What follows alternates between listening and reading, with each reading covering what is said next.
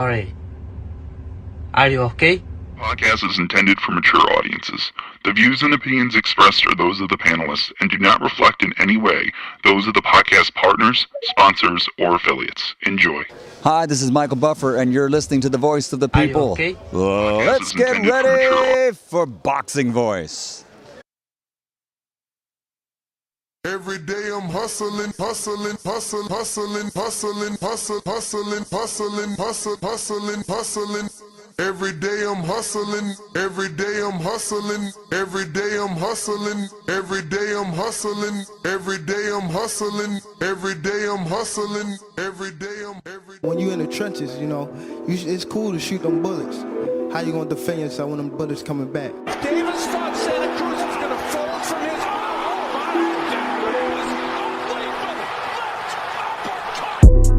The popular and acclaimed defending WBA lightweight champion of the world. If it was the streets, these niggas would been smoked. Pack all the whole group up, pack them up and get them the fuck out of boxing. Haney, Cambosis, one of those folks, maybe Garcia. All them guys is easy work.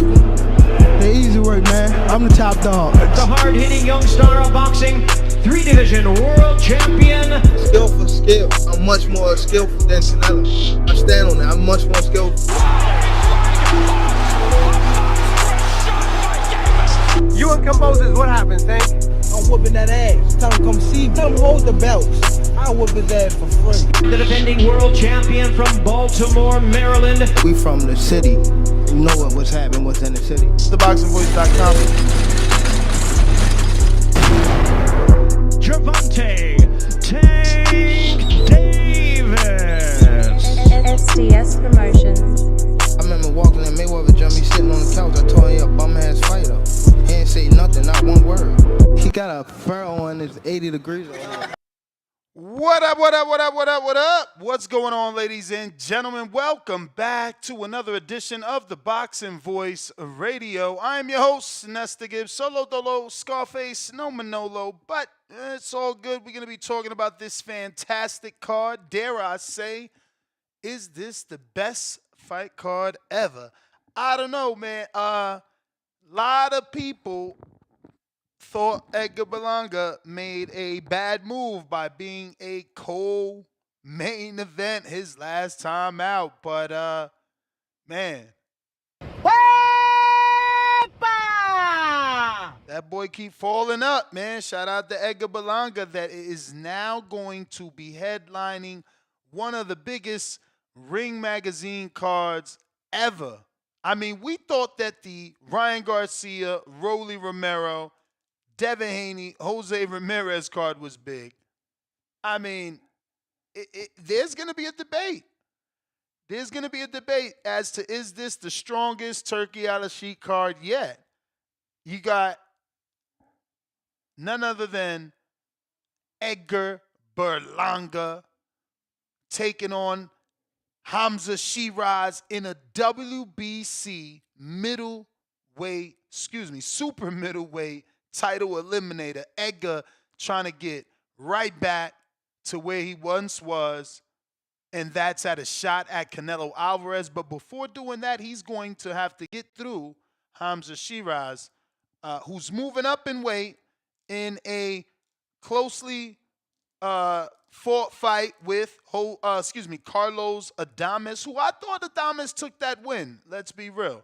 I thought Adames took that win, but Hamza obviously made a claim that weight was an issue, and he's moved up.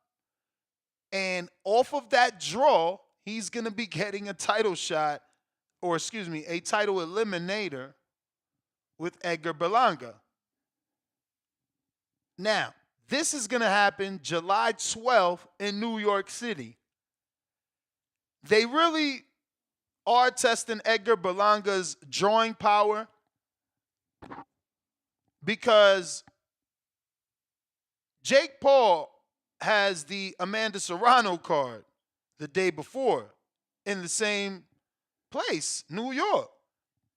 So this is really going to be tough on fight fans, right? Like, we have to choose which fight card we want to go to. Do we want to see Edgar Berlanga versus Hamza Shiraz in New York City with the amazing undercard that we are about to talk about? Shakur Stevenson will be defending his WBC title versus William Zepeda, according to Michael Coppinger and The Ring TV, because obviously Coppinger works for The Ring now, right? So this is what we're talking about, man. And it is a fully stacked undercard on this super card, let me tell you, man. David Morrell is back after his loss to David Benavidez, the Mexican Monster. He's going to be jumping right back in the ring with Iman Kitrev, who is very, very good. That's a good fight. Like, dude's a puncher. He's nobody's, tune-up. This is a serious fight for David Morrell, who's back in action as well. And he's going to be on the undercard under the Shakur and William Zepeda. He's 10-0 with 9 KOs. We literally just seen him in Australia knock out Palacio. And listen, that was a good fight. I told y'all I want to see Palacio back. But, Kitrev took the win.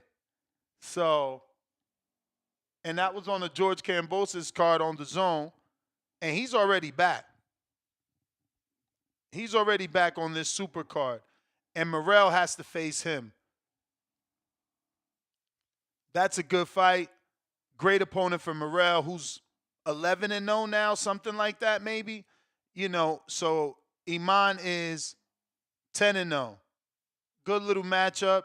2 punchers. Definitely a good scrap for us fight fans. Number 14 in the world, number 2 in Australia. 90% knockout ratio, So definitely a great card, man. A great card. I can't find anything to complain about. Turki Al-Sheikh doesn't give us the fights that we are asking for, but he is getting better at his own matchmaking. I mean, out of nowhere, and I mean nowhere, we got the classic. I mean, I've been begging for this matchup in terms of these two ethnicities for so long, and they've never taken advantage of that rivalry. But Al-Sheikh definitely is listening, and he's going to give us a fight that we didn't even think about, a fight that didn't even cross our mind ever. No one ever called into this show to say, hey, I want Alberto Puello and Subriel Matias. I mean, we just had Richardson Hitchens on the show. We just had Subriel Matias on the show. Those two thought they were on a collision course. And here you go. Sidestep. Beautiful fight. Puerto Rico versus La República Dominicana. I mean, an amazing matchup. Subriel gets the title shot that he's asking for.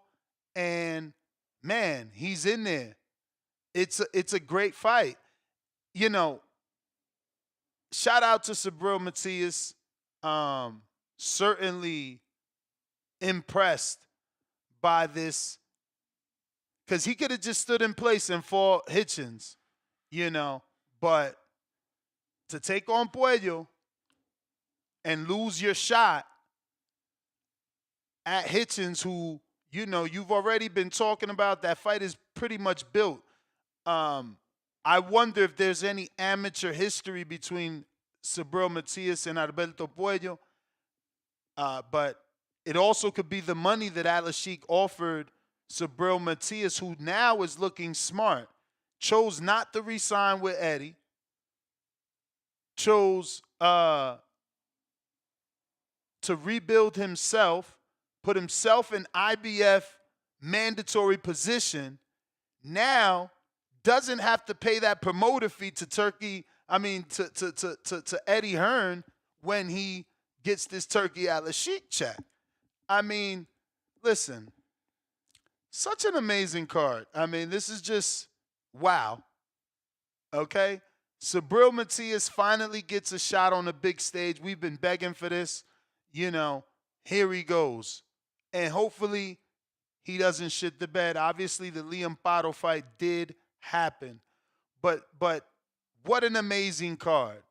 What an amazing card, man. There was some confusion. Some people were reporting that Shakur was the main event, but according to Dan Rayfield, it looks like it is Edgar Berlanga that is the main event.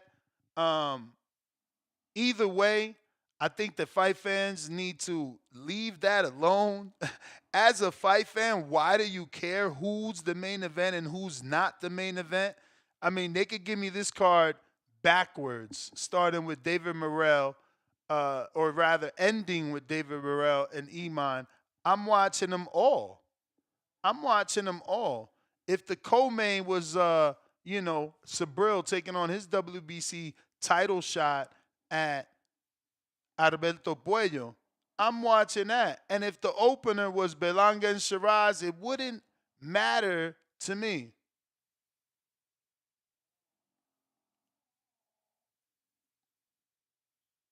You know, it wouldn't matter to me.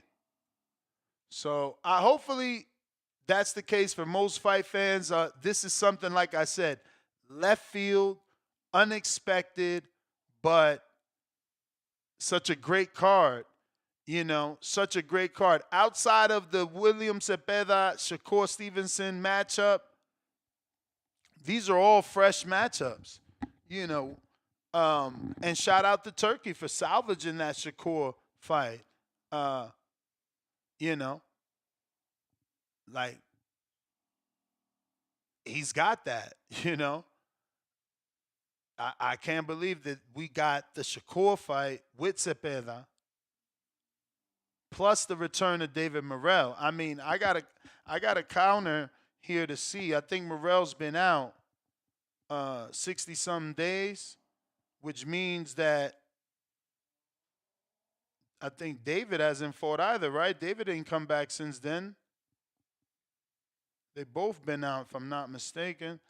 But David and David have been out 78 days. So that's a good return for him, bro. It's a good return by July, you know.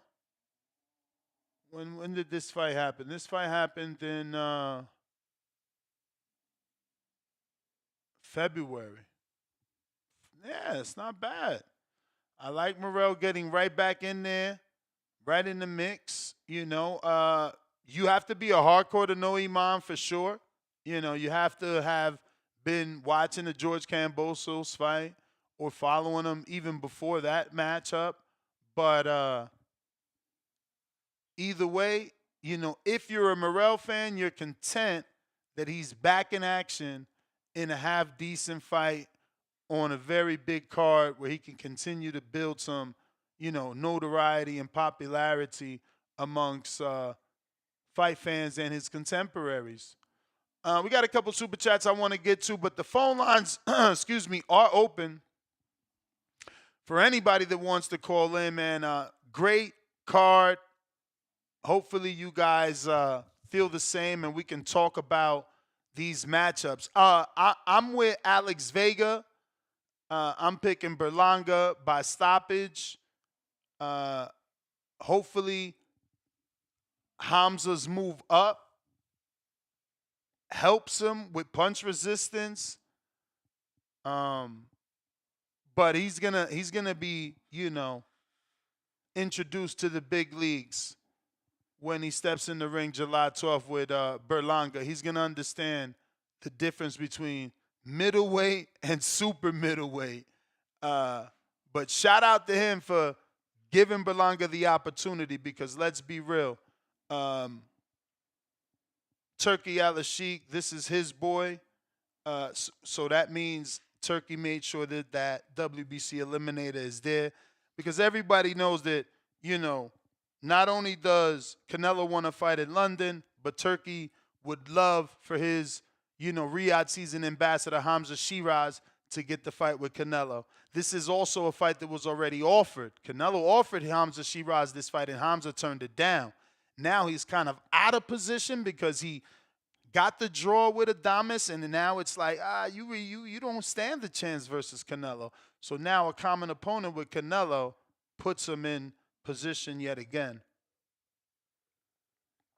Shout out to Hamza Shiraz for taking the fight. And shout out to Chico for the fat $10. Hit Berlanga's Music Nest, he the main event, and A-side to plan. If Munguia wins next month and Edgar wins, we got Mexico versus Puerto Rico. Meanwhile, David Benavidez is getting email belts and not on Edgar level. Damn, why we picking on Benavidez? Can't we be happy for Edgar and just leave it there? But listen, tell me who you picking though. I mean, I guess he's picking Edgar, right? Because he's already foreseeing the Munguia fight.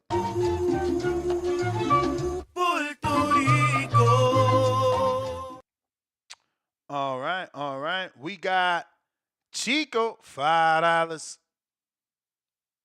Caleb Plant for, counterpunch for Alex Vega to talk Berlanga. Wherepa, Benavidez fans, where y'all at? Y'all man doing restaurant walkthroughs, not fighting. Damn, that's nasty, bro. Why y'all hate Berlanga? Benavidez so much? Lord. Alex Vega, you got a counterpunch. I mean, even though that was like a counterpunch super chat. We got Adrian with the $5. Berlanga bringing someone up from 160 when there's smoke at 68. These are the big moves. Shiraz is going to put jabs this tune-up to death. Shiraz is going to put jabs this tune-up to death. I don't know what you meant by that. But, again, Berlanga might be the A-side, but we all know there's a sneaky little A- side in Hamza Shiraz, bro. We all know that the money came because of Hamza Shiraz. If we want to ignore that, we can ignore that. But as a Berlanga fan, I am choosing not to.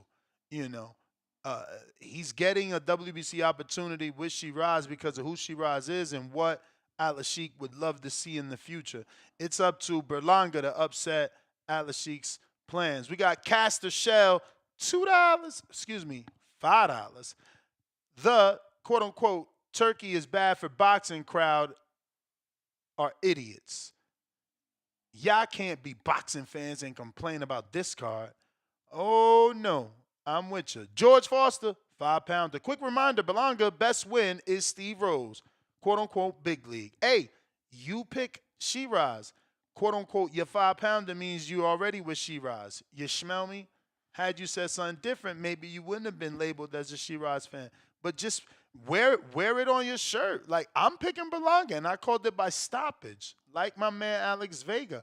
What are you doing besides, quote tweeting big league? Won't you say Shiraz about to get the win? Ride with your man. DC, $2. How you feel about Kerr leaving Eddie, Kinfolk? Hey, man, like I said about Berlanga, smaller promoter fee. According to Dan Rayfield, Shakur will be paying Lou DiBella a even smaller amount than what he would have had to have paid, Eddie Hearn to do the same thing. So it was also a James Prince move, not an Eddie Hearn. Not a Shakur Stevenson move. But this card is so fire. You got Devin Haney tweeting out, and I'm questioning, is Devin Haney is that because he's a brand ambassador? Does he really like this card? Is this genuine? He put "this is fire" about this same card that we're discussing. Edgar, Shakur, Alberto, and David taking on Iman, Subriel, William, and Shiraz. But that's what Devin said. This is fire. Whoa, really? Okay. Shout out to the Unity, the UNITY in boxing, courtesy of Al-Ashik. You know what I'm saying? But this is also, good thing. I just want Shakur to give me a second chance the way he's giving Lou. a second chance because this is also Lou. And this tweet is still on Lou's Twitter. He didn't delete this. So shout out to Lou. Last year in July, he said, as good as he is, I just don't enjoy watching Shakur's fights. Good night, #boxing. That was the day of Shakur's fight. And now, look, Dan is, let me do this again, worded better. In reporting on July 12th card with Shakur Zepeda, source with knowledge of specifics told me Shakur split from Matchroom. James Prince, his manager, has hired Lou DiBella as his promoter for the event to handle things on their behalf. So, isn't it ironic? I just wish Shakur let me get a second chance the way he gave Lou one, right? Shout out though.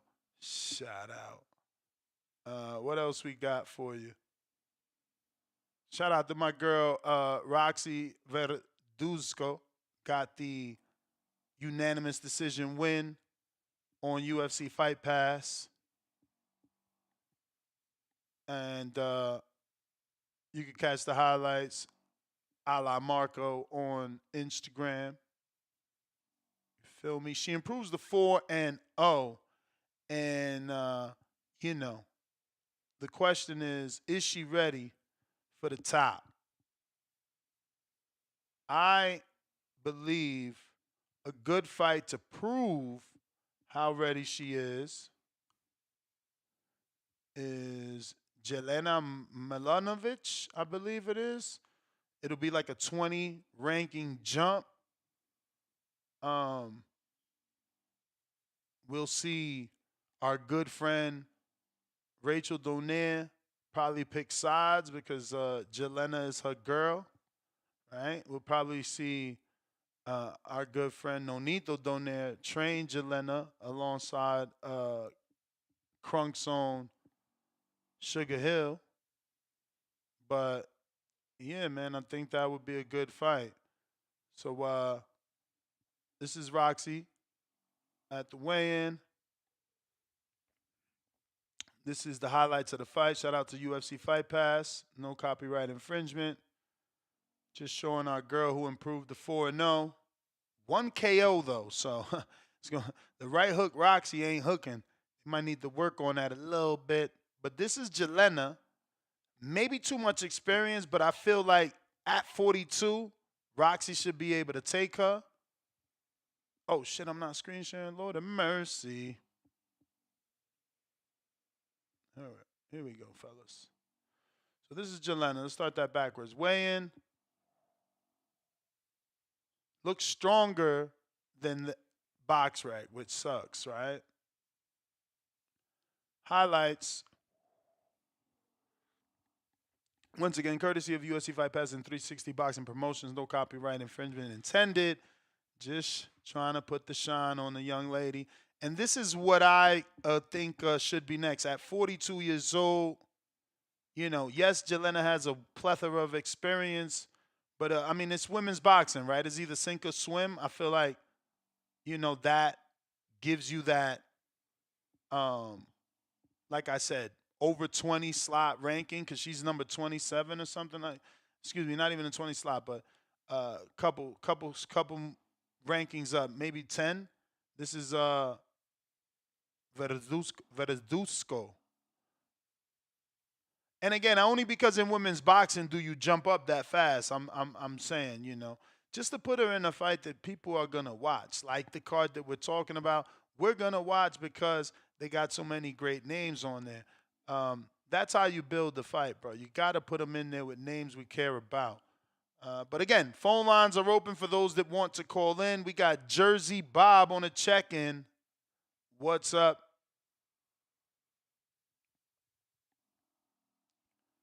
Jersey Bob. What's up, man? Just gotta give you credit. You was calling Berlanga, and this Berlanga making all the right moves. So I'll give you credit too. The dude got a big fight. Isn't he the headline? He making a lot of money. He got a big fight, and he got a fight he can win. So I guess he's making all the right moves. And you was right about him. So I'm giving you a credit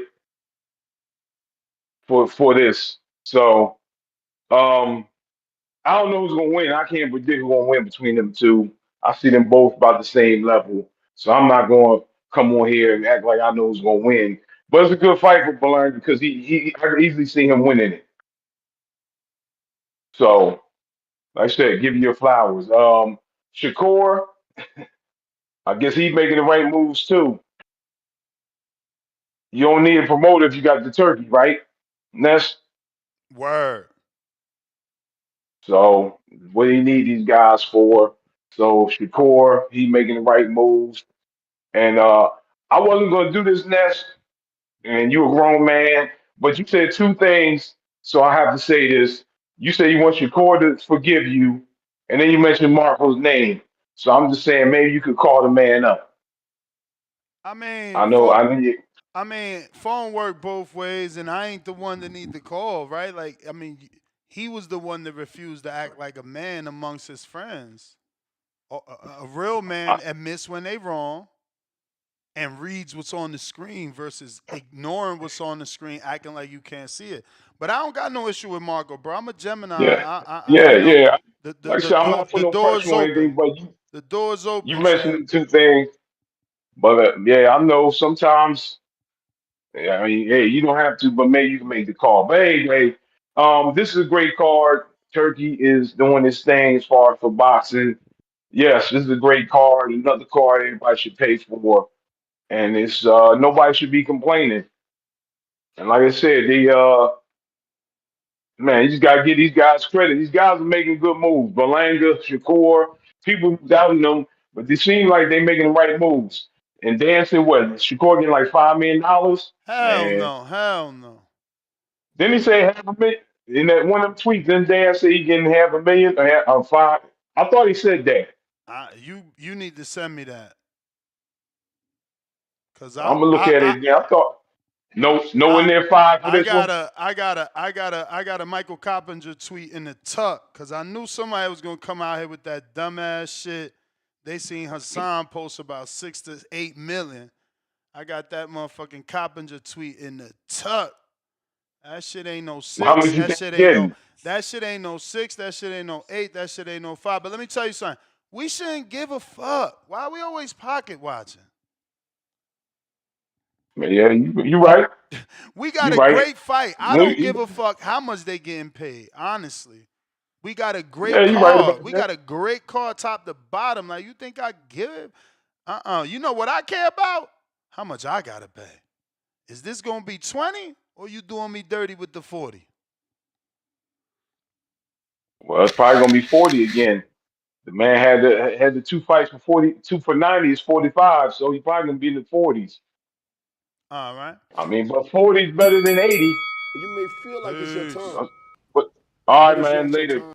Have And for the Marco protectors, y'all gotta remember the amount of times that I told Marco, like, bro, this is my platform. You on here just saying stuff. You can't do that. Like, I went about it the nice way for months. Like, I built my shit to where it's at. I can't have just anybody saying anything, especially misinformation. Is not cool. So, the right thing to do is say, hey, okay, I didn't even see that. But like, to go on with the weird game and slow to show up is weird. But yeah, Marco's willing to jump on and talk actual boxing whenever he wants. And you're willing to jump on and talk actual boxing whenever you want, because the phone lines is open, Discord is available, and so is X Spaces if you want to use X Spaces to call in. Also, don't forget, we're live streaming on X Video as well, formerly known as Twitter. But you can check us out there. And if you're already there, go ahead and give us a retweet, repost, so we could get the word out.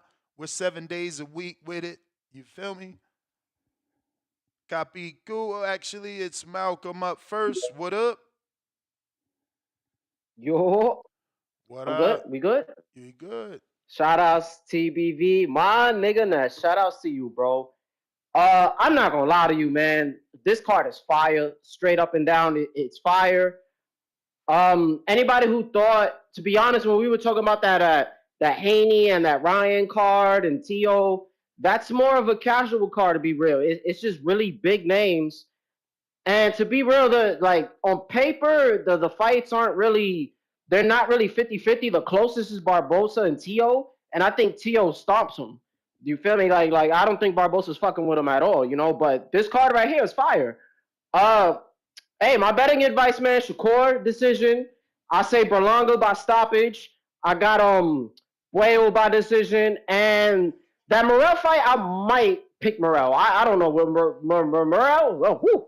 Damn. Should have me on the ropes real quick. Morrell and Imam, they both punching. That's going to be a fire fight. But I want to slightly edge Morrell just off the experience. And especially getting in the ring with somebody like David Benavidez. You know what I'm saying? Matias and Puello. I think Matias is too flat-footed. He might be punching a little harder than somebody like a Gary Antoine Russell. I don't think he has the same, he has better punch selection. I just can't see him doing anything better than Gary Antoine could do, And Puello just kind of, just barely beat him. So I would have him beating him. But I want Matias to win, just, Puerto Rican rights. You feel me? Shakur, come on, man. I knew this shit before the Farmer fight. Cepeda's an easy style for Shakur. The punch output, he just gonna be swinging at air, man. You know what I'm saying? He don't do no feints at all. He don't give any looks. So he just gonna get cooked. Berlanga and Shiraz, me and my boy was talking about this. Look, Shiraz with that high guard, man, he gonna get hit with that right hook. That shit gonna go right over that right hook. Temple, that motherfucker Chinny. We seen it with Ammo Williams. He got rocked like 2-3 times. He got hurt. You know what I'm saying? So I just can't see him winning unless somehow at 168 he just looks like a completely different fighter. He a part of the Towel Boys. So not Shakur, but Turkey's gonna try to give him an opportunity. You feel me?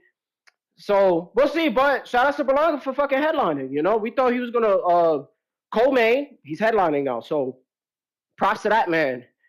And yeah, man, to anybody who was hating on Caleb Plant for having 2 tune-ups straight, you know what I'm saying? Have this same energy with Berlanga right now, because this fight is essentially a tune-up. Let's be real. Hamza's moving up from 160 to 168. Never had a belt. I don't think he's ever beat a former world champ. We've all said he's hype. I know you've said the same thing too. You know what I'm saying? He's not really all that. Like, Shiraz ain't really all that. He's just getting an opportunity right now. So it's kind of like a tune-up if, that's just me being a hater. But to be honest, it's just a solid fight. I think it's a good fight. But I just wanted to hate a little bit, But I think that's all I got to say. Ness, shout-outs to you. If you or Marco ever do fix it, I just hope that shit's off air. I don't really give a fuck, to be honest. You know what I'm saying? We all men. But I like shit like that to be better, off air. And then shout-outs to Daniel Dabish, I think that's how you say his name. I always butcher his name. He got a win recently. I think he's 4-0 right now. He was looking good.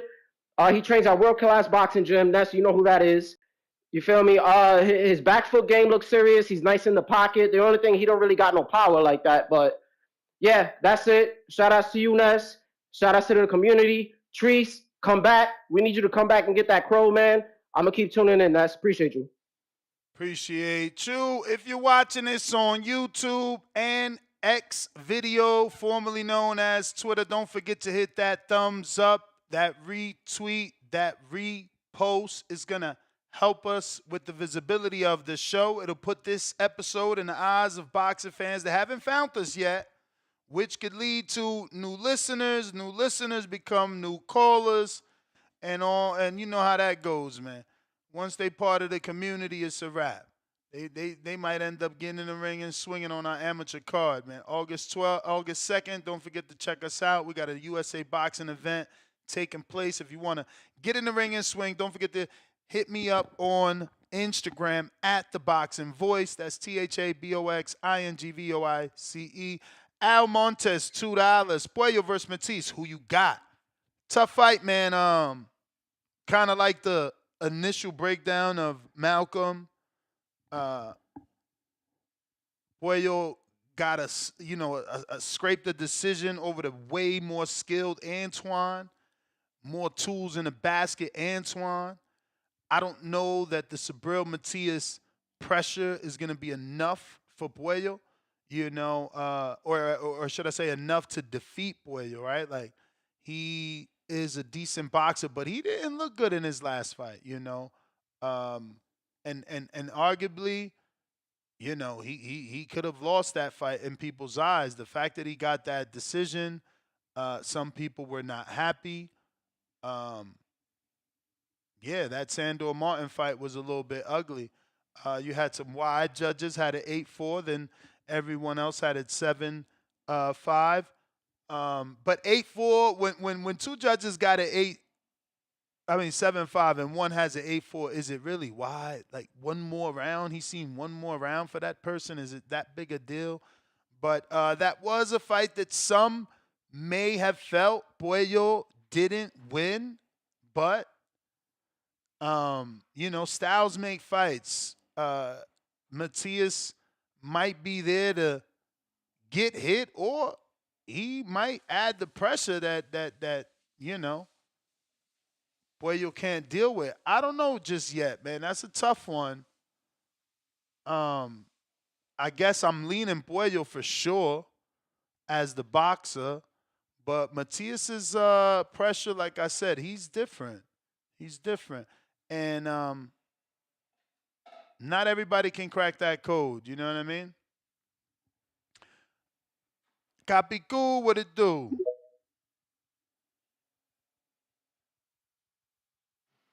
Was good, champ. Was good. What up?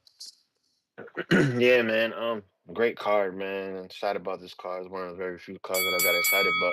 This is one of those cards that I wouldn't mind paying $80 for. I'm gonna go out on the ledge and say that. Um, but yeah, I was one of those guys. Earlier, you said nobody mentioned this matchup, and I was one of those guys that did.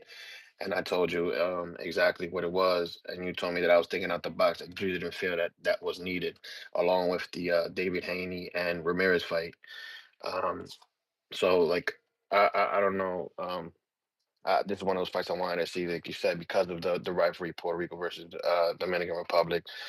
So it's a great fight. I want to see this. Of course, I'm gonna go with my native fighter. Matias on that one. As far as Morrell got Morrell fight, just based off of what his performances have been, I'm gonna have to lean on him. I'm not too found. I don't know the other guy, so I can't really speak too much on him.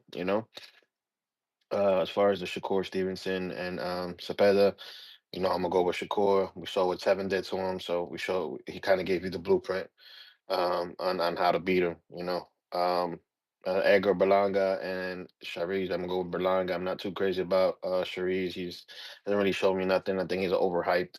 They kind of have when you have that big promoter behind you, you tend to get overhyped and pushed faster than others because you have a little bit of slick movements and this, that, and third, but your skills aren't full ability. So it's gonna be interesting. If Berlanga can't stop him, it should be in the later rounds. He's gonna be tired. I think he's gonna just bear him down and probably get that late KO. Same thing as the Subriel Matias fight. I think he's gonna get to Puello late. Um, hopefully Shakur can get a stoppage, but I see that decision, just clean cut decision. But what do you feel about kind of sidetracking? What do you feel about a Fundora Serrano at 118 fight? How does that What's tickle you? Serrano? Amanda Serrano versus Fundora at 118. Yeah, I don't think she could go back down that low. But it would Yeah, be she anything with she's at those 26 names. now, so she normally fights at 26, and she's been down to 118. So I don't see why not. I think that Serrano and Fundora will be a hell of a fight.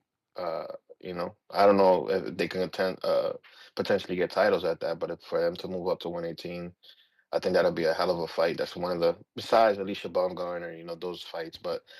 I think that would be kind of one of the only other fights that makes sense for her to kind of go out on her shield in a sense. You know what I'm saying? Like to kind of just because we all know her career's coming to an end. So I think that those two fights, besides the one girl in Puerto Rico that she owes the fight to, I think those should be her last fights to kind of final hurrah. You know what I'm saying? But that's all I got, champ. We'll talk. All right. Yeah, I don't know that Serrano gonna want to do that. Like, why would you go fight a young Gabby You may feel like it's your at that time, low of a weight? You but it's know, not your time. Ron Boy Fresh. The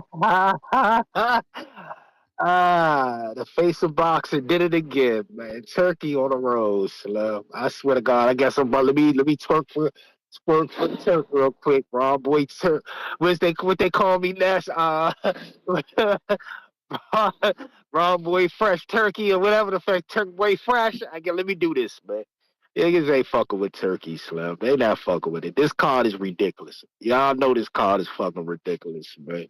Edgar the only Puerto Rican I really don't fuck with. I think that Bama trash. I know that's your man, but that Bama trash. Shiraz gonna stop him because he gotta prove a point because he look lackluster versus the Dominican, so he gonna stop him. And Cole gonna do what Cole do. What 117, 111. You already know. Subriel. I still put anything on Subriel. The Subriel gonna stop Puello not because he want to, but he have to at this point. To prove, because Subriel done fucked up a lot of money. So in order to get Subriel back to Subriel status, you're gonna have to stop Puello. And as far as whatchamacallit go, shit, that's gonna be a tough one for Morrell. I'm gonna go with the Cuban on that shit though. But at the end of the day, I'm gonna go with Morrell. I'm gonna go with Monster Morrell still. But yeah, man, that's a hell of a motherfucking card. Turk did his thing. These other Bammers can come in here and do all that faking, like talking about this, that, and the third. But Turk did more cross promotion fights, more bigger fights in the last 18 months than a lot of jokers' favorite banner, man. Let's just keep it 100. Turk running this shit, Slim, giving us real ones to fight. See, this is a real fight card. That whole other shit, that Tiafimo shit, that's cool. I mean, that Ryan Garcia, that's cool. That's my man. One of my mans and them said it perfect. That's like a casual fight card, minus the Tio and Barboza fight. That's like a casual fight card. This shit coming up right here. Now, yeah, with the Puerto Ricans and all that, yeah, that's that real shit right here. But that's all I got for you, Slim. I'm just going to twerk for Turk on this one again. All right, Mo, I'm out. All right.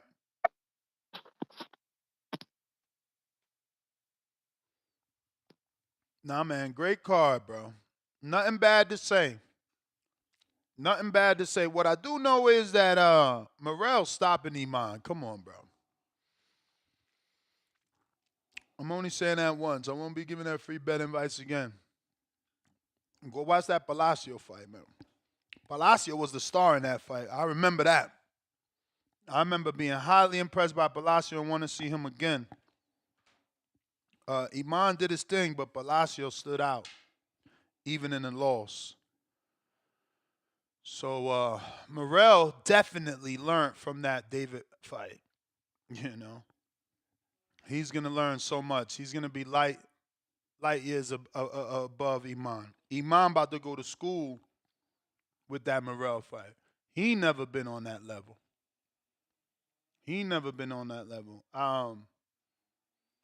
Richard Belotniks, maybe the best name on his resume. And in terms of fights, best fight is that Palacio fight. Motherfucker pushed his ass push him to the limit. He pushed him. Mr. KO, what up?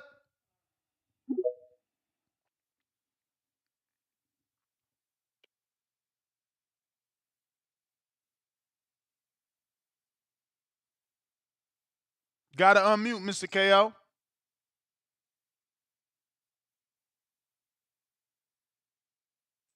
Hey, bro, how doing? All good. How about yourself? Far so good, brother. Really excited about this card. I don't know who's gonna be headlining it. I think it's gonna be Berlanga with Judas. And but I think it should be Shakur because Shakur is by far the biggest star, even though people say he's boring and all that. But I think he's the biggest star, so I think he should be headlining the card. That's on that part. As far as Berlanga versus Shiraz, I feel like Berlanga fell into a trap because this is not about Turkey wanting him to fight Berlanga. This is about Turkey wanting Shiraz to be prepared for Canelo in the future. So Berlanga has to be really sharp in this fight. He has to be dominant if he wants to win this fight or knock the guy out, which I don't believe will happen. Because Shiraz, even though he's not been proven, I believe he's a good fighter. He's going to be fighting 168 right now. I believe he's more comfortable fighting in this weight class because he was weight drained when he fought for Adames. So it's gonna be. I expected him to be better this time around. So Berlanga has to be really sharp and made good camp, be in shape because everything's gonna be on Shiraz side. Turkey wants that guy so bad to fight Canelo. So I don't think it's uh, making things easy for Berlanga. That's one thing. As far as Puello and Matias, people, if you think Matias is gonna be Puello, you're delusional. People is trying to make Matias like he's the big deal. He's not. It's been proven he's not. No, he's a beast. He has power. He has not power. He's a boxer that has a very high workload. He goes every you throwing punches through 12 rounds. That's it. He's a one-trick pony. Pollo is a better boxer than Paro was, or than Paro is has a better job, more educated technique and all that. So I think Pollo has more than enough to be Subriel. And also Pollo has always present himself in a very good shape. He has a very good cardio, as always have. He's a very disciplined fighter. So I don't think Subriel is going to be able to just overwhelm Puello to get him tired until the eighth or ninth round in order to abuse him. That's not going to happen. That's not going to happen, brother. So I don't think how can Subriel beat Puello. Uh, if Subriel was a one punch KO puncher, maybe I say okay, he has a puncher stance. But even as a KO power, he doesn't have it. He's only working at a high rate. In Puello, is good enough to manage that. All right, champ. Appreciate the call, Mr. KO. We got a couple super chats here we got to get to. If you're watching this on YouTube, don't forget to smash that thumbs up and also subscribe if you haven't already done so. And click that notification. Please do so as we are now at 239,844. So we need about another 160 subscribers to get to that goal. Maybe we could get there today. We need your help. We need your help. We got Spider Rico, $2. Spider Rico says, Lil Tupac Shakur and Lil Fat Joe Berlanga, Island Boys. Crazy. Chico, $5. Ness, you see the vision of Jaime versus Edgar as the co-main for Canelo versus Crawford on Netflix for the Mexican Independence Day weekend? It will be a movie. Hit the music. He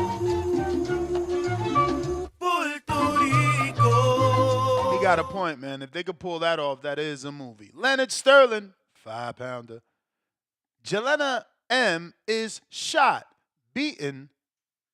Jelena M don't mean anything at 126 pounds for Roxy other than having a name from pass on resume. Need a setup backward step on Saturday. I mean, again, compared to what she fought on Saturday, Jelena's a step up, bro. I mean, we can't just assume that she could get past her because she's younger. You know, that's the mistake they made with Lomachenko and Orlando Salido. You know, can't just assume that the younger fighter is going to take the older fighter. They got to go in there and show it. They got to go in there and do that shit, you know? But I got Mad Bent 100, $2. Deadly Dose of Tanquil. Edgar hammers Hamza. Matisse pulverizes Puello. 619 Cali Factor, $2. I got Shakur, Hamza Shiraz, Alberto Puello, and Morrell winning. Y'all wilding right now, man. Why y'all y'all going against the grain, man. Y'all going against the grain. But if you want to go against the grain and call in, you know what to do. X Spaces, Discord, both available. And those links are spammed in the live chat right now. If you want to call in, click that link. It'll put you in the queue. You just need the request and make sure you unmute yourself. Cliff, Connecticut. What up? What up, Nuts? You can hear me over the background in the gym? I don't hear any background, but I feel like you got a Bluetooth on, right? Yeah, that's why I got my headphones. That's why I was wondering, can you hear me? Should I cut them off or you can hear me? We'll just rock with it. You sound slightly muffled, though. You do sound like a little bit further than normal, obviously. Yeah, what up? You can hear me better then? Yep. You know it. Yeah. Yo, y'all gotta be careful. We be quick to just say who's gonna win and who's gonna lose all confidently. These is all 50-50s. Except Shakur though. I think Shakur. He's gonna win. But Subriel and Poyo is a good fight. Cause when you look at Poyo, if he beats Subriel, we gonna have to start putting him on the fringe pound for pound list. Or he needs to get a unified chance. Cause how you beat Russell, who's a champion, then he beat old boy who we thought beat Tio. Subriel. For some reason, no, not Subriel, because he fights Subriel. I mean, I'm talking Sandor. about Excuse me, Sandor. yeah, Sandor. He beat Sandor, who we thought beat Tio. And then if you beat Subriel, you're just knocking off good fighter after good fighter after good fighter.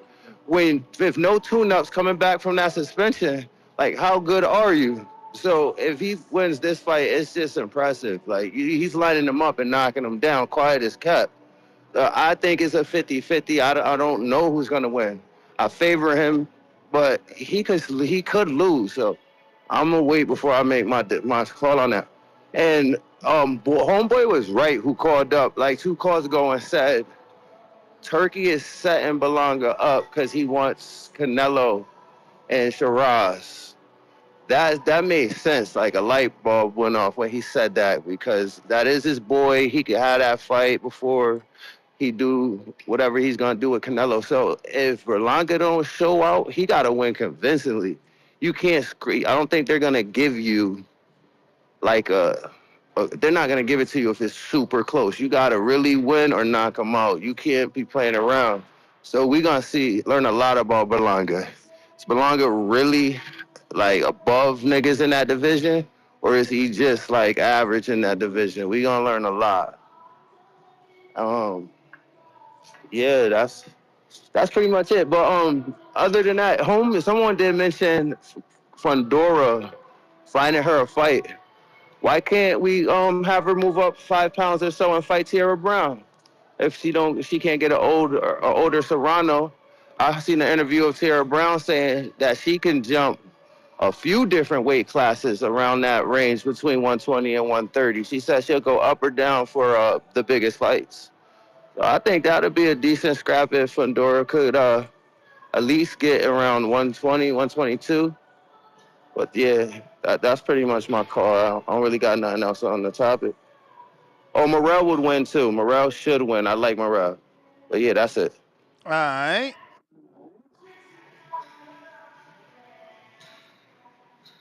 Yeah, man.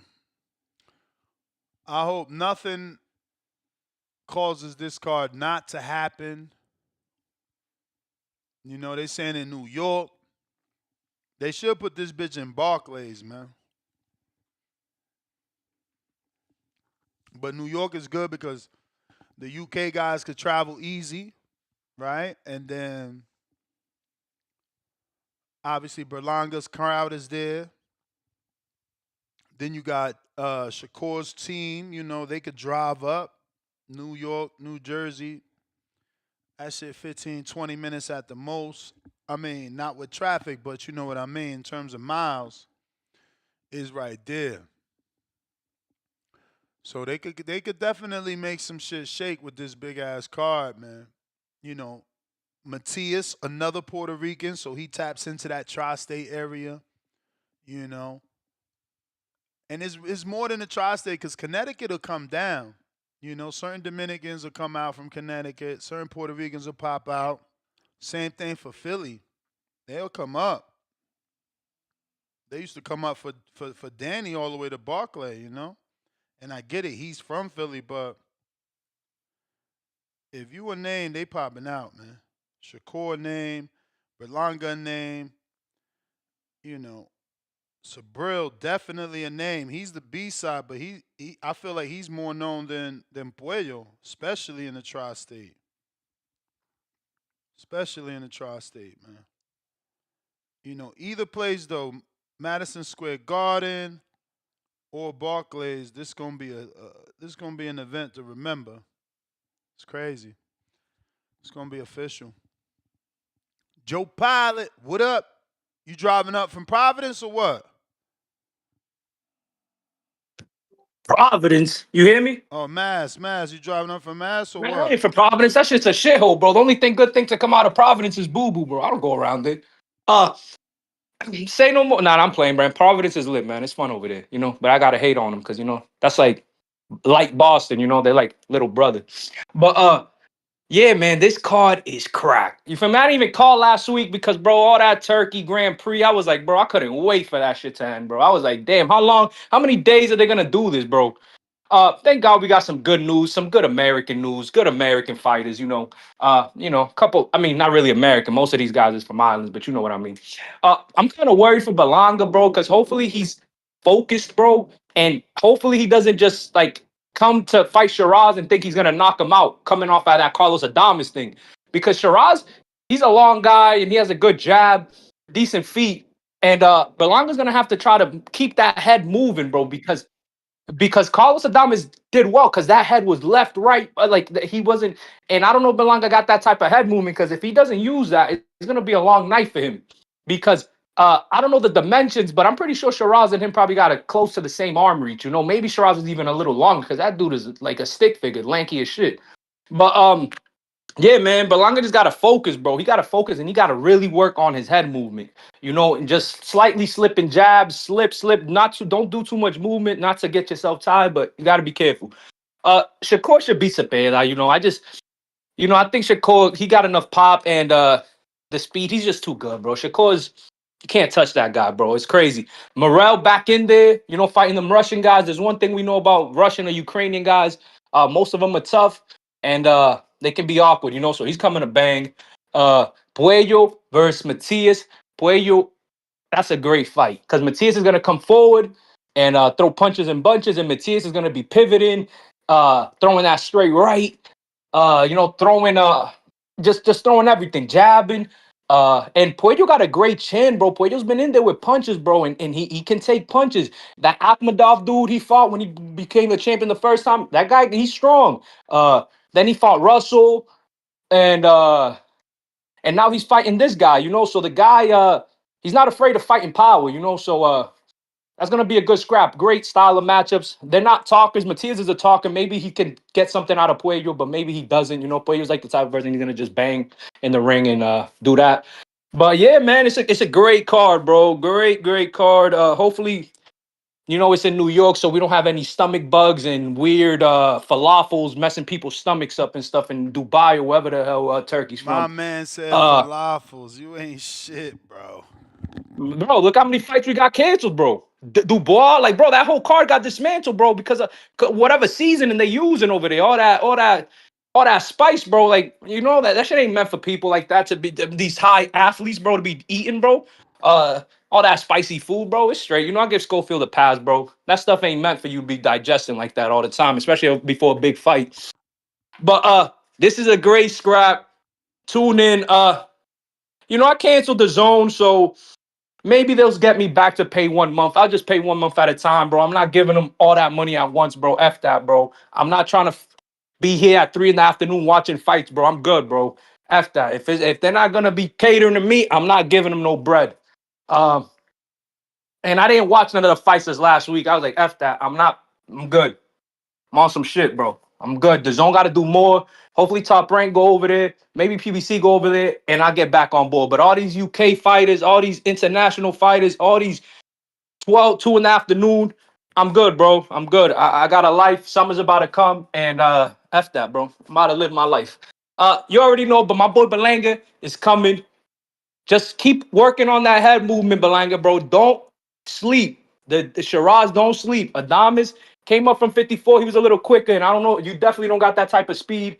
Head movement. Shakur's good. He's gonna be Cepeda. Puello Matias is gonna be a toss-up, bro. But Puello can take the power. He got good skills. And we see Matias get outboxed by Paro. And Puello's more proven than Paro. Yeah, Paro got the better win versus Matias, but but my boy beat Russell. Antoine Russell just dismantled Ryu. So that's a great scrap. And Morrell, I think Morrell's gonna get back on it. He's one of the top guys at 175. If he's definitely like what, top 5 probably. I think he can beat a Yard right now, or a Smith or something, or like top 6. He's up there. So that's a good scrap. I think that's the belt, bro. I'm about to be out because, bro, it's been longer than 3 minutes, man. You be easy. Enjoy your day. Bruh, I mean, I let you rock because I was looking for the head movement. I can't believe my man talking about Berlanga need to work on head movement. Like, he ain't see the viral video of my man's defense, bro. Like, is you playing? You asking for more than this? You want more than that? Like, is he serious? Like, is you looking at the head movement? Bruh, nah. If Shiraz could land a punch, bro, I'm gonna be impressed, man. I'm gonna be impressed, bro. And I ain't talking about jabs, man. We gonna land jabs. That's normal. Mr. PBC, what up?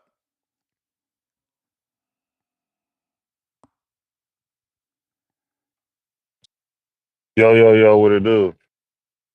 Um, what's good with you? What's good with you? The best part of waking up is definitely TVB in my cup. Um, yeah, man, I think you know, I guess you can't, come at a dictator or you'll be put on the undercard. Um, Shout out to Shakur for getting what he wants and what he deserves. But when you're fucking with a dictator, you're gonna have some type of little backlash. Being put on Berlanga's undercard, definitely a little slight. But that's your homie. So hopefully it does pretty good. Um, I think Berlanga is gonna have a little bit of success, but dude, I think Hamza Shirad, that's his name? Hamza Shirad. He gotta knock him out because he's Muslim, and I don't think Turkey gonna allow that nigga just to get up out of there so easy. You can't go 12 with this dude. You gotta get him out of here. You gotta be in a devastating fashion. You know, you're fighting a culture and a religion almost. So Shakur definitely versus William Cepeda. Hopefully no one gets sick. Don't eat no curry chicken.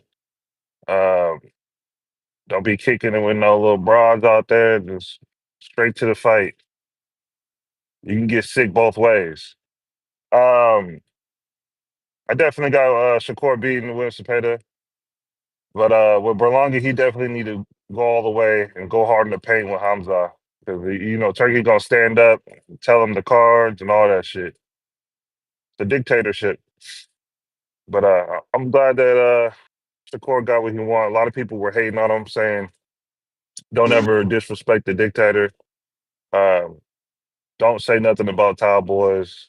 How dare you come at him, the man that feeds you. But he's just a promoter. He's just a promoter slash dictator. He's just supposed to be there to make the fight. He's not the person who's fighting. So we got to respect the fighter. That's my call. All right, all right. Shout out Seattle, Mr. PBC. Phone lines are open if you want to call in and voice your opinion. We're looking for your breakdown. Hamza, what up? We need your breakdown, man. Did you hear about this fantastic card? Have you watched these fighters fight? We got Shakur versus Cepeda. Cepeda, if he's not ready now, he's never going to be ready, okay? He's fought 5 straight, and this will be his 6th southpaw fight in a row. 6th southpaw fight in a row. So shout out to William Zepeda, and Golden Boy. They truly must feel he's ready. I know if we're going off past performances, there could be questions due to the 2 fights with Tevin Farmer, but again, that could all just be the experience he needed to get him over the hump. Then you got to consider Zepeda has an 81% knockout ratio. So I know people like, well, he doesn't get stoppages, and he doesn't from a 1 point knockout standpoint, but those accumulations, they get in, them body shots, they get in. And that's what I'm excited to see, how much of his output is going to be there on fight night, or is it going to decrease because it's Shakur on the other end, and he has to now watch for the counter, right? He's got to watch that Shakur ain't punching him back. It's a little different, man. But great fight. Love that co-main event. Excited for this. July can't come quick enough, bro. We, great. Thankfully, we're less than 3 months out, so it should creep up on us. Adrian with the $5. Do we really think Edgar is better on the outside or inside game over Shiraz? I don't see it. Is he better on the outside? I mean, I would say that Hamza's probably gonna be better on the outside because of the footwork. I think Edgar's a little bit heavy on his feet. But when Hamza feels those jabs landing on them gloves, bro, if he didn't want to engage with Adames. He didn't want to engage with Adames, man. I don't know. He gonna throw less punches with Edgar, I feel like. And let's be real, it wasn't like Adames was letting his hands go crazy, so the punch output might match Edgar's or be slightly underneath what Edgar throws. Excuse me, slightly above what Edgar throws, slightly above. RRT Boxing, Mr. A, $5. Crazy if we get the ultimate curveball, Crawford versus Shiraz. I mean, I don't care. It wouldn't be the fight we want, but I would see it from a get him ready for the 68-pound division type shit for Crawford. I just don't know when that fight would happen, right? All signs point to Crawford and Canelo in September. And if Shiraz is fighting Berlanga in July, I just don't see the time for him to fight Crawford. We got F Grand member for 7 months on a prospect level. Salute, champ.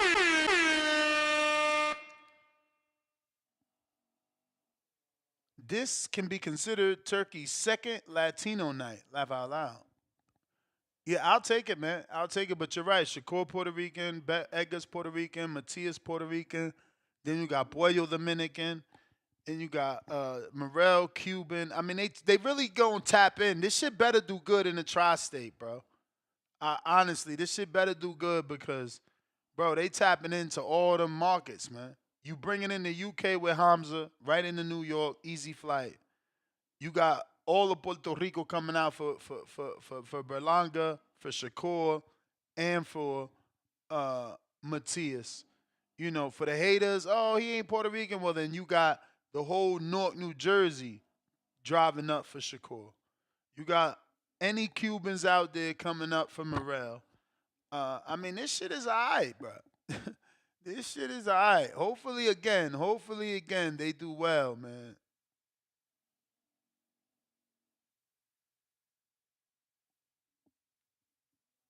Hopefully, they do well. And even though numbers don't matter to me, these fights is what matters.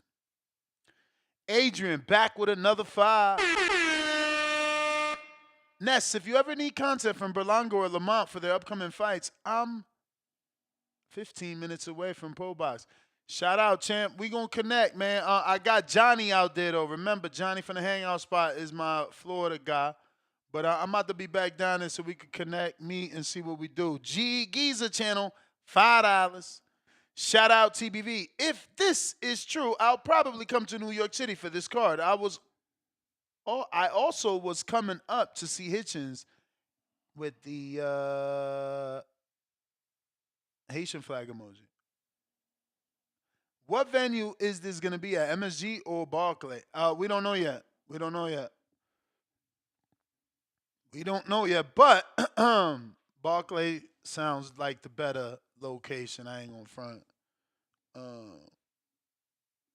don't know. I mean, even though MSG, like, even the $500 seats are like perfect seats that you see right into the ring, but I don't know, man.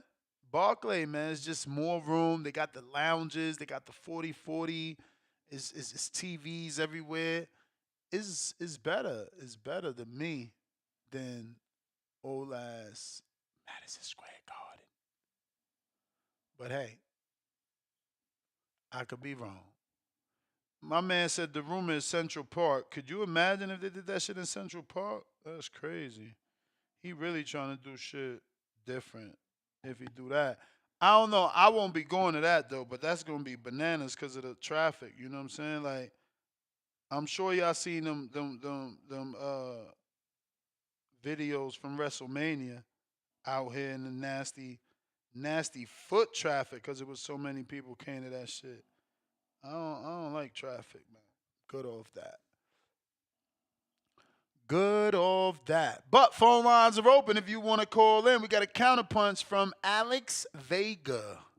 Alex Vega. What up? Sir. You? Hello, can you hear me? We hear you. Good morning. Good morning to you, Nesta Gibbs. Good morning to the YouTube chat, everyone listening. Yeah, man, mega card. I gotta say, this is a great card. I can't lie. From the 4 fights announced, the return of the monster David Morrell.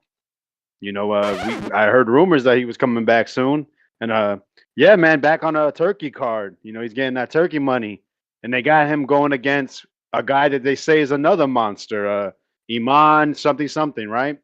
Some people were comparing him to like being the next better BF, maybe great value better BF, but yo, we're gonna find out. Yo, this guy, I think he just went the distance for the first time. He's like 10-0 with 9 stoppages. Then yo, if this guy's able to beat Morrell, then obviously he gets put towards the top. Because I remember, you know, you're doing that record scratch. You yourself were saying you're not sure who could beat David Morrell at 175. So we're gonna see this guy is who the rumors say he is. And yo, I'm very excited to see David Morrell back in the ring. I would love to see him show that he's a monster once again. So instead of a retro scratch, you're gonna hit the horns next time. But you probably won't give him credit because we don't know this guy. You never seen him. He's never given you a reason to see him. I don't know. You must have not heard my monologue with your negativity because I have seen Iman Kitrov. He's a good comeback fight. He's a strong dude. But again, the star of the night was Palacio. You know, Palacio didn't get robbed, but, you know, in a loss, he's more recognizable than Kitrov. Maybe Iman can look good in this Morrell fight, but it's certainly not a tune-up. Without the doubt. Oh, okay. So Iman gave you a reason to watch him. Okay, cool. That's awesome, man. Yo, Bueno versus Matias, bro. That's got Vanguard written all over it. Fight of the night, I think for sure. Matias, you know what he's bringing? He's trying to bring pain. And Puello's shown you. You know, he dealt with pressure when he fought Akhmadov. You know, and then with what's his name, Gary Russell Jr. I mean Gary Antoine Russell. He showed you how he can deal with it. He's tall, you know, he can fight, you know, and he could deal with pressure. So I think that one there, that's going to be a tough fight. I think definitely everyone's going to be supporting Puello, expects Puello to win. And this is Matias' time to really show if he really is a top 140 pounder, if he can get back to another guy. They said was a monster. So yeah, bro, that's a banger, man. Now this bullshit here, bro. This is the shit I can't stand. This is the shit that pisses me off. How the fuck does Edgar Berlanga get a main event over Shakur Stevenson? Shakur has put asses in seats over 10,000 multiple times in New Jersey. This might listen. Champ. People talk about that Shakur. Champ, go ahead, man. You sure you want to be the first person as a quote unquote hardcore to be talking about who's the main event and who's the co? Like, does it matter? Yes. What yes, does it you know matter? why it matters? It matters on this show, on this platform. No, I mean, because I had to honestly, listen to you you're and the all only the one little that brought it Bernaga up, friends but you're the talk only one about. bringing See, I it told up. you he's a star. He's a star. But Man, you're the no, only, the fuck he ain't. You're the You know only why one he's in bringing the up main that event? I don't give a narrative, fuck though. if I was one of a million or one of one. This is my opinion, and I'm standing all 10 toes on it, bro. How about that? So thank you. I appreciate you, man. Thank you for pointing that out. If I'm the first, then I'll be the leader. And if I'm an army of one, then so be it. Yeah, I But mean, we I gotta just listen don't to get. more of this I just don't bullshit get why do of we gotta Berlanga being a complain? Why do we superstar gotta when complain when we obviously got a great Shiraz card? is the guy that they want to push behind. Not no damn Berlanga. But here we go. We got to hear about how Berlanga gets the headline of the show when obviously they're pushing down Shakur because of his little towel boy comment. But hey, they still won't get the fight. Everybody knows the real main event is Shakur versus Cepeda. These are two of the top guys at 135. You know, Shiraz, bro, he wasn't even the top guy at 160. Could you imagine if Shiraz makes it 12 rounds with Berlanga? Could you imagine that? This guy Shiraz, his best win is a guy that's a fucking furry with a fucking tail. That's his best win, right? Everyone knows he lost his last fight against Adames.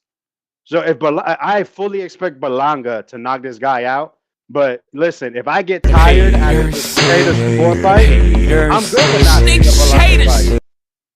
How am I a hater? I'm saying Berlanga should win. I expect him to win, and that's what I'm saying. I expect Berlanga to win by knockout. I don't think homie can take the power. Four great fights. Instead of breaking them down, you acting like a casual, worried about A sides and B sides and co-mains and main.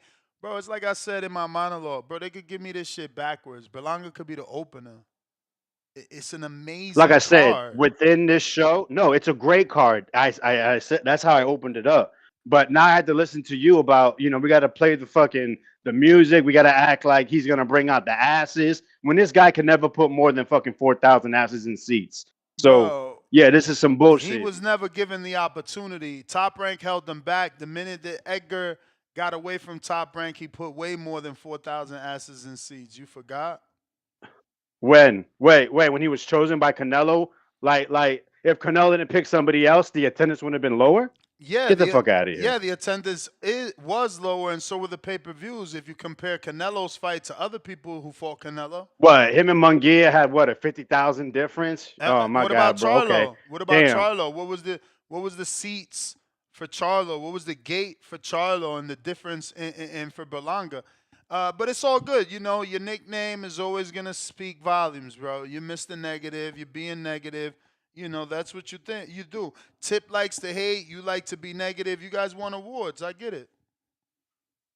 I don't give a shit about awards. I like speaking my opinion, bro. And the Cepeda Shakur, it's got way more interesting, storylines. We don't know if Shakur hands are gonna hold up. Cepeda, we saw him against Tevin. I would say Shakur is better than Tevin currently, fresher. So that fight there is a fight that also it's been built up. We talk about build-ups. That fight's been built up for a couple of years. There's been no build-up for Shiraz versus fucking Bernardas. So yeah, really interesting. Maybe this is why people say this guy Turkey. Not only I'm not sure if he's all this great for the sport. It's a great card for sure, but it's how he goes about it and obviously how he builds his cards. We're still waiting on the great buildup of May 2nd card. They're starting to come up with a little bit of shoulder content, but that shit gets stale. Like just asking them questions. Do you like this or that? Who's like, come on, bro. Yeah, if you want to make a splash, you got to do something sexy. You got to do something out of the norm. And obviously, they don't got no flavor over there in Saudi Arabia, man. But yeah, brother, that's my call. Great card. I can't wait to see 3 of the 4 fights. And I guess those 3 are going to be a movie. Take care, bro. 3 of the 4 fights. I mean, My man is dripping with hate juice. It's nasty work. Chad, Canada, what is up? Mm, mm, mm, mm, mm, Hey, mm. good morning, Ness. How are you, bro? I'm sorry you had to sit through that, man. Was that was Alex Vega, right? Yeah, yeah, yeah. Yeah, I like Alex Vega's calls. Actually, he's one of my favorite callers. And even though I don't agree with his opinion, it doesn't upset me at all. Like I kind of see, I feel the same way about the Fatal Fury card. Like to me, whoever would be considered the main or like the last fight of the night, it could be any of them really. Like I kind of could have the three fights in any order, and not really care too much. I like this card, man. I like what they're actually. It seems like a response to the Fatal Fury card, putting this one together. Um, I mean, like this is the best opponent Shakur has had in a long time, and what I mean by that, like people might disagree that Zepeda as a boxer is his best opponent, but I mean Zepeda, like you said, Ness, he's like more ready. I feel like than a lot of previous opponents for Shakur. Like he's been fighting consistently over the last couple of years, with good, solid opponents. Like if it's gonna happen, if someone's gonna even make challenge Shakur, I mean, it's this will be it, right? So I'm definitely interested to see what Zepeda can do, what the plan's going to be, how Shakur responds. I'm hoping we get something interesting. I mean, I would love to see Zepeda upset him, but I agree. Like it's hard to pick against Shakur, right? At this point, but man, I'm expecting a good fight. I really am expecting a good fight. As far as Berlanga and Shiraz, I mean, yeah, like Shiraz, mega disappointing the last fight. I agree. He lost that fight. And I think that Berlanga is going to come in like he's been coming in, heavy, strong, and try and use power and overwhelm Shiraz. I mean, actually, I'm curious to see what Shiraz is going to look like on the night, like how heavy he can possibly be. Because from 68, that would put a visible difference on him, I would imagine, if he's able to put on that kind of weight. And how Shiraz will fight against an opponent who's going to come in like way heavier than him. So actually, like yeah, all these fights are interesting to me, and like Puello Matias, there's just a lot of questions for all these fights that I think make them interesting. To me, in some ways, more interesting than the Fatal Fury card, even though I want to watch that. But yeah, Joe Pilot, man, like I just got to say, like, okay, I get that it's pretty clear you want more American fighters in the mix, or you want more fights in the States, and I understand that, and I even kind of agree. But man, like let's get on, like first of all, the culture and cuisine over there is ancient. Like stop talking like they're eating off a falafel stand, okay? And secondly, they're going to be staying in five-star high class hotels with international chefs that can make them a fucking hamburger and fries if that's what they want to eat. Okay, these guys, they don't have to eat curry and whatever it is you think they're going to have to eat. They can choose whatever they want to eat. So, talking like that's kind of, I don't like it. Like just say you don't like Saudi Arabia. Just say you don't like the sheik. You don't like what's going on over there. But like talking like on the food and stuff, give me a break. They'll eat what they want over there. Okay, simple as that. I mean, I just don't know why guys and the Grand Prix too. Talking down on the Grand Prix. Are you kidding me? The way they set that tournament up, the details of the tournament, the rules. It's a great tournament. And boxing tournaments are exciting and fun. I don't know. Okay, you don't want to watch all the fights. They're only 6 rounders. I mean, like I don't get what the problem is. To me, it's that you sound like you only want to I watch mean, certain. Chad, You're the type of fan. it Yeah, was tell me. it was like an 8 to 10 hour stream every Yeah, day. it's a long day. It's a long day. So I'm not saying you sit and watch all the fights. Maybe you only watch an hour and you go back later. I mean, I get it. You don't want to watch the whole day, but I'm saying it's an exciting tournament. It's set up really well. So yeah, you don't want to watch the 8-10 hours. I can't. Chad, let Dude. me get to this counter, I've been man. busy. I gave you Yeah. extra time. Let me get to this counter I Yeah. got Sorry, here. man. All right. Nah, no Thanks, Ness. worries, bro. No worries, bro. We need more real boxing talk. You know what I mean? That's why I let you flow. We got William Daly over here. What up?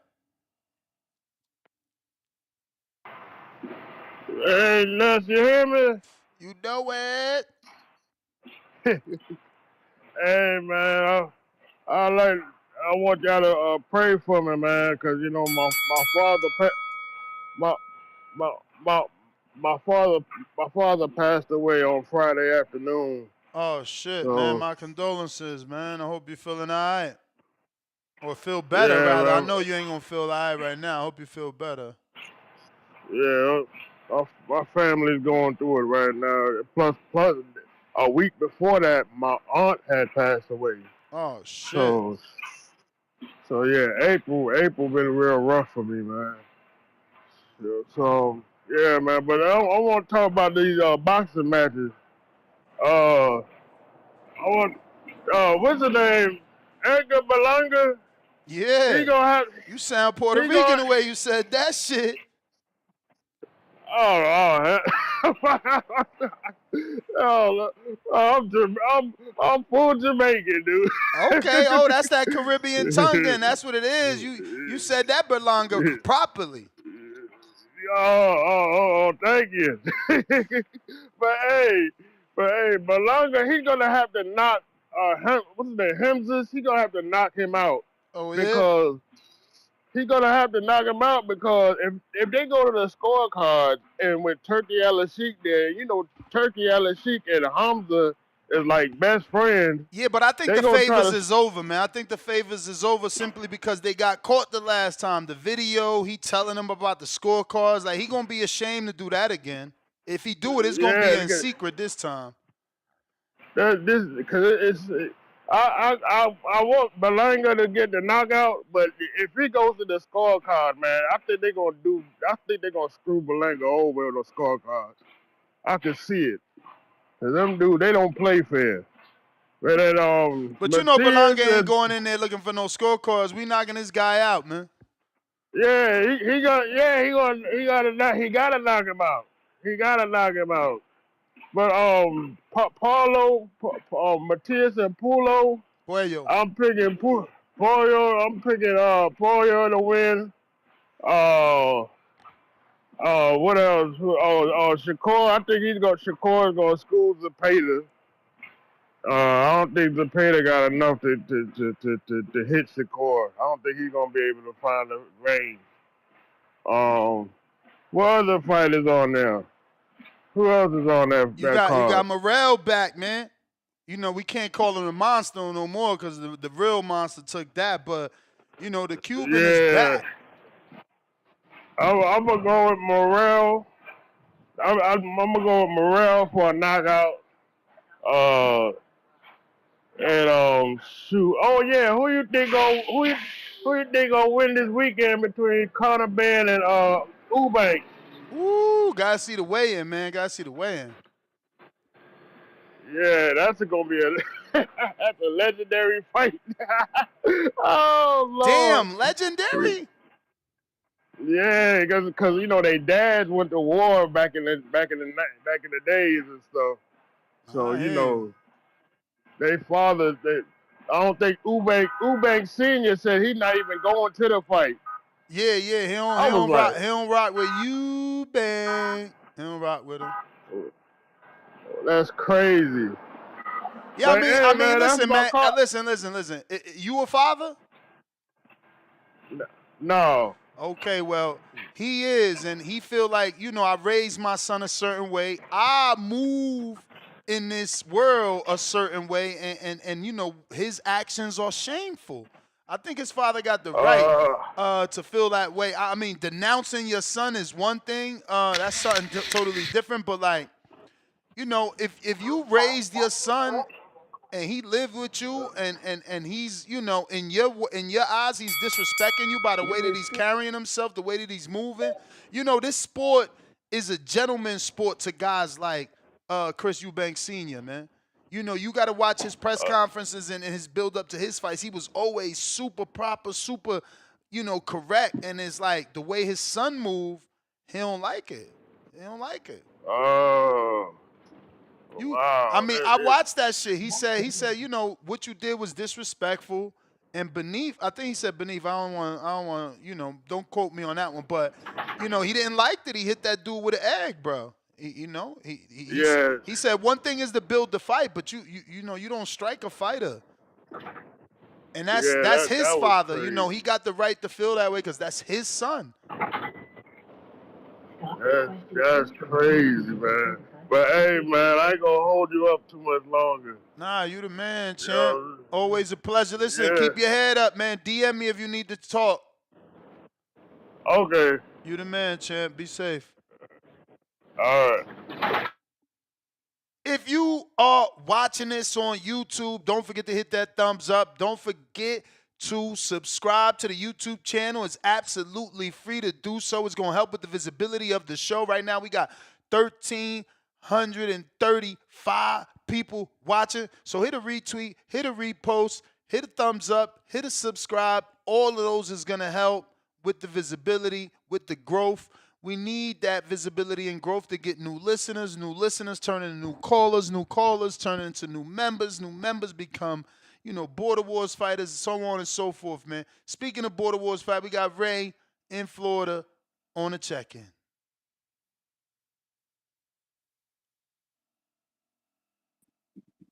Ness, you get me? Loud and clear. What's going on, champ? Chilling. Shout out TBV, man. Prayers and condolences to the last caller, man. Real quick on that, man. I got family, my elder, grandparents and stuff like that. That it's that time, man. Where kind of got to say your final goodbyes and stuff like that. I got my grandfather coming, summer from Puerto Rico. He don't think he gonna hold on too much longer, shit like that. So if you got loved ones, man, elderly, man, spend as much time as with them as possible. Tell them you love them. Any fallouts with any family members, man. Try and patch that shit up. And yeah, man, that's all I got on that. Real quick, Ness, I was watching that round table for this Fatal Fury with Dev and all them boys. How quick of a turnaround you think they can have as far as finding somewhere to fight, man? Because I know you see them boys besides Tio and them key coats and North Faces. Everybody got plans. Remember, after that fight, Dev and Ryan, if they both successful, they don't even come back till October. No, I'm talking about them fighting in the middle of Times Square and it being cold. Like, you think they'll still allow that, or Yeah, no, they're going to have to deal with that cold. But remember that they're going to have lights. They're going to have a lot of lights. Okay, yeah. So that's they probably have the machine warmers. Yeah, they have probably some machine warmers out there and shit. Because, yeah, man, I saw them boys in North Faces and shit, besides Tio crazy ass. But and Barboza, too, though. Barboza had just a sweater with a skull cap on. Well, he from, don't it get a little chilly out there in Cali? Man, I don't know, but it's definitely cold out here in Vegas, player. Shit, cause I had my uncles, kids, my cousins, they had came to live with us when they were, a couple years back and shit like that. They pulled up to the airport in jackets, and I'm at the airport in a damn tank top. But yeah, man. Hopefully, I was thinking that when I was watching that interview. But let's talk about this Berlanga card, man. Hey, I'm gonna go against the grain with my quote unquote, as you say, my cheerleading compadre, and go ahead and play that Puerto Rican anthem real quick, Ness.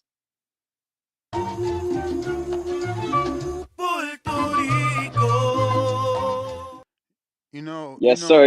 Alex Vegas, hey, man, I like right now. Yeah. Hey, Shakur has put more seats, more asses in seats, but he's also put more people to sleep. So it's I guess rightfully so for Turkey, to do him dirty for what he did and all that bullshit. But I mean, he's a co-main, bro. Ain't nothing wrong with that.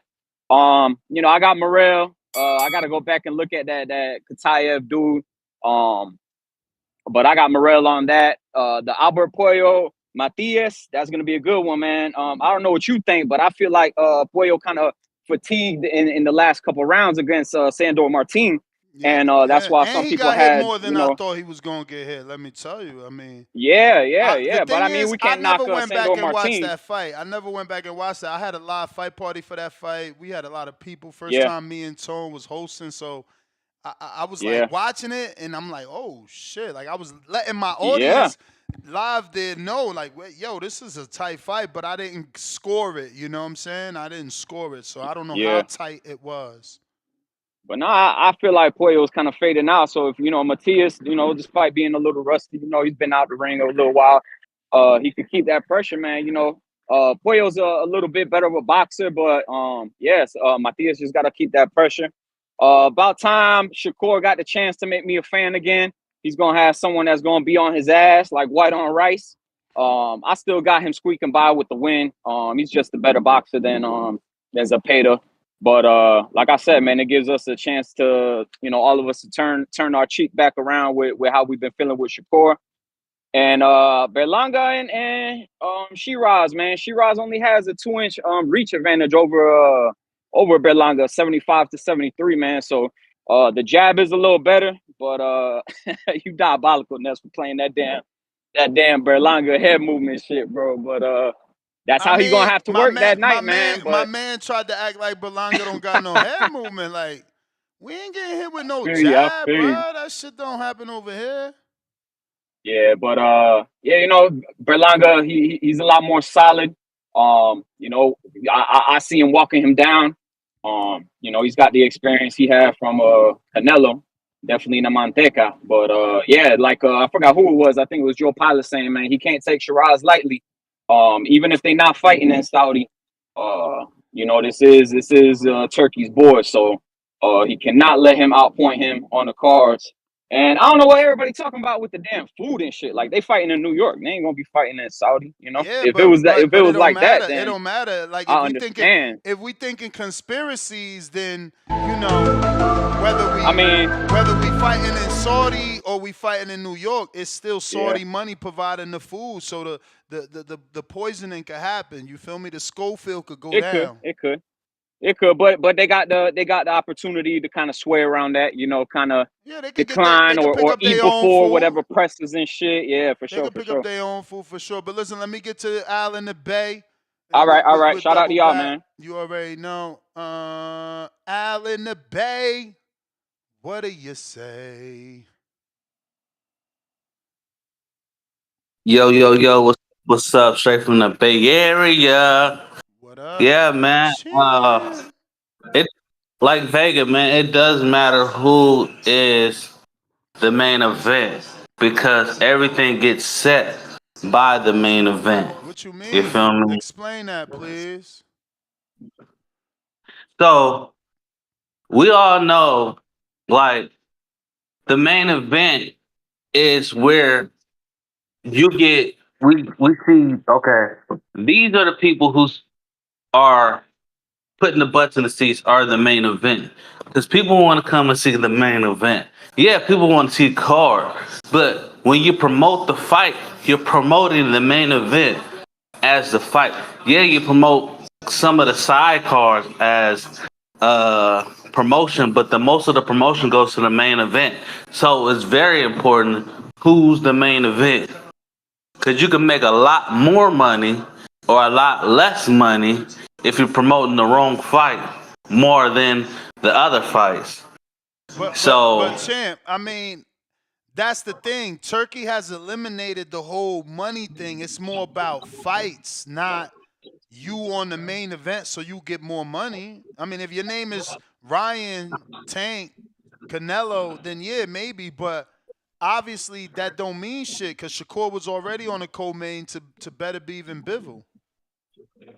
yeah, better be and Bivol. That was an undisputed fight. Yeah, but that You don't. can't put But the undisputed fight hold on. next. Undisputed don't mean you make more money, and it also don't mean that you're more popular.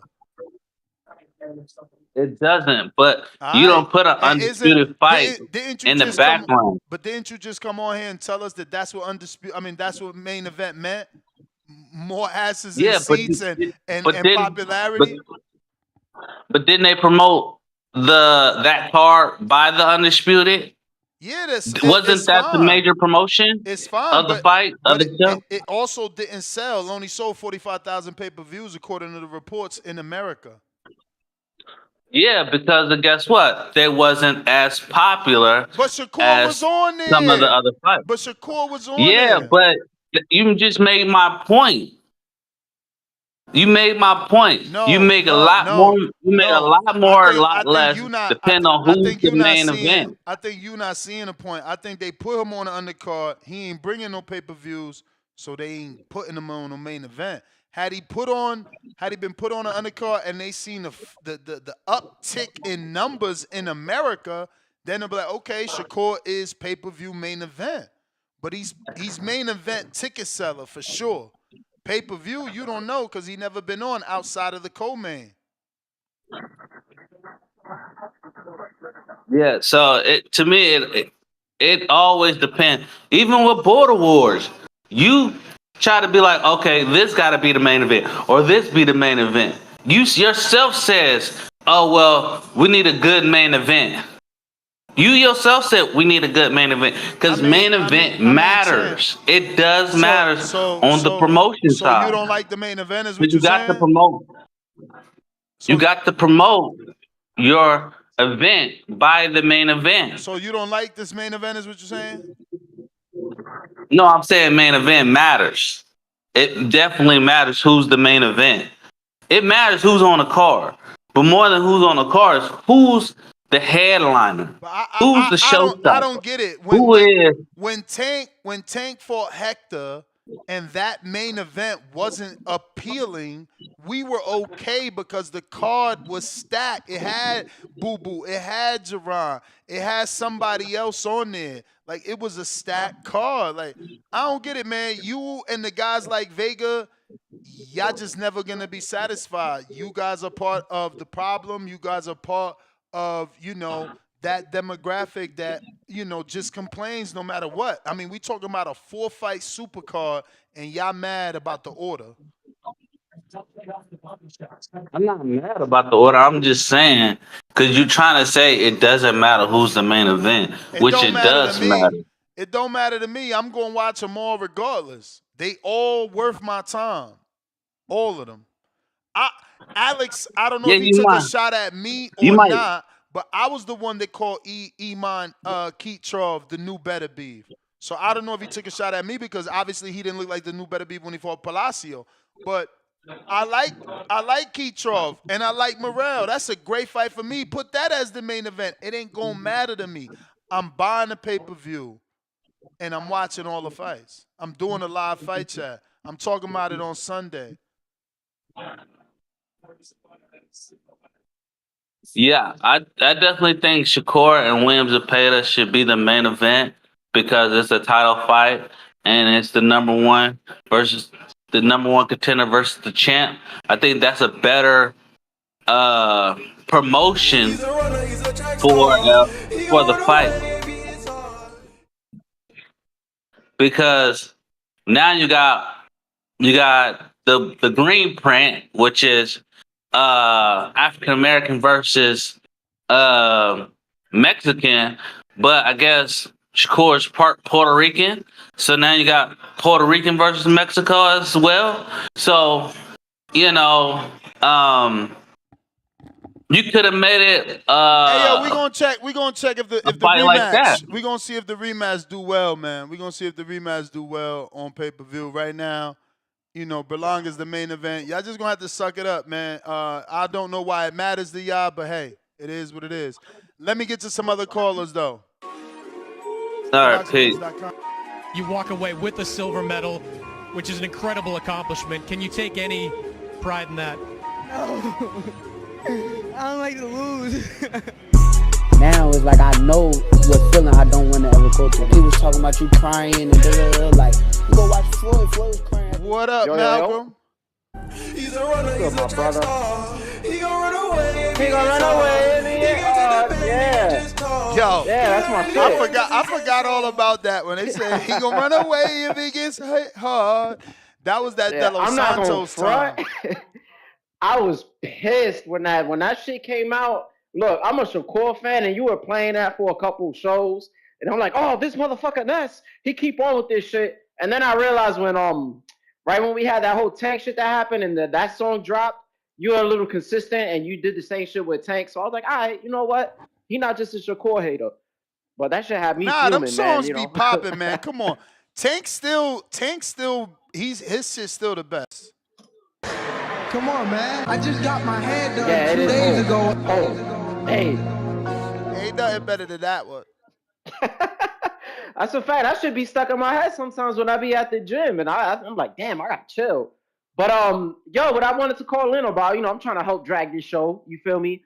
But honestly, look, Ness, sometimes who's headlining it kind of matters and the order. And don't get me wrong, look, I don't give a fuck. I don't care if it's Berlanga or Shakur. I thought it was a little more fair for Shakur, because it's kind of the green print. It is the bigger fight. You know what I'm saying? But here's the thing, right? Like somebody called in earlier and they were saying something about purses. Bigger Purses fight? kind of huh? Bigger Wait, fight. I said Shakur and Cepeda? I said Shakur Cepeda? That's the bigger fight? I think it's the bigger fight. It's the more meaningful fight for the divisions, to be honest. And it's for a belt. What's Berlanga and Shiraz for?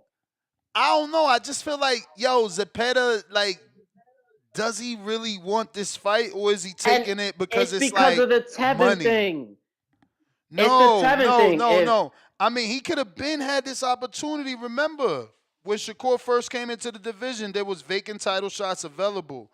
And that's all I'm saying. I'm like, yeah, but it's a title fight. He avoided this fight for so long.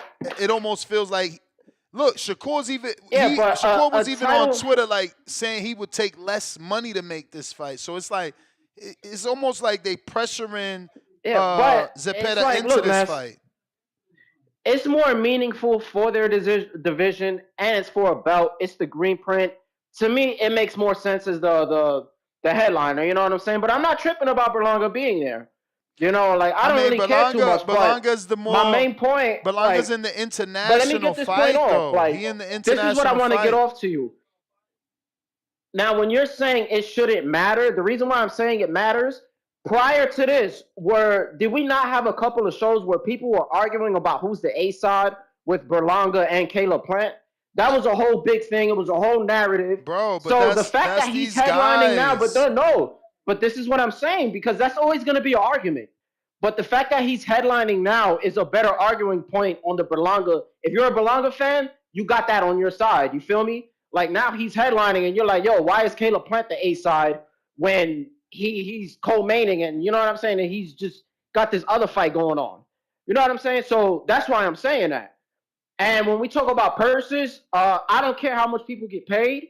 It's only meaningful when there's offers around. When there's rumors about offers and people turning down offers, the knowledge of having the knowledge of purses, that's when it's beneficial, because you know what's realistic and what's not. You know when somebody's asking for 4 times their purse to fight against Boots. You know what I'm saying? Like that's the main point. So I do think it matters to an extent. So when they head back to the table, if Berlanga wins and Caleb Plant wins, and this is the whole thing about A side, B side, and God forbid the fight doesn't go through, nobody can sit here and say, oh, Caleb Plant is the A side because this is man, he can't even headline anymore. You know what I'm saying? And it's the same shit. People use this shit against Shakur all the time whenever he wants to fight against somebody. And the one thing that they always use against him against Tank, yes, Tank is a better seller, but they always use the fact that he doesn't headline as a reason why he shouldn't get X amount of money. So that's just my take on it. I do feel that whoever headlines and people's purses, it matters to a certain extent, depending on what the argument is. You feel me? And yeah, that's really all I gotta say though. But that's it. I'll let you get to some other callers. You know what I'm saying? I just wanted to throw that in there because I feel that it is a fair point at some point. But that's all I gotta say. You got it. For people that saying that both fights are international, yeah, of course, geniuses. But guess what? The UK audience is a paying international audience. It's a second pay-per-view audience. Like, that fight could be sold to the UK on pay-per-view, and sold in America on pay-per-view, that's 2 different territories. You feel me? I'm just saying, Zepeda can't sell Shakur on pay-per-view because Mexico don't pay pay-per-view. They never do. Canelo fights for free. You think they're going to sell you fucking Zepeda? No. So, yeah, that one is international, and, yeah, they're going to have people see it in the territory, but they getting a licensing fee to let Telemundo or Univision show it and broadcast it. That's it. They're getting a little check. Pay-per-view money is totally different. What you mean Mexico pays? I just told you how they pay, so I hope your second chat is like, oh, I didn't hear you say that, or you going in the fucking corner. My man tripping. They don't pay no goddamn pay-per-view over there. What pay-per-view y'all bought? Lying. Leonard Sterling 5-pounder. Has to be somewhere else. Everything Boxing X account tweeted that July 2nd, Keisha Cole at the Barclay. Weird Al Yavankic at Madison Square Garden. The Rose at MSG Theater. Yeah, but I seen a tweet. We shared it. There's holds on all 3 venues. But if you're saying that Everything Boxing made a second tweet saying that those 3 venues he shared were on hold, are not confirmed by the places, the businesses that you just said, then that's crazy. But that's cool.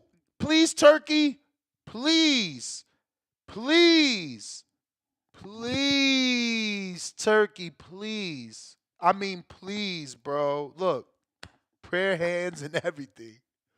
Please, please, please, pretty fucking please, take it to San Juan, Puerto Rico. July 12th, San Juan, Puerto Rico. What? What? Beach party. Please. Please. You got 3 Puerto Ricans on the card, man. Shout out to Shakur Pops, Edgar Berlanga, and Subriel Matias. Please. Please. Please. Yeah, Edgar. But Univision and Telemundo are the stations that pay the television rights fee to broadcast the signal to Mexico. What are you talking about? Like, what are you talking about? Hey, man, I'll twerk for the Turk if he put it in Puerto Rico. You gonna get me on camera dancing? Cause what? I'm gonna be listening to some Daddy Yankee on the beach during the weigh-in, motherfucker. I'm going to have Johnny at the weigh-in, and I'm going to be at the beach.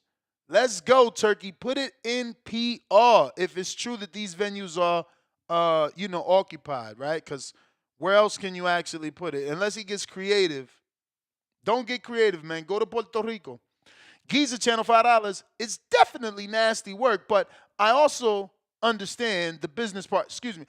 Business part 2. Should be Kerr, American, Puerto Rican, but Edgar, King of New York, Berlanga, Puerto Rican flag, will entertain. Hit the button, Ness. Puerto Rico. Counter, round boy. Hey, this shit crazy. What I tell you about these boxing fans, bro? It's always something. Motherfuckers always think they can play advantage of telling you the placement or who should be there or who should be there. Worry about the fight. Don't worry about them Bammers and where they place and who should be the main event. You don't know how near one of them contracts is set up. You don't know if on Edgar contract, you don't know if it's strictly he has to be the main event. You don't know that shit. Stop thinking y'all know shit. Y'all don't know nothing. Y'all got an opinion on who should be the headline. That's just an opinion. Worry about the motherfucking fight. Ain't nobody a bigger Boogeyman Core fan than me. But you ain't hear me saying Core should be the main event. No. I'm just happy he finally was able to grab some paid ass kicking and screaming to the ring. Give a fuck about how much money and who headline and who gives a fuck. What the fuck is going on? But yeah, you right. You right about one thing, Ness. I have a house in Aquadia. They don't pay for pay-per-view out Puerto Rico. So bring that shit to San Juan. That shit'll be tough. Wow. That shit will definitely. Uh-oh, he got a call. If you want to call in, no pay-per-views okay, out. You back. Nah, you went away for Yeah, once you you said, hear me? yeah, you back though. Oh yeah, my bad. Yeah, I'm good. I just wanted to touch bases on that shit. Bama's worry about the fight. Don't worry about who plays with. I don't give a fuck if Cole is 104th. I don't give a fuck. I care about the fight. That's what y'all need to worry about, Slim. But that's all I got for you, bro. These motherfuckers agitating this shit with this Bam ass shit, bro. I'm out, Slim. Appreciate you. If you want to call in, you already know what to do. Easy to do it. Hey, it's the king. I mean, what up? Buenos dias. What's good? TBV, familia. What's going on, man? Chilling, man. What do you think about the super card? Well, I first of all, when I see that Shakur is making moves, there are a lot of detractors, a lot of haters. I also see when Edgar Berlanga is being mentioned, Ness throws up that Puerto Rican flag, even though he's Dominican. He reminds me of Delorme. All my kids are Puerto Rican, half Puerto Rican. I mean, all of them. And I got a pack. And see, that's the love-hate. And here's where the love comes in, both for your beautiful children and also for the one and only Edgar Berlanga. Because I think you like his business moves as well. I think you like his maneuverings. I think you can respect the fact that, and this ties into Shakur. It's interesting they got that video of them back in the day, and they were on campus out in Colorado Springs. Both singing. Yep.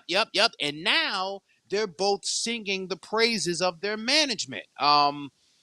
I don't have an issue. Let me say this, Ness. I don't have an issue with Shakur being the co-feature or the co-main or the co-support, depending on what area you are, how you'll frame it. There's no ego thing.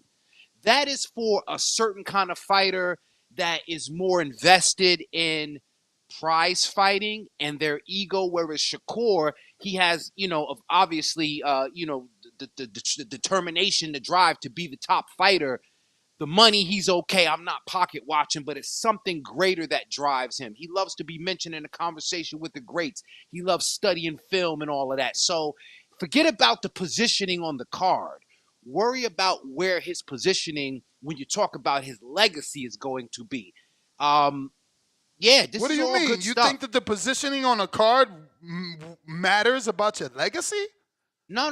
I'm saying it doesn't matter. Like whether he's the co-feature, the main event, it doesn't matter because ultimately, for all the opponents that he will fight, that'll be more significant than some of these other guys.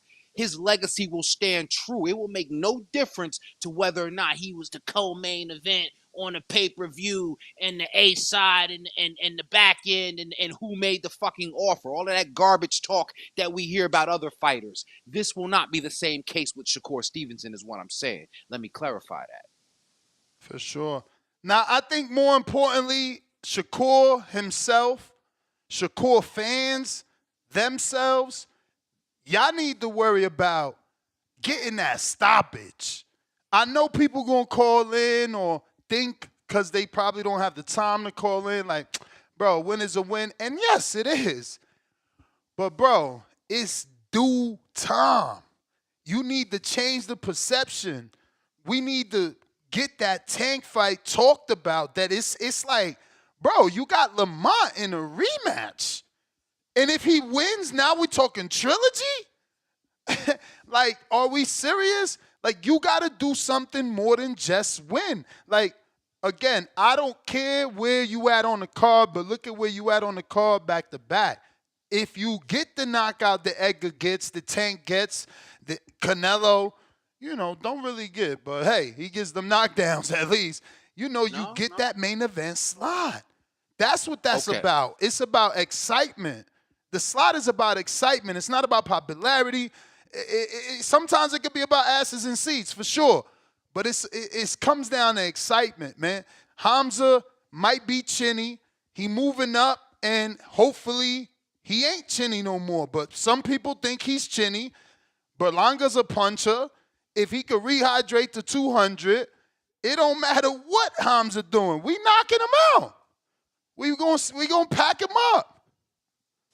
Well, I disagree with you slightly, because Shakur doesn't need, first of all, shout out to Josh Padley and his knockout this past weekend. Exactly. You got your the victims getting stoppages. You talking about he don't need it. No, it's time. That's what I'm saying. Like, we gotta try to wash off the smell of unappealing, the smell of boring, the smell of running, the smell of not doing enough. Whether you smell it or not, that's the perception. I don't know, Ness. I think it's like this chronic. I'm nose blind. I can't smell the difference. And here's why. We know what Shakur does. That's what made the Padley stoppage exciting. It's like, oh, shit. And then when Padley goes on to get a stoppage, again, oh, shit. You're looking for a stoppage, Ness. Look at your man in his movie. But that's what I'm saying. How you going to say you could get a stoppage in Padley and it's old shit, but you don't want a stoppage in a Cepeda fight? Because that's not what Shakur does. Your man, right? Your man, your son, the nigga probably your son. We got to take blood from this nigga, Berlanga. He's going to take care of the stoppage. Stop putting the pressure on Shakur. That's not his job. His job is to win. That's what he's been doing. Now, would it be more impressive? Yes. But the pressure's not on him, I don't think, in that way. The pressure is on the other guy. I ain't even going to say his name because his callers will call in and with fucking drool from their mouths, whining and bitching and moaning about the excellency. I'm talking about me. Break down what Shakur is doing. So y'all can fucking drool his name. No. If you're looking for knockouts, that's the reason why Turkey put his man, Hamza, we know Hamza's his man. Hamza got a lovely judgment, a lovely decision against Carlos Adames. So, yeah, his man is back in it. He's trying to throw his man another opportunity. His man may get knocked out. That's where you'll see the movie, the excitement. Let Shakur continue to be educated, skilled, professional, blue chip. Let him do what he's doing. Please, don't do that to him. I mean, again, two stoppages back to back builds a better case for the elites than, roller coaster, up and down, fluctuation. But Ness, it's not, again, you're right, but it's not his job no more to sell that fight. This other guy got to fight Lamont Roach in the rematch, and like you said, if Roach wins, bro, that's like saying that Leonard was the only reason a fight would sell is because he's the A-side. No, people wanted to see Hagler because he was the boogeyman. Just like we wanted to see Triple G versus Canelo because he was the puncher. So, like, if you become the threat, we want to see you with our God. Like, you know that. But he is the threat now. We know that based on the level of opposition, based on the opponents, based on everything we're seeing, based on the fact we're seeing Roach and Tank 2, and it's a rematch clause with a trilogy perhaps. But even more reason though, right? It's like, oh, damn, he's as skilled as Roach, if not better, plus he punching. I'm just saying, you're trying to defend the knockout. Like, that's what sells. Like, you're trying to minimize the knockout and be like, nah, forget that sells. Whatever. Nah, like, people, look at Devin. Devin's in the situation he's in because he went for the knockout. Yeah, that's why that shit don't work. You got to go in there and do what you do. But look at what it did for boxing. Let's ask Devin that. You're right. Hey, you heard what Devin said in the round. He got his O. That's part of the sport.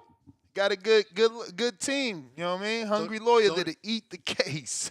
Don't ever say Ness is biased because you heard him pick for boxing. So don't ever say Ness is biased because, again, I would say Haney wouldn't appreciate that shit if, he got the O, but look how long it even take him to acknowledge that he had some fucking upside. That shit almost did him in. That motherfucker was sitting there like Teddy Pendergrass in one of my favorite songs. Thinking. Yeah, but the point still remains the point still remains is this, bro.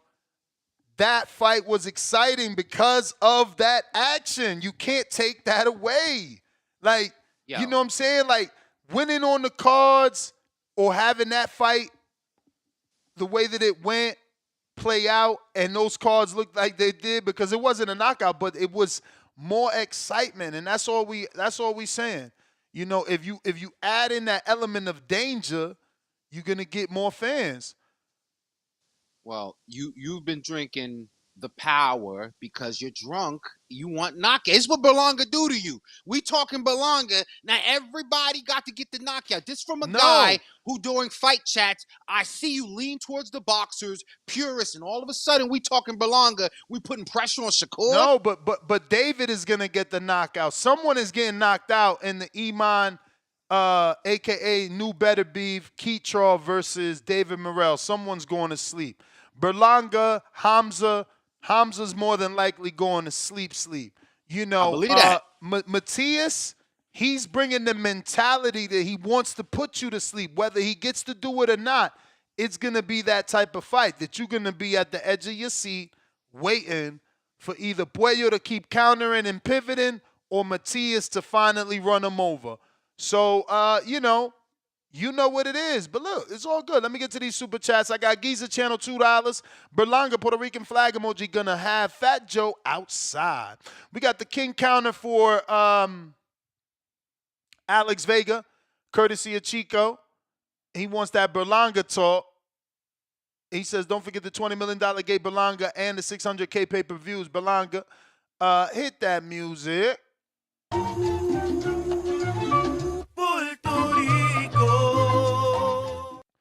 All right. And if you're watching this on YouTube, don't forget to hit that thumbs up. If you're watching this on X streaming video, formerly known as Twitter, hit that repost. It's going to help with the visibility of the show. If you're listening on X, hit that repost. We're trying to get that show visibility up so that we can get new callers. We're talking Edgar Berlanga, Hamza Shiraz. We're talking Shakur Stevenson, William Cepeda. We're talking David Morrell, Iman Heatroff, and Alberto Puello versus Subriel Matias, the classic Dominican versus Puerto Rico. I mean, 3 Puerto Ricans on the card. They really did their thing with the matchmaking here. I'm loving everything they did. Giza Channel back with another 2. Yeah, the WBC Grand Prix was dope. Dope as fuck. All 4 days. They definitely, it definitely was good. I can't wait till like October because we would have weeded out through everyone, and now only the top of the tournament is left. But I'm excited for June for the second phase, man. Giza Channel back with it. Go ahead.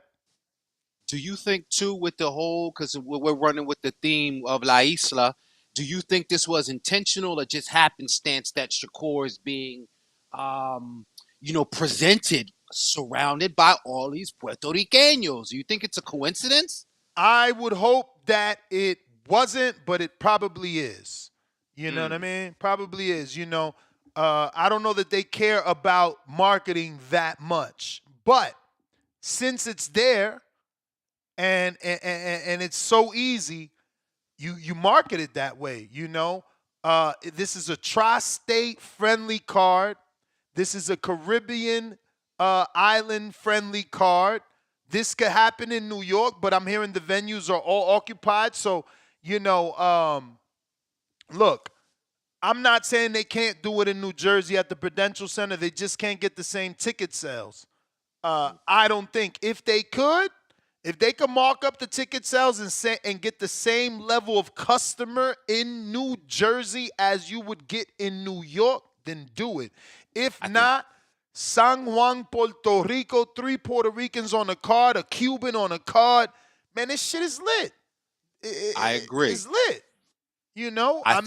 I do hope that Berlanga, come out with that song. Everything lit. You know what I'm saying? Yeah, it's lit. Yeah, you're sleeping on your home state, though, Mr. Gibbs, because you remember you got Connecticut, you got PA, not just Philly, you got the whole PA, you got Jersey. I mean, it's such a Puerto Rican constituency. Ohio might feel like coming out. We got tons of Puerto Ricanos in Ohio. So you just never know, how vast, the audience could be. In addition to, you just flesh out with just boxing fans, right?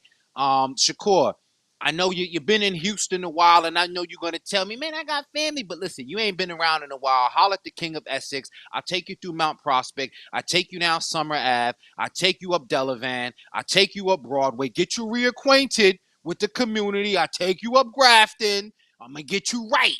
right? I'm gonna even take you to Irvington. There's hella Puerto Ricans over there on Ellis Ave nowadays. Listen, Shakur, holla at me, and we're gonna get this Puerto Rican thing reestablished for those that don't understand your lineage and your heritage. Yeah, man. I don't know. Where else can they do it, bro? I hope they don't go like to Mohegan Sun. I mean, if New York is really occupied, they gotta go to Puerto Rico. I mean, you saying New Jersey? You think it's gonna sell in New Jersey? They could do the same thing. Yeah, or Orlando. What you think in Orlando? Oh yeah, take it to Florida. Take it to Florida. For sure. Florida. Shout out to For Keem. sure. For sure, take it to Florida. That's right. That's right. That's right. Jerry Soriano, $2 off a shaky draw, moving up. Turkey see Berlanga as fork and knife with plate emoji. I guess you meant food, but you ain't put no food on that plate, which means Berlanga's not that. Chico, $2. Ness, why Berlanga get the people talking? I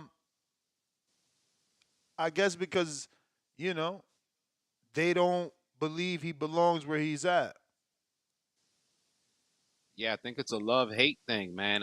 People would love to see people you hate, kind of get deflated. But there are people that got genuine love because, boxing is tribal. So whether it's, the people from the tri-state area that vibe with Berlanga, like, I relate to that portion a lot more.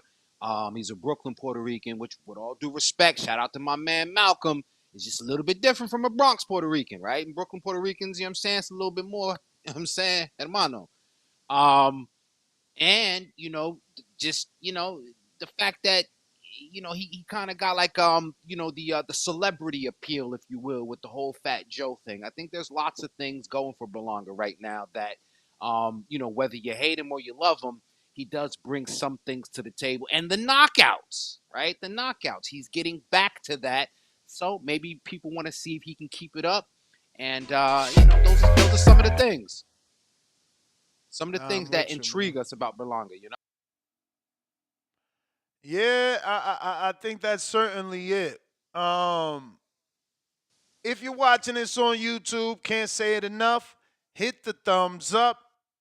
Don't forget to share. It's going to help with the visibility. If you're on X video, retweet, repost, X spaces, same thing.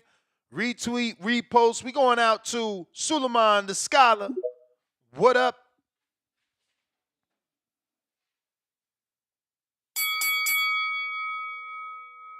Doing? How you doing, Nestor? So yeah, so 6B, the $6 billion man Berlanga needs to shine that night. He needs to give us a spectacular knockout. He got to take Hamza Shiraz out of there very quickly. Show his power. Show Canelo Alvarez that he's coming for that rematch.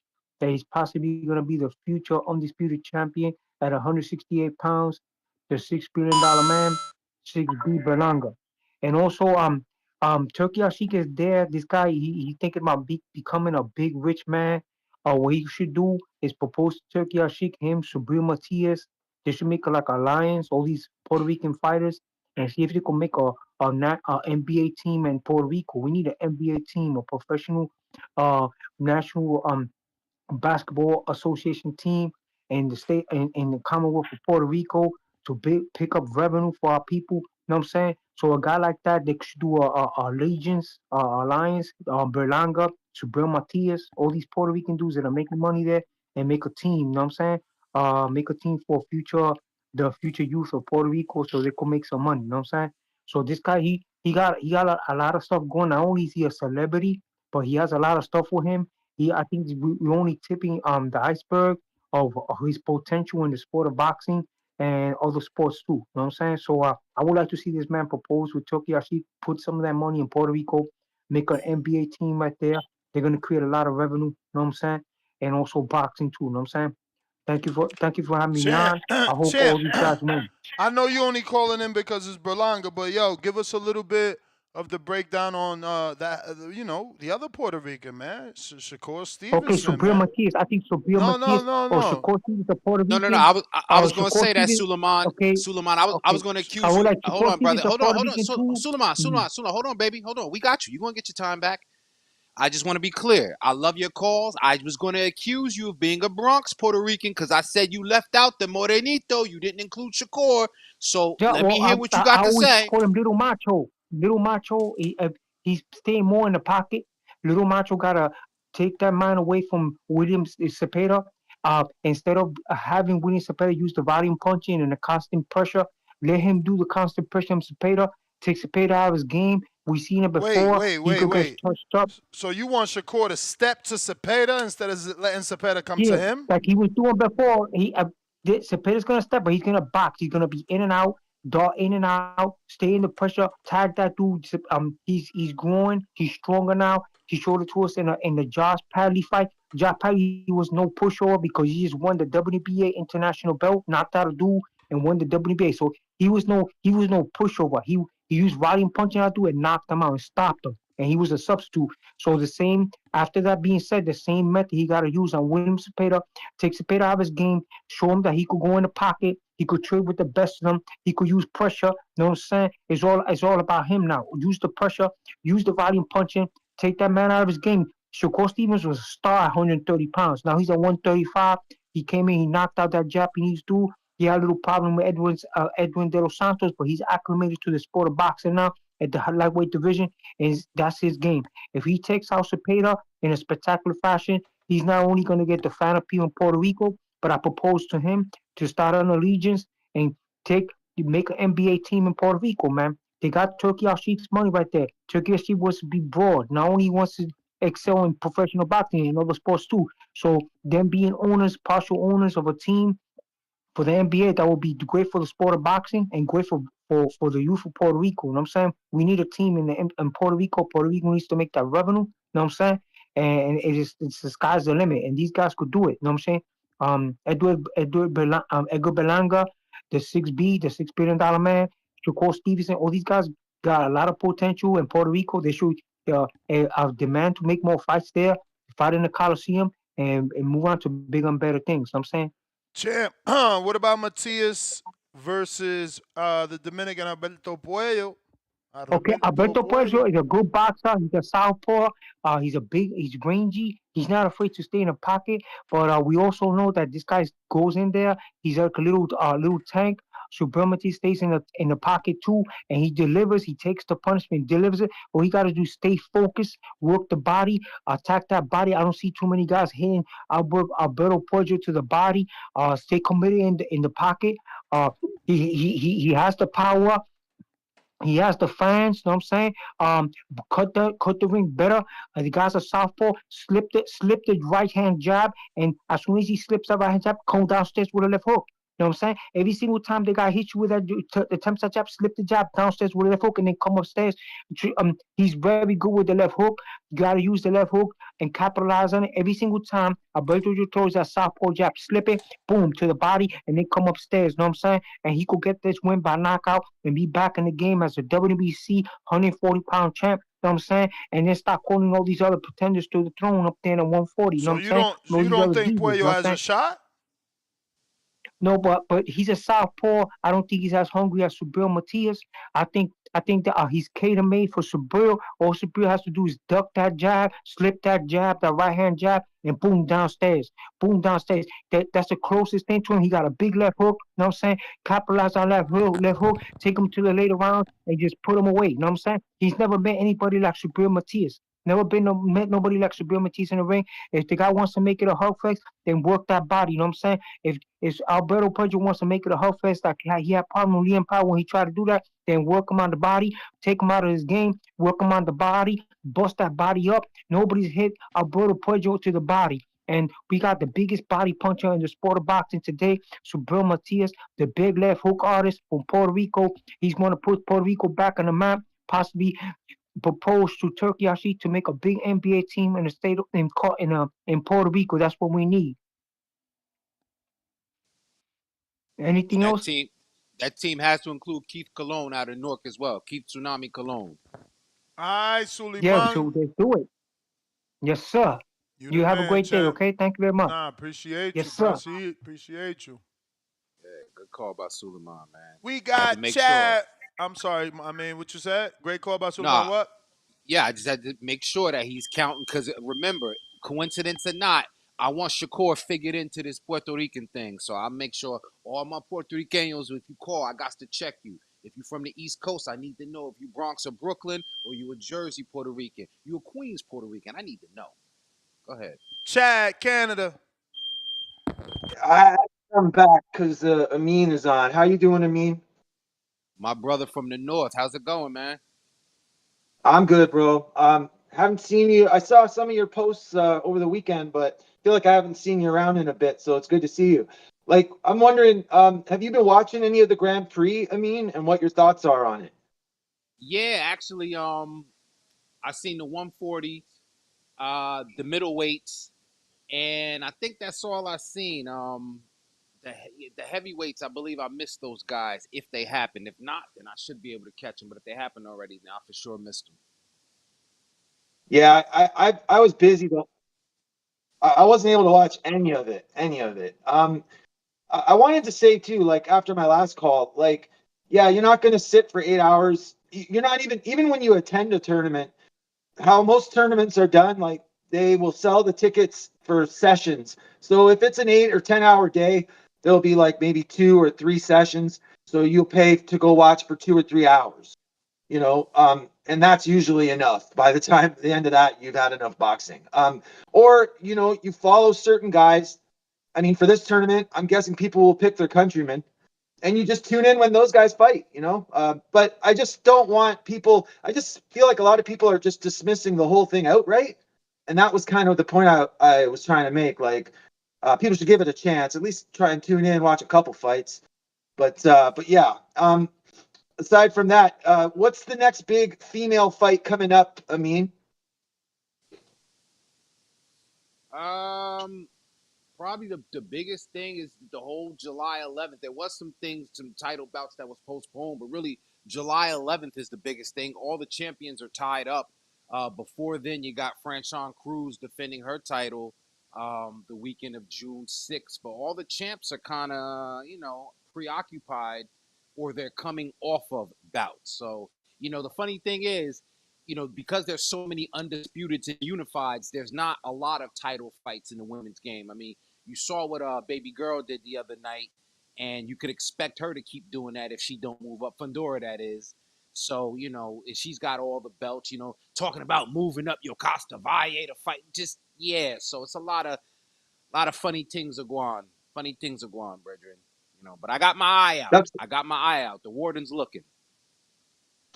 Yeah, I know you're always watching. I haven't really seen anything. I love Franchon, man. I like to me, she's like a renaissance woman. I mean, fashion, music, boxing. She's a really interesting person. I think she's a really interesting star for the sport. I wish they could all be as interesting as Franchon. I'm gonna go, but Ines, can you just take a minute to explain if is there any differences between Patreon versus YouTube? I'm thinking about joining the Patreon instead of the The YouTube. Will I be able difference, to watch? the Like, major will I diff, have? the major difference is that on on Patreon you get the MP3 without ads. So if you're more of a playback listener, then Patreon is gonna have that MP3. You could download it. You won't even need internet to listen to it. Won't have any ads. It's the original audio. And outside of that, it has its own perks. Just like YouTube, each platform is slightly different. It really comes down to the user and what's more, what do you find more appealing in terms of YouTube? You're gonna get the live chat. You're gonna get the members to be able to chat. That doesn't exist on Patreon, and neither All right, I does. think I'm gonna And try on it. I YouTube, think I'm gonna try on it. YouTube you also can't get the MP3. You're stuck Hmm. with the audio All right, that YouTube gives you only. I'm gonna look it over. But that's all I got, guys. Thanks. Nah, no worries. Appreciate you, Chad. Appreciate you. Um, I mean, actually, before I get to the next call, I see there's a lot of callers. Bear with us. I was solo dolo yesterday, and I watched. I seen your comment, Leonard Sterling from the UK. Obviously, we are not as educated in women's boxing as others, specifically Leonard and Amin. We had a lot of callers automatically calling for the Jocasta Valle fight and Sebastian's Fondora's sister, Gabriela. What are the real fights for her? Or are there no names that we know? Yeah, like realistically, what are the names for her? You know, it's a great question. Great question. Now, the reason why the Yokasta Valle fight is terrible because people may not know, but Valle actually started off at 102. She's spent her career at 105, although she did go up to 108 to beat Evelyn Bermudez for her unified titles, and then she vacated. And that's how bad Yokasta Valle is. But she's a career But didn't she 105 also pounder. go up to 15 to fight Sparza? Yeah, because Golden Boy don't have nothing for her, right? She's waiting for a unification, right? Or to become the full WBC. There's a Japanese fighter out there that's got the interim WBC, but Golden Boy hasn't been able to make these things happen. So Valle does what Valle does best. She'll fight in Costa Rica. She's moved up. She'll move back down. So she's just that kind of fighter, right? Now, again, mhm. lack of education. Why hasn't Golden Boy done what they need to do for her, but they're doing it for Gabriella? Because I think the plan was try to lure Senicia Estrada out of retirement, which is not going to work, or try to get her, the Japanese girl for unification, or the IBF champ is from Argentina or Uruguay or something like that. So, those fighters are kind of usually free agents and they can do business with anybody. So they're kind of looking at the low-hanging fruit when it comes to Valle. But how much of an impact does the Senicia Estrada Gabriela Fondora fight do for the growth, popularity, and overall stardom of Gabriela? Because you would have to pay Senicia $1 million. So is it worth Gabriela to take short money to give Senicia the $1 million to come back? That she said in the McKellar Mayer interview, like no. And that's just holding her to her words. No, it's absolutely not worth it. So let's talk about what Fundora can do. Realistically, at 112, the best fighter is Kenya Enriquez. She's the WBC champ, right? Interim WBC champ. She's been avoided for a long time. That's the best fight that's out there. A comparable height. As far Hasn't as she being been the interim for like 3 years? I feel like when I met her in Mexico, she was still the interim. Why has it been so long? I mean, depending on who you ask, either she's being avoided or, she refuses to fight anywhere except Mexico. I'm asking you because you're the expert. Well, I wouldn't blame Mauricio Suleiman in saying that he's made it okay for her to do that shit the same way he did it for Ashley Gonzalez, who's been the WBC champion for 3 fucking years, even though Jenny Fuchs just won the WBC title at 115 pounds. I wouldn't say such a thing that Mauricio Suleiman, and shout out to Georgie Porgy, the Mafias, have been condoning that bullshit. I'm not going to say that. I'm just giving you what I think it is. So, yes. So is Jenny Futch and Gabriela possible in a big fight or no? Yes, but your girl, our girl, the youngest in charge, she's got to move up. It's nothing at 112 unless it's Enriquez, right? Which I don't know what her relationship is with Suleiman in the WBC unless that fight is happening to see who's the full, right? WBC. But remember, she's already undisputed though, right? So there isn't a dispute if you're undisputed, or is there still is Enrique that good that she shouldn't leave the division without fighting her? Well, even though she's undisputed. I don't think you can because your mans and his mafia still gave Enriquez the belt. He didn't say, honey, you got to turn that shit in because baby girl is undisputed. Nobody did that. So she's still a champ. Enriquez is still a champ as far as anybody's concerned. Now, Sean Zattel is saying there was less than 1,000 people at her fight. I swore to God, to me, when Jorge Chino, Perez, and Conwell were fighting, I thought that place had at least 3,500. People are saying different. I don't know what you've seen. I'm just going to get to this. How many more people will be there if it's Enrique, Jenny Futch versus Sinisa? Ooh, well, listen. Estrada's a big fight in California, obviously.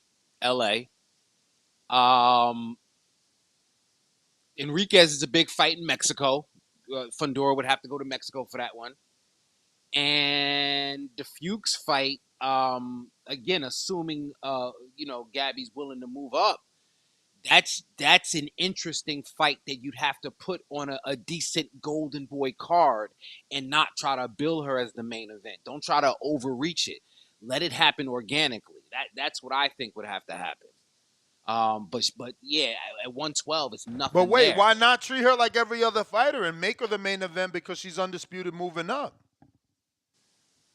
The hell? I don't know, man. To me, it doesn't make sense based on not enough people knowing who she is and what she does. Right? Like, listen, women's boxing fights, unfortunately, are sparsely filled. I was there for Ryan Mayer won. I was there for, except for the big two. Serrano Taylor. I was there for Metcalf Yoshida 2. And it was sparsely, packed. It wasn't a lot of people. That's just the way it is. So I just say, hey, don't, that makes you have to, give Floyd Schofield a decent fight. If you think he's worth a damn, make him the main event. Bring Tristan Kirkhuth back, right?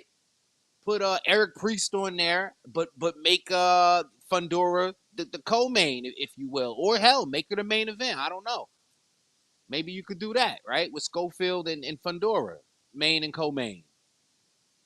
I don't know. So I was saying the fastest route to her being a household name is a Serrano fight, a Bumgarner fight.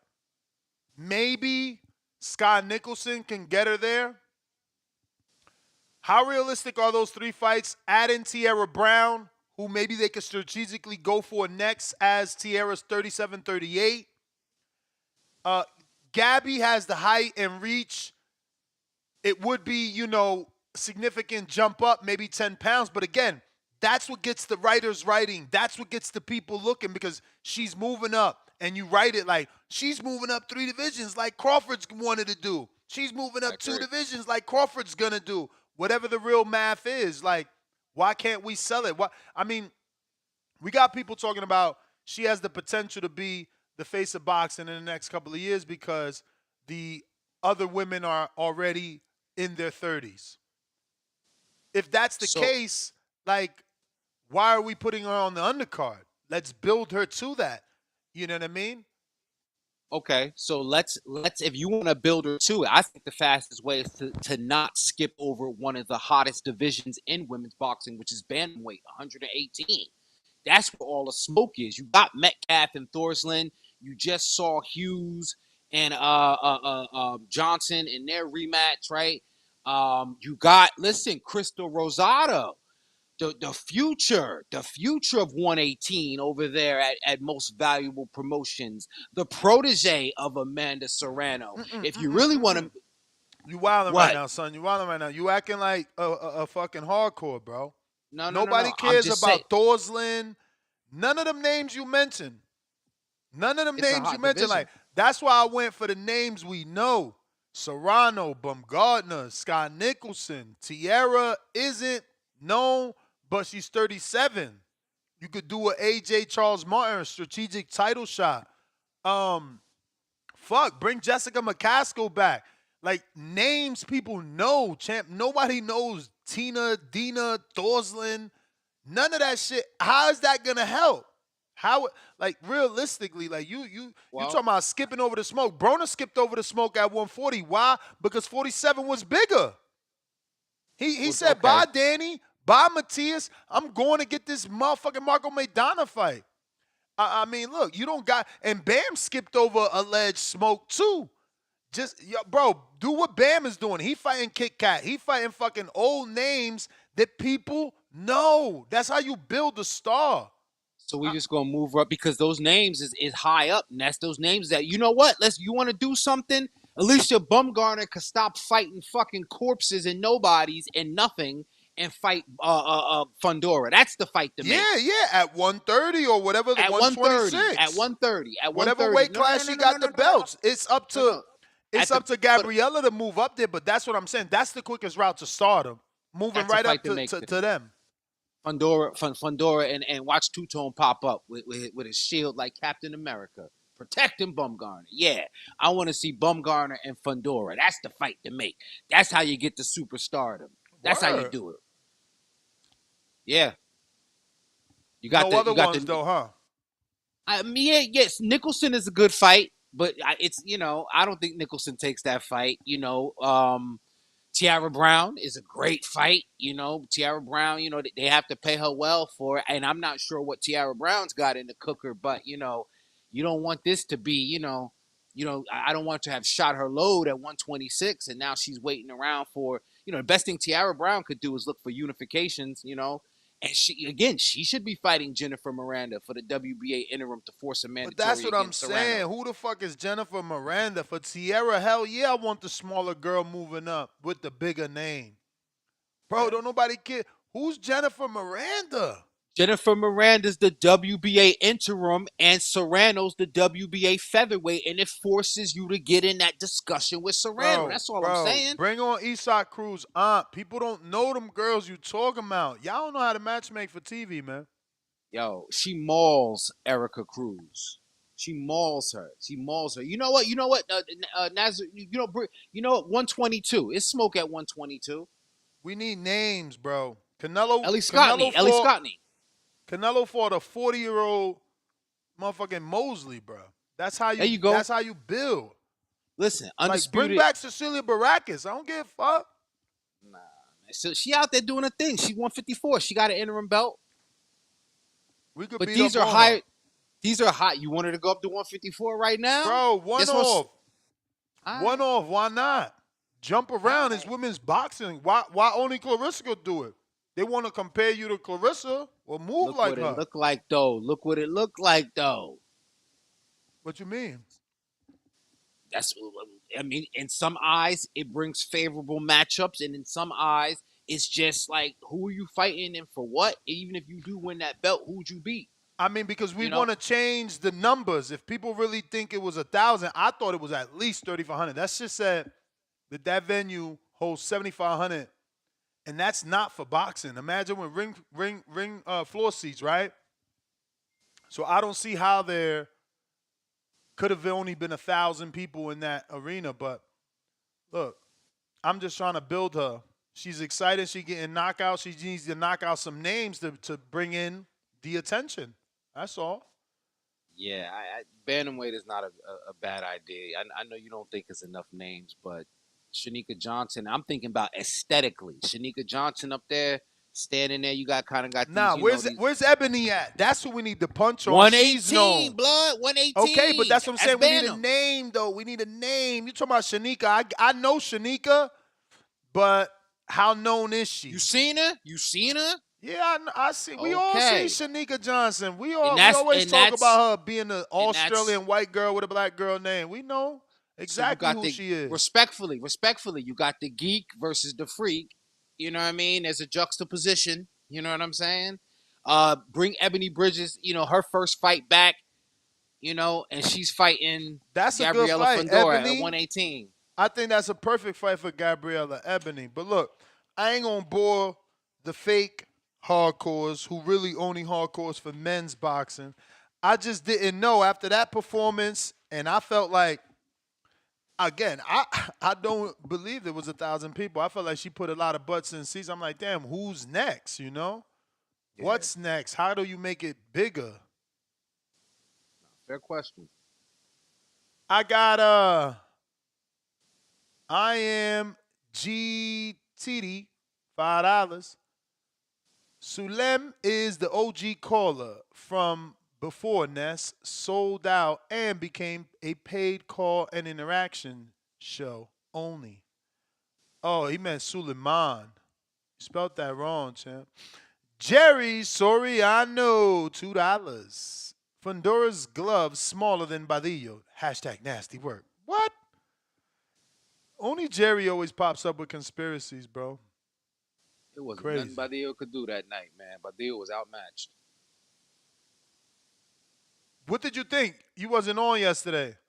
Cause I did like Badillo and the fact that she tried to implement her Joe Frazier, Mike Tyson style. I Yeah. would love to see her try to use that game plan on a smaller fighter where she could actually reach the chin. But I was impressed with her head movement. I mean, listen, if Fundora wasn't in top notch shape, she would have gassed out from so many shots that she missed. That head movement was effective for sure. No, absolutely, absolutely. And listen, Badillo came into that fight 19-0-1, and although her opposition, was exclusively in Mexico, she showed that she does have some skills outside of a willingness to brawl, as is customary with our Mexican compatriots. But yeah, if she sticks around at 112 again, not much action outside of Fundora, but if she moves down to 108, or goes up to 115, another division, that's where Fuchs is. But Artiga, the animal, is at 115. And I know not a big name, but Ness, wouldn't you like to see them two line it up? That fade, Animal, Artiga, and Fundora? I'll take it. Anything with a name, bro, we'll take. Take that fight in Florida. Anything with a name we'll take. We trying to grow Fundora to more of a household name. But phone lines are open. I got H Town. What up? What up, Ness? Can you hear me? Yes, sir.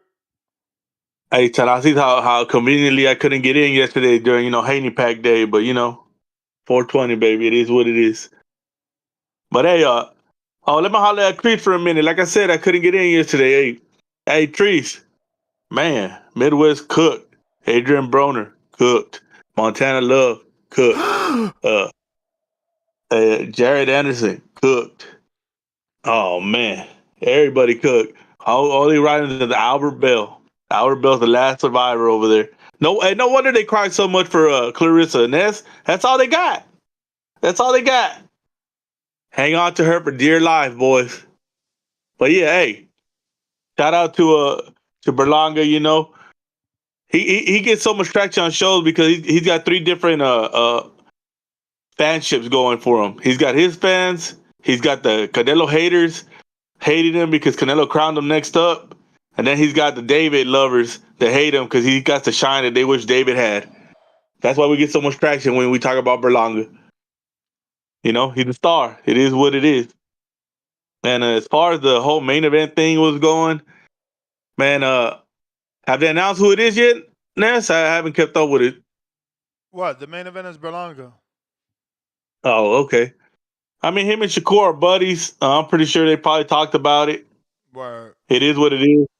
They'll get more eyes on the fight because of Berlanga. Because Shakur is for our hardcore fans. Berlanga is for the major population.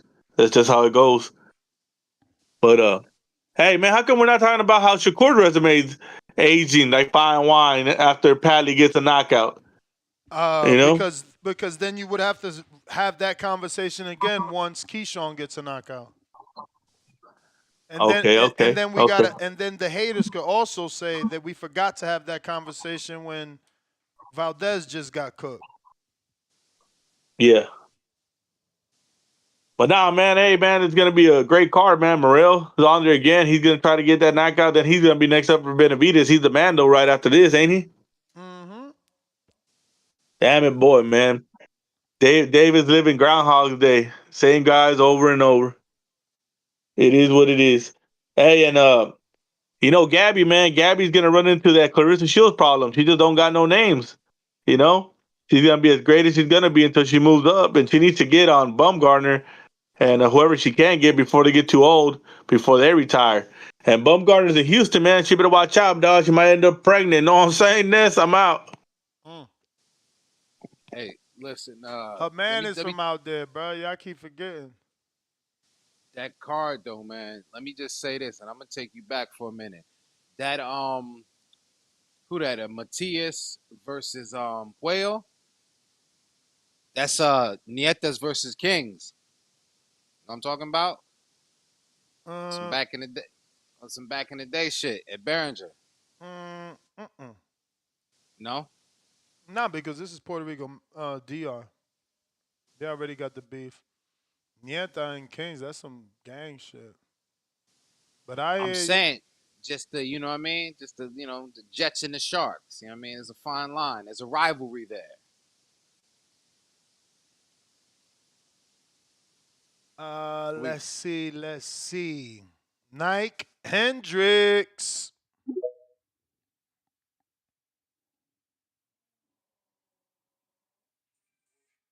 Nike, you gotta Yo, you unmute. got me. We got You got me. Shouts out to the boxing voice, man. Shouts out to Ness King. I mean, whole gang. Ain't Ness, man. You know, I ain't got no boat in the water, but if I'm gonna pick a side, I gotta roll with the Dominicans. Cause yesterday I was at the park with my son and my daughters, and they had a Dominican softball league out here in Atlanta. They had a game. Bro, when I say it was so many fucking fine Dominican women, I'm like, damn, I need to go to the DR, man. And then it was crazy because one little kid kept running up on me like, Daddy, Daddy. I'm like, what the fuck? I'm like, I might need to find his mom and be like, why you leave me? Why I can't see my son, man? There was some fine ass women out there, man. But Shakur, man, I'm tired of this cat, man. I'm tired of him, man. It's either, man, shit. I mean, he been trying to make his fights happen, but hey, he got Zapata now. Like, fuck that Zapata smoke, man. Like, Zapata ass is fucking 34, 33 years old. Been at 135 his whole career. People love to talk shit about what's the name though. Earl. They was talking cash shit about Earl. Oh, he had 147 his whole career, this, that, and the third. They was talking cash shit about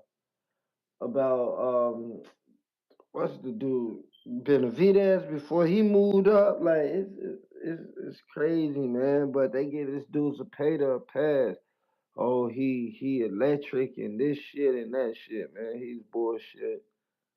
And Berlanga, I don't know, Ness. I don't see what you see in him, but I guess you gotta ride with the home team, man. I do not see what you see in Berlanga.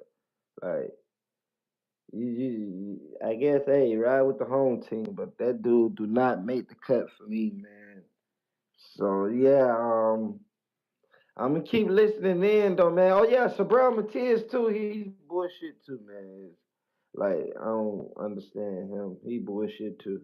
So I'm gonna just keep listening in, man, and get my knowledge on this women boxing. That boy King I mean been spitting, cause he been telling me some shit I ain't know about women's boxing. So I'm gonna stay on the call. All right, champ. salute Appreciate the you. night. If you're watching this on YouTube, don't forget to hit the thumbs up. It's going to help with the visibility of the show. We trying to get to that 1,000,000 subscribers. We going out to Spider Rico. What up?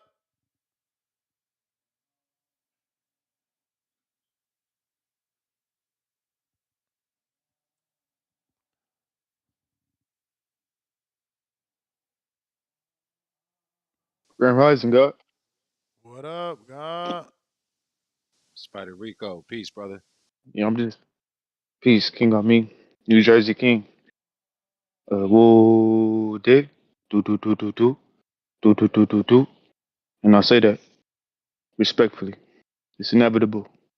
Protect your mental health at all times. Don't let your past haunt you. Are you accepting apologies, God? You know it, champ. Well, I apologize. I didn't mean to disrespect your platform. I know you created this from the ground up 15 years ago, and they still won't let you into Saudi Arabia. You love your little shots. Well, I Hey. really mean that, and I think that you can get there, and you can take all of us there. And them people that fought on the Grand Prix, it was good, and I really enjoyed the show. I think it was beautiful. The one that, honestly, all put together, it was the best boxing show I ever watched because it was like an amateur and a pro at the same time, and there were so many different styles clashing. I learned a lot, and I'm gonna go back and watch them all again. And only a power as strong as the government could put something like that together because these men are representing their countries. So all the governments had to be in agreement on this, just like a Olympic platform. And this is the type of money they're working with. Multiple amounts of governments. That's why the money is endless. When we fight, when the pure ones fight, they put this polluted money inside of it, and it goes different places to different governments, and that's what's happening. But the boxing is pure, and I'm just calling in to say I'm sorry to all the Puerto Ricans. I think that y'all are great people, and we is me, and I pray for we and me that Allah guide us to ways of peace and safety. Belonga versus Hamza, this match is a setup clearly. Belonga, everything that you believe in, you're gonna have to use it on that day because to they're going there to beat you, really, on their territory. And this is war. And you can't eat nothing that they give you. Nothing. I would just bring your own food, put it in a Ziploc bag, and don't even eat because we don't need it. Use your spiritual energy, the magic that you believe in, that you talk about. Uh, it's gonna be a tough match. Alberto Puello versus Subaru Matias. That's what I like to call him because he's smooth, like a Subaru. He get to you, he get there. He'll never stop either. 500,000 miles, he gonna keep going. If he gotta go to China, he said he gonna go there. But Alberto Puello, I believe he's a Superman. When you look like he looks and you fight like he don't eat food. He work on his combinations. And he probably been turned, his body's been turned over. He's been born again 3 and 4, 5 times again. Alberto Puello, that's what I believe. He's really pure. And Turkey Allah Sheik, if you're listening, we did it again. That's what Tank say. Allah is the perfect planner. That's what Devin say. How you like that? That's what Clarissa say. I want to see Clarissa Shields versus Layla Ali. Turkey Allah Sheik, if you're listening, that's the biggest fight in boxing you can make in boxing history. That's the bomb from Oregon with love. I'm gone. All right. All right. All right. As always, man. Listen, yo, shout out to Spider Rico. That's what men do. Men can apologize, man. And listen, I gotta apologize to y'all, man. I told y'all work be kicking my ass. I gotta go to a meeting. If the show's still running, I'll be back. But thank you, as always, Skipper, for having me on. I'll break through. But my boxing community, I love you guys, man. Keep listening to the show. Keep watching as always, and I'll check in with y'all. I appreciate you, champ. Appreciate you. Uh, Jerry with the conspiracy sending pictures of the gloves. It's like, bruh, the size matters in weight, not in the shape, bro. Like he's looking at a glove like, look, one is bigger than the other. Bruh, how much do they weigh? Because that is what you need to be looking at. That is what determines if it's not the right size glove. Adrian, $5. Get Belong on the show and get more information on the fight. This event needs to happen in Orlando or Tampa, Central Florida. Caters to Cubans, Mexicans, and Puerto Ricans. Jerry, $2. King, can you explain glove size difference? Rewatch. Ness, $2 more. Sent you proof on Discord. Fundora Glovegate. Nah, bro. You just a conspiracy theorist for sure. And that shout out to you. Shout out to you, man. But that's what you do. You certainly love a good conspiracy. We got Chico Tenales. Peep Division. Berlanga versus Munguia as the co-main on Netflix for Canelo versus Crawford. Is that winner the next Latino star after Canelo? Even if they are not a champion, what's the fallout of that fight? Now, that's an amazing card, bro. From your lips to God's ears. You know what I'm saying? Jaime and Berlanga on the undercard. That means Berlanga's coming off a Shiraz knockout. That means Jaime's coming off of a, win over the man that knocked him out. Makes perfect sense. Pat Bandero. Yo, first time I read that, I thought that shit said Bandelero. But it's not. My check 1, 2. 1, 2. You meant bandolero. Is that what you meant? That's what I said. That I thought that's what it said at first. Bandolero. No, you said bandelero. But anyway, yeah, man, it's a great card. Can't complain. Yeah, shout out to King Amin though. I think he was on point with Shakur. I know you want him to be exciting and stuff like that, but I think what's his name? Turkey Alishik, he knows that he cannot get like in a super exciting fight from Shakur, but he is also catering for the hardcore. To be honest, I don't see myself as a hardcore fan. I just love boxing. And Shakur, he's a boxer. He's not. You cannot see him as a Keyshawn or Tank Davis. He's just gonna do what he do and get the win. Now, obviously, he won't be able to sell fights like a Tank Davis or like other guys. But if you look at if you're in Shakur's feet, he's probably just looking at his legacy at the names and getting belts and getting being champion over a few divisions. So that's what you have to look at different angles. If you look at it as a fan, okay, you don't get that maybe, but as a fighter, Shakur is just looking at his legacy. And one day when he finishes, his career, he's just gonna look at the name that he fought, the belt that he got, which divisions, and that'll be it.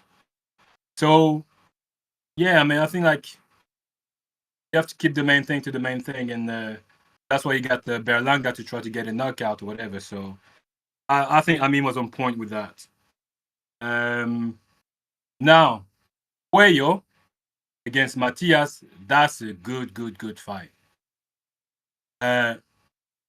People have been sleeping on Puello, I think. I don't know why, but Puello is a very good boxer. He's got a great IQ. People sleeping on his IQ. Most of his last 2 fights, I think he won in was it split decision with both last fight, I think. Yeah, I believe with the Martin fight was a split. Yeah, Puello's from Quisqueya, right? He's from República Dominicana, right? Yep. Yeah.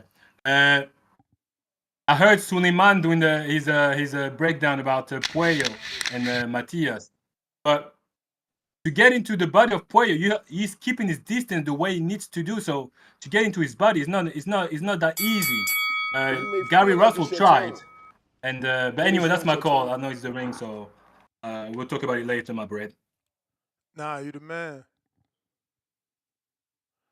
Salute. This is a great card, man. Can't wait for the official announcement so we could get it, so we know for sure.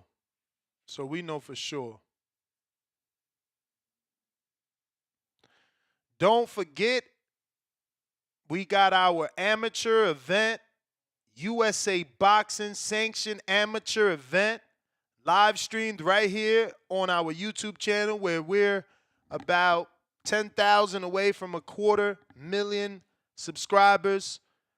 Your fight could be streamed here, matched up right here August 2nd, live from Wisconsin. If you want to fight, DM me on Instagram at The Boxing Voice. We are taking callers. We got Treese in Toledo, Ohio. What is up? Yow. Treese. What up, though? What up, though? What Damn. up? I just want to call in. Go ahead, serve me up my crow, man. Go ahead and serve me up my crow, man. For my guy, man.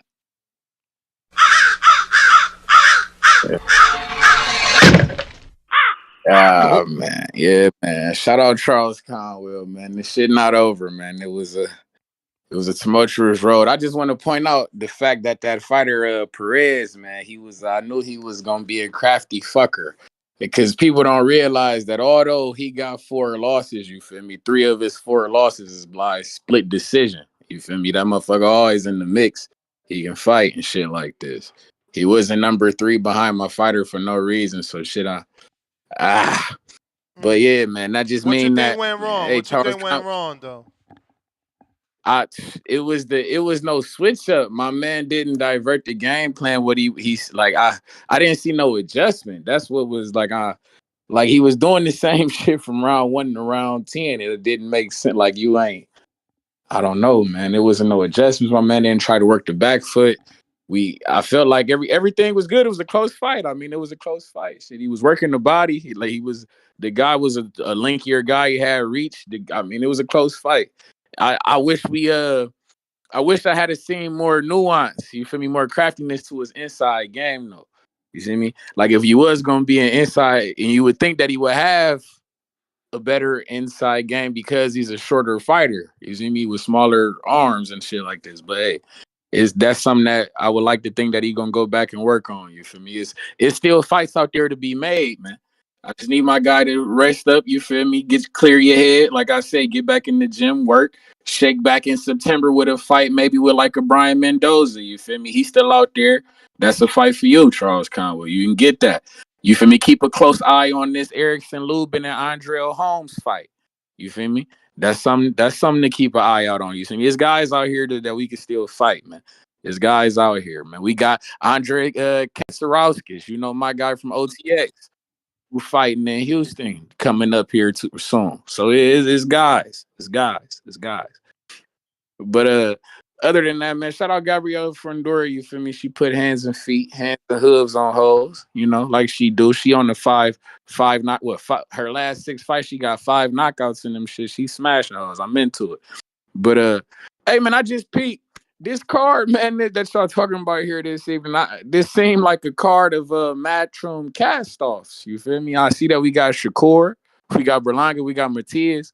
I know they not on Matchroom no more. I don't know what the fuck going on. Could these be future TKO fighters? Is that what Turkey is into? Is he plucking? I mean, is he just, Eddie letting talent go? Is my man Turkey bagging, grabbing, swooping them up? Who knows, man? They seem like they could be viable candidates for future TKO fighters to carry that banner, flagship fighters and shit like this. And I also peeped at this card. Damn, Ness, I know that your man Turkey is beefing with your man Jake Paul. Jake Paul got that fight July 11th, and he's supposed to be in New York and shit. Yeah. It seemed like Turkey trying to step on his toes, man. Like it's your time. I don't know how I feel about day that. After. I mean, shit, man. Come on, man. If Jake Paul talking pay-per-view and shit like this, and he talking pay-per-view and shit like this, somebody gonna get, you feel me? Somebody have to get thrown overboard. That's Jake's fault. That's Jake's fault. He the one think he big. How the fuck is it Jake's fault when he announced this card first? That's what I'm saying. Turkey announced. Oh yeah, you're right. Jake did announce. Like what the fuck? He announced this shit first. Turkey stepping on toes. Yeah, but that's still Jake's fault. You can't poke the bear and not expect to get bit. Let me get to some. You got a counterpunch though from Killer Cam. You want to use it? I'm gonna chime back in. I'm about to take care of some business real quick. I'm gonna chime back in. Shout out TBV in Toledo, Ohio. Y'all be cool. Yeah, I mean Turkey been poking the bear, So Jake tried to do a card, but I don't know that this card is strong enough. Like Jake Wallen trying to put Chavez on pay-per-view. That's That's career suicide. But again, he got his own built-in fan base. We not part of his fan base. That's the thing. Mm-hmm.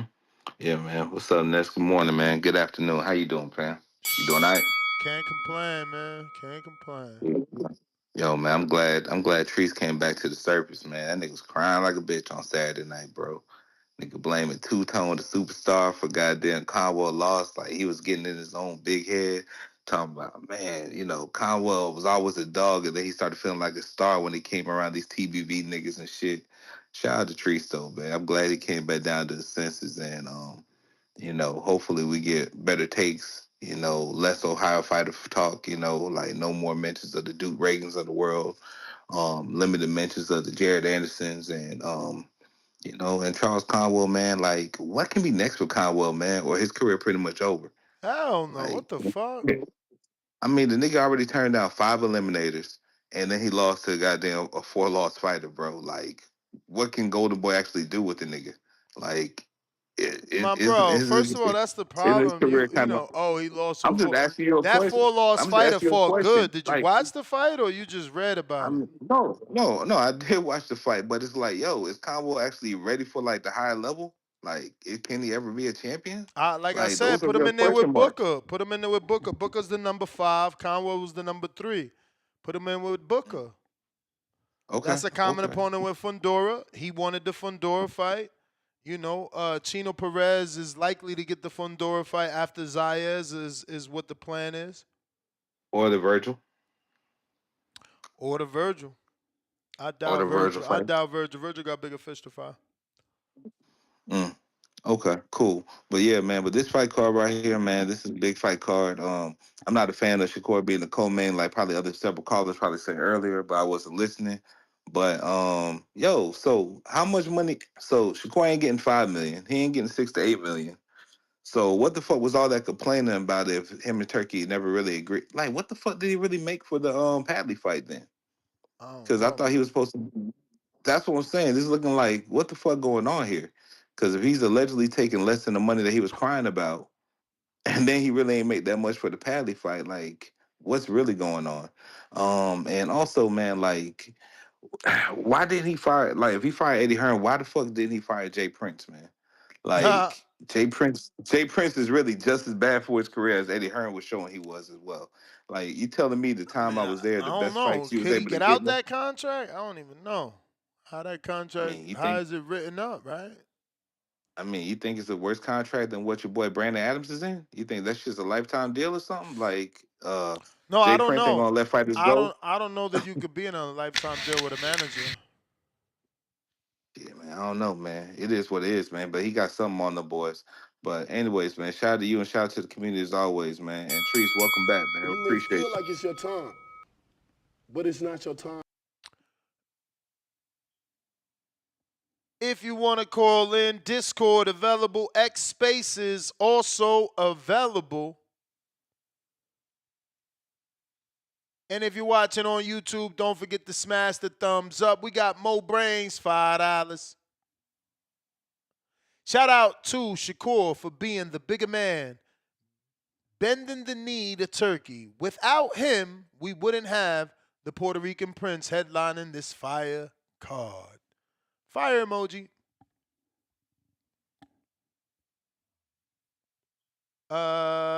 Who next? If you're trying to call in, now is the time. You must request. But first, speaking of requests, two-tone from somewhere, hating.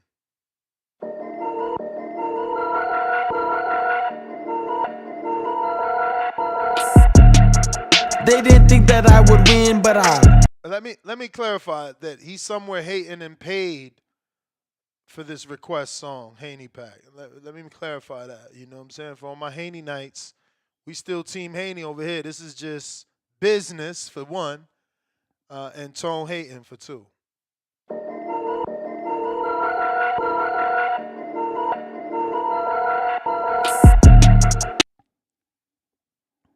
See, the boxing guys ain't want to hear it. Let's run it back one more time.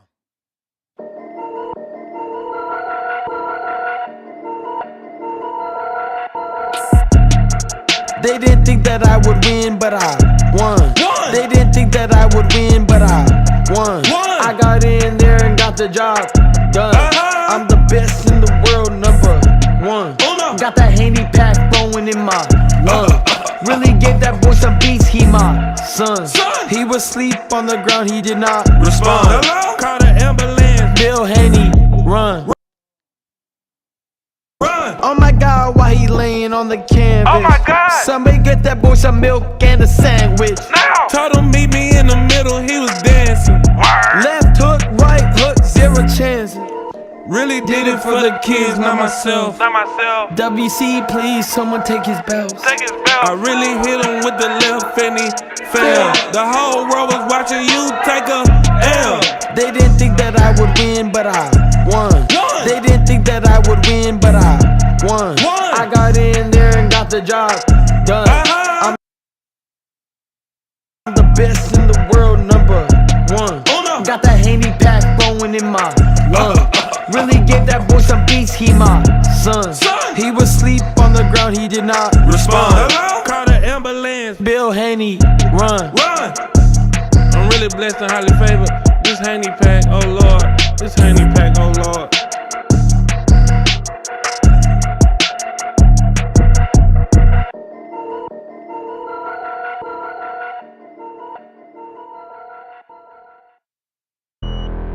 Let me switch to another bank. They said I got too much cash. I'm still making deposits. Rayochenko. Rayochenko.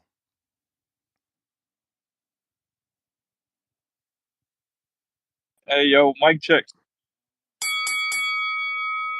What up? Oh, bro, my favorite part of that song was when they say, get that boy some milk and a sandwich, and like, mayo. Man, Devin, you got to come back strong. They just dropped that fight on the Golden Boy YouTube channel. I recommend everybody to go watch it. It was just crazy to see how many chances they were giving the guy, Devin.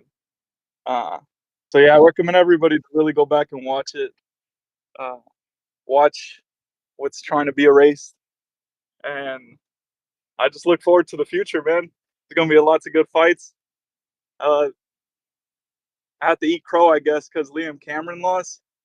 I know people were complaining it was a short stoppage, but he wasn't complaining. So that tells you everything you need to know about his power, Ben Whitaker's power. You know, the guy wasn't complaining when they stopped the fight. Also, I'm still going to be talking about the UK because UK got a super fight coming up too next week. I know nobody's looking forward to it, but here we are. We're looking forward to it. They're not fighting for a championship belt. However, this is more relatable for everybody. You know, this is like a family beef. Their fathers were legends. This is like Manny Pacquiao and Mayweather if their sons went at it. Like, this is gonna be crazy. Except these dudes are way more skilled and have knockout power. You know, like Ben does. So the fight's gonna be huge. You're gonna have like lots of UK soccer play. I don't know any of them, but you know when they're in the house, the zone be showing them and shit. They got chains and shit, so it's gonna be a big fight. And yeah, that's pretty much my call. Shout out TBV. Also for the New York event, right before I go, all these dudes are gonna be in competitive fights. I hope somebody gets upset, and there's like an upset card. Oh, and if I could also squeeze in there that Hamza Shiraz card, if that's really, or I guess you did say it's going to be announced, or it is announced. If that happens, bro, someone's getting slept on that card, and I hope it's my boy Shiraz getting slept. But yeah, that's all I got. TBV, let's go.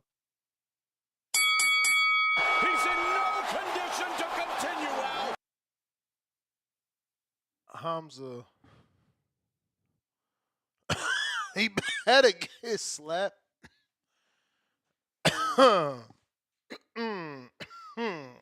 Shout out to Dean. Don't forget to get them post 420 deals going on right now at Hardin. I mean, crazy. Remember the other day I was asking for like O's under 100? Yeah, they got them. Some fire, 26% THC for $65 out the door per OZ. Check out Hardin. Make sure you tell him TBV sent ya. 2900 Desert Inn Road, right here in Las Vegas. You'll get 15% off your order if you mention the boxing voice. We're going out to Hawk in Maryland. What up?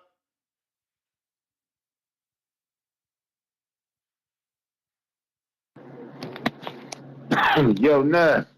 Yo, Hawk. What's up, champ? How you feeling? Chilling. How about yourself? Good, good. This card is not. You know me. Excuse me. You know I'm smoking. But oh shit. I heard Shakur now with Eddie Hearn. Is that true? That is correct. Oh. And he got another promoter for this fight too. Also correct. He with Lou DiBella. Damn, he's making some changes around here. I thought he was good with him. Okay. Yeah. I mean, I love the card, but you know, I think Armza gonna beat Berlanga though. I don't know. I think that boy can box, man. He's pretty sharp with his jab. I don't know. I ain't gonna say he can beat him. I can't say that. No, I can't say that. I just think he's a more polished boxer than Berlanga. So Berlanga's power gonna have to come through in that fight. He's gonna have to have that power in that fight because I think he's gonna be definitely the underskilled in the boxing aspect. I got Shakur punishing Zepeda. That's who we fighting, right? Yep. You know it. Yeah. Yeah, he gonna punish him for 12 rounds. I don't got him knocking him out or nothing. He might stop him. He could be stoppage could happen, but yeah. And Subriel Matias, who he got? What? Morrell? Alberto Puello. Okay, and Morrell on the card too. I'm just saying this. Yeah. Who he fighting? Oh, He Morrell making fight a comeback. Iman Kitrev, something like that. I'm not too up with the 75 pound. I had to get up with that 75 pounders. Yeah, I ain't never heard of him. You heard of him? Yeah. I watched his last fight with Palacio. Hell of a fight. He fought on the Cambosos card. He can fight. He's the new Arthur Beterbiev, allegedly. You know what I'm saying? He had a bit of a hiccup. I don't believe he stopped Palacio. If he did, you know, he deserves even more credit. Let me double check that. But yeah, he's a decent fighter for sure. Yeah, give me his name again. One moment. It's Iman Kitrev. Kitrev, right? Let me see what she told me. Imam Patty. Yeah. Yeah. Okay. She said she pronounced it worse. Katiev. Maybe it's Katiev. I don't know. But if you watch the George Kambosos fight, you should have seen him fight. If you know you watch front to back or shit like that. Yeah, I did watch the George Campbell. I'm just going to go back to that. I just want to get that name because I want to see who Morrell got to do something nice so that Benavidez fight can pan off for Benavidez because it still ain't done nothing for Benavidez, in my opinion. Morrell do good, though, and look sharp and come off with a good win, then that's going to have that win going to look a little better for Benavidez.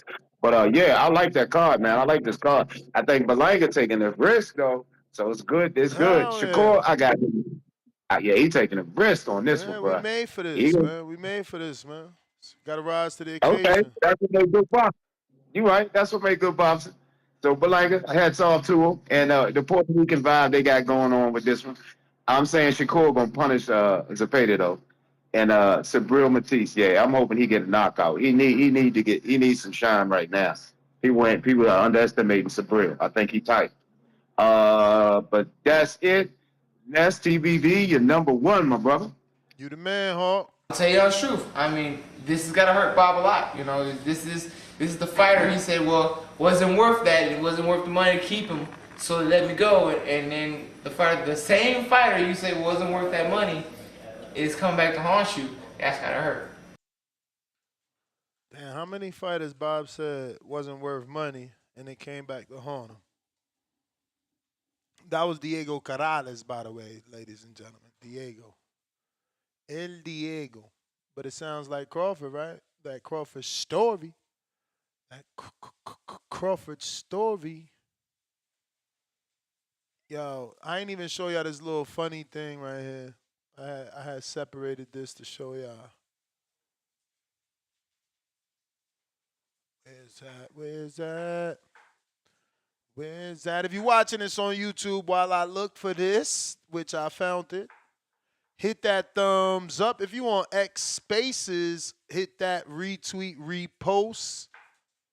If you were on X Live Video, hit that thumbs up, retweet, repost, share it too. This is, shout out to Dan, the man, excuse me, Dan the boxing man. I always fuck up his name, right? But hey, salute to him. He stay posting some funny shit. But this is, he said, Eddie seeing Shakur Stevenson not extend his contract with Matchroom, and instead he's working with Lou DiBella for his next fight. Look at Eddie's face. Gotta love it, bro. Bro, the internet is so undefeated, it's ridiculous. It's like, bro, don't go up against the internet. You will not win. It ain't happening, bruh. Phone lines are open, though. We still taking callers for anybody that wants to call in. Don't forget to hit that thumbs up. It's free 99. Big Gucci Nick, upstate New York. What it do?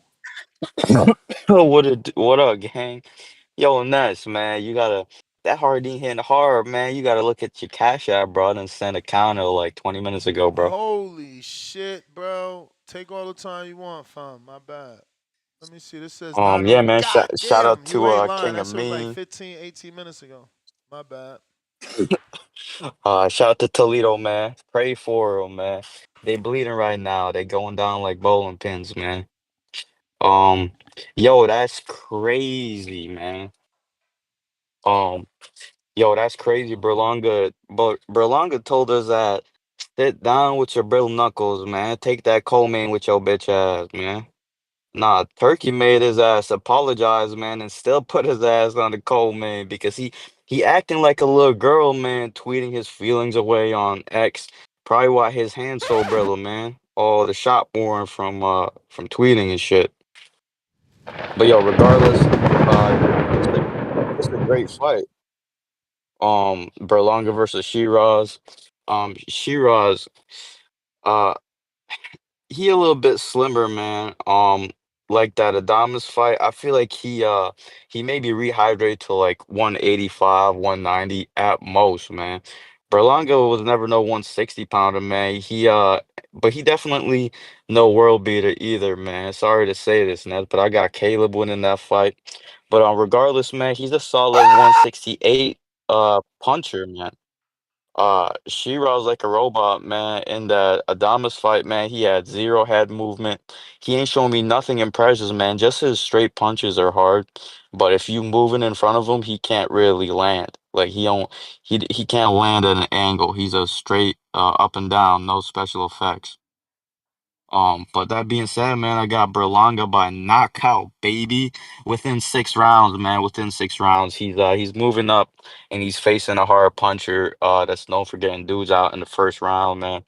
Um, and Berlanga about 200 pounds on fight night, man. So he fighting almost a heavyweight. So good luck with that, man. Yo, but the Shakur versus Zepeda, that's a good fight, man. But that's a stylistic matchup made for Shakur Stevenson, man. He loves that style, man. He knows how to deal with it. I see this being a very defensive fight for him, man. He's gonna pop shot here and there, but he ain't gonna be in there to slang and bang, man. He gonna be on that me and touch him up and me run around the ring a little bit, man. But I got him winning the unanimous decision doing that, man. Yo, King of Me still there? Nah. Dippity Yeah, dip. man. King of mean off a bag, man. Bumgarner versus Fundora.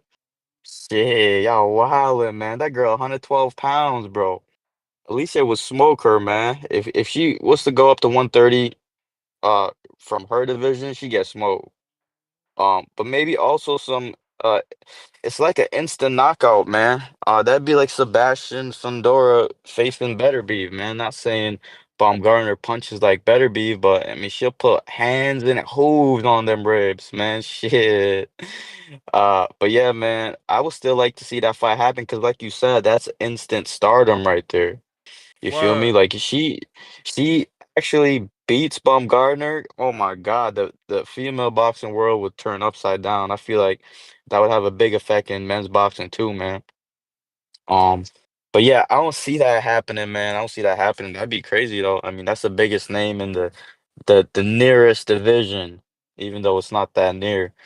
But but yeah, man, that's all I got, gang. Yo, keep that counter, man. I'm gonna keep listening. You the man, champ. You the man, Treese Toledo. What up?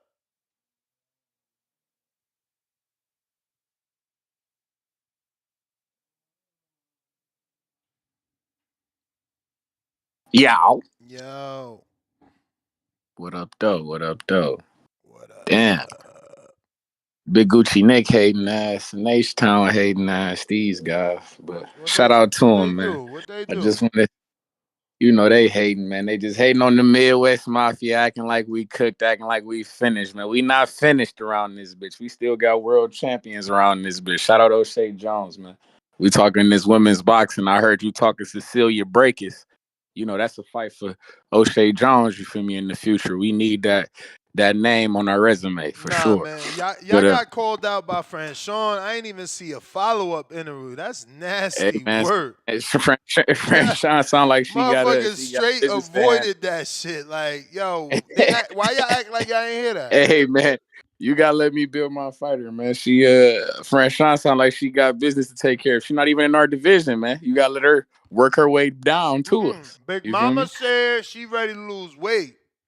Hey, let her do it. Let her work down to us. Let her get when she get down there, we'll be there. Champions But don't work down. It's like you either want to fight a hey champ man, or you don't. You either want the biggest fight on your resume or you don't.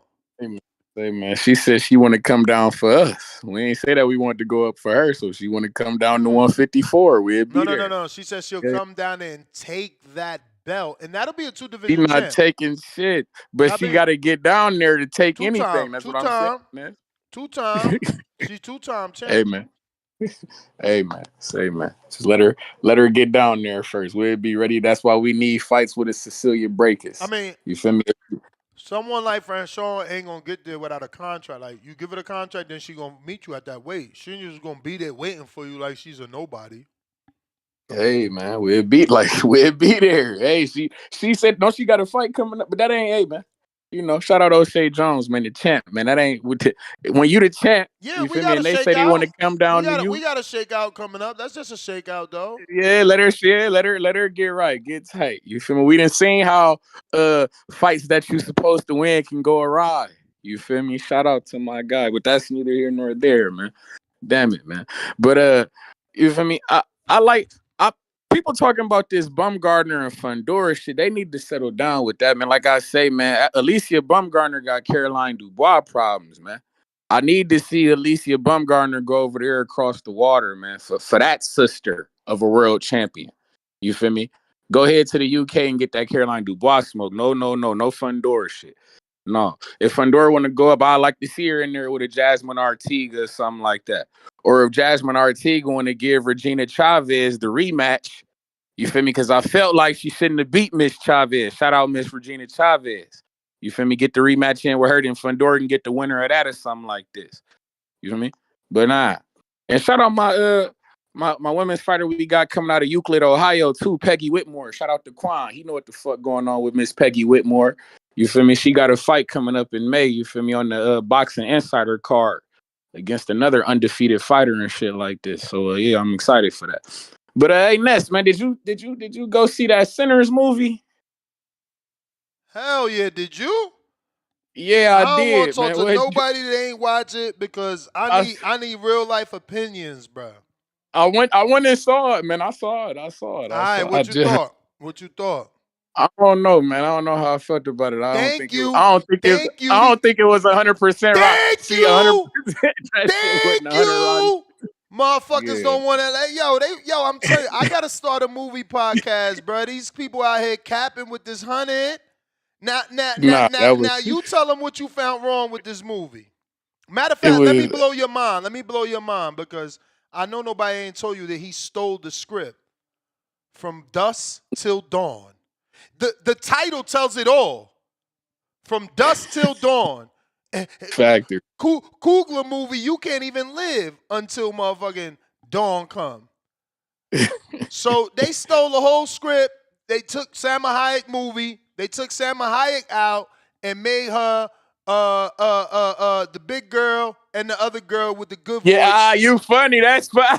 I was thinking, hey, They that's. took out I'm like, I've Antonio seen this Banderas. before. They took out Antonio Banderas and they added motherfucking Michael B. Jordan. They said, look, since these motherfuckers think they know about movies, what we gonna do is we gonna mind fuck them by giving them 2 Michael B. Jordans, and that'll make them forget that it's Antonio Banderas supposed to be there. Now, that movie was a copy of From Dusk Till Dawn, Quentin Tarantino's movie, man. But hey, everybody's inspired by somebody, man. Everybody's inspired by somebody. And you know, Coogler obviously was inspired by Quentin Tarantino. No, word up. I didn't care for the plot too much. I wasn't in. Yeah, that shit was it was alright. You know, it's nice. You know, nice time out and whatnot. But it wasn't. Nah. It wasn't 100% Rotten You Tomatoes. went solo or what? I had one with a little friend. And what she think? She said the same thing I said. She was like, "Oh, it was cool. It was, I don't know, it was cool. We've seen better movies. It wasn't the worst movie we've seen, type shit." Now, but, didn't you feel like the script itself was like goofy in the sense that it was was. confusing? That's what I said. It was Confusing. clunky. The shit was goofy. It was. Thank you. Yeah, Bro, I didn't like the plot. Let me bring this dude up into this conversation because I had a whole dude write me a paragraph, and I'm like, here you go, check it out. He says, Ness, your take on Sinners was bogus. Just because you don't get it, don't mean the script isn't good. Sinners was a timepiece. That movie took us to a period in time, and it felt real. Add in the magic, the voodoo aspect the music represents. In reality, music songs are spells, and in different cultures, some of those spells invoke spirits. Those with gifts of invoking these spirits, spells, i.e., talented musician performers, are able to bring about these spiritual entities. The music ritual were on full display during the juke joint scenes. Different cultures displayed beautifully. I mean, the movie was a masterpiece in my opinion. What a liar! Man. What a liar! Bro, honestly, that be them woke motherfuckers, bro. That be them something. motherfuckers who be too woke for Let me. me tell you Just something. admit that shit was like, I don't know, man. I seen paintings of dance scenes in that era that were better than the dance scenes in that movie. Let's be real. Was there anything provocative? Like, if you really paid attention to the movie, like I did in the beginning, they gave you a monologue. Someone's narrating and telling you about the magic and the voodoo and how the dances and the sweat. And they talk about the sweat and how people so close to each other. I ain't seen not one motherfucker sweating and dancing nasty in that motherfucker. Not one. Like, that shit ain't get crazy. That shit was, first of all, I was scared it was about to turn into another goddamn musical once the white people goddamn start singing and dancing and all the vampires start singing and dancing. But, man, come on, let's be real. They stole that script from Quentin Tarantino, man. Can't fool me. Nah, I wasn't like I was telling my people, I'm like, it's a show. It was a show on. I don't know if you ever seen this show called Lovecraft Country that was on HBO back in the day, but that was more like because this was supposed to be like some sci-fi type shit. But let's look into that show, Lovecraft Country. It's got your man Jonathan Majors in it and shit like that. And he was but it's a good show though. You feel me? But that would have been more befitting of a movie. You feel me? Than this. Like if you was gonna do something like this, that would have been more of a way to go. But yeah, I ain't really the Sinners. That wouldn't hit. I gotta go check out this movie, The Amateur, though. I'm going to check that out too. Fuck around That's tomorrow what I too. want to You see. seen that shit? I ain't You see seen that it shit? yet, and I ain't find it on my Fire Stick. You know, you should check out the Walking Talk, what Working Man by Jason Statham. That was I pretty seen good. that. Yeah, I that was seen pretty that. That good. was good. That was good. That was good. My peoples had told me to go check it out. I went to go check. See, I be going to check movies out on the Tuesday on some humbug shit because they got, Nah, it's it'd be like cheaper. It's half price. cheaper. Hell yeah, hell yeah. Yeah, I yeah, paid yeah. I You paid feel me? like $12.60 for the one I went to see when I went to see this last one we was just talking about. I forgot the name already. Yeah. The Sinners, yeah, Yeah, yeah, yeah, yeah, yeah. yeah. But for sure, man. Shout out TBV. Shout out Toledo, Ohio. Oh, and by the way, I seen that they coming out with that Final Destination joint. Yeah, I'm Oh, gonna have that to go shit look check that. ass, man. I mean, That shit it do look it it don't look look funny, but I gotta check it out, it man. don't look as I'm lying. It's just that like that movie is already they I hate when motherfucking these writers and directors like they just run a movie into the ground. You feel me? Like what number are we in Final No. Destination? Now, like yo, bro, think about where we at. This movie is so old that the girl from the plane is a grandmother. And she's trying to protect her grandchildren. And she passes the grandchildren the book of all the shit from when she was on that first plane that escaped death. Like, yo, bro, like, you telling me we went through 3 centuries of this shit, man? Get this fucking movie out Hey, of that's here. how I be. And Hey, this is you what peep I'm that saying. you This is my peep gripe that all the time. Like, where is the originality with these writers? Why they can't write some new shit? Always stealing shit. you peep how the Friday, what they supposed to be coming out, Friday got lit for, was it last Friday? You feel me? The 4th Friday. Shout out to Ice Cube. You feel me? Nah, They they got bringing green it. lit for another joint to come out, man. That's what So I'm yeah, telling you. I see what you mean. Yeah, These no. dudes, they run out of ideas. It's like, how you still doing Friday right now? You should be ashamed of yourself if you Ice Cube and you got to do Friday in 2025. That says something about you and your lack of creativity. I know somebody gonna call him a shut the fuck up. There's always somebody who went, that's his best work. He tapping back into, bro, shut the fuck up, man. Your first album is your hottest, man. Stop trying to go to the same title over and over because we going to compare it. We going to compare it to Friday 1. Like, cut the shit, bro. Let me get to some callers, bro. I appreciate you. Jay and LA, what up?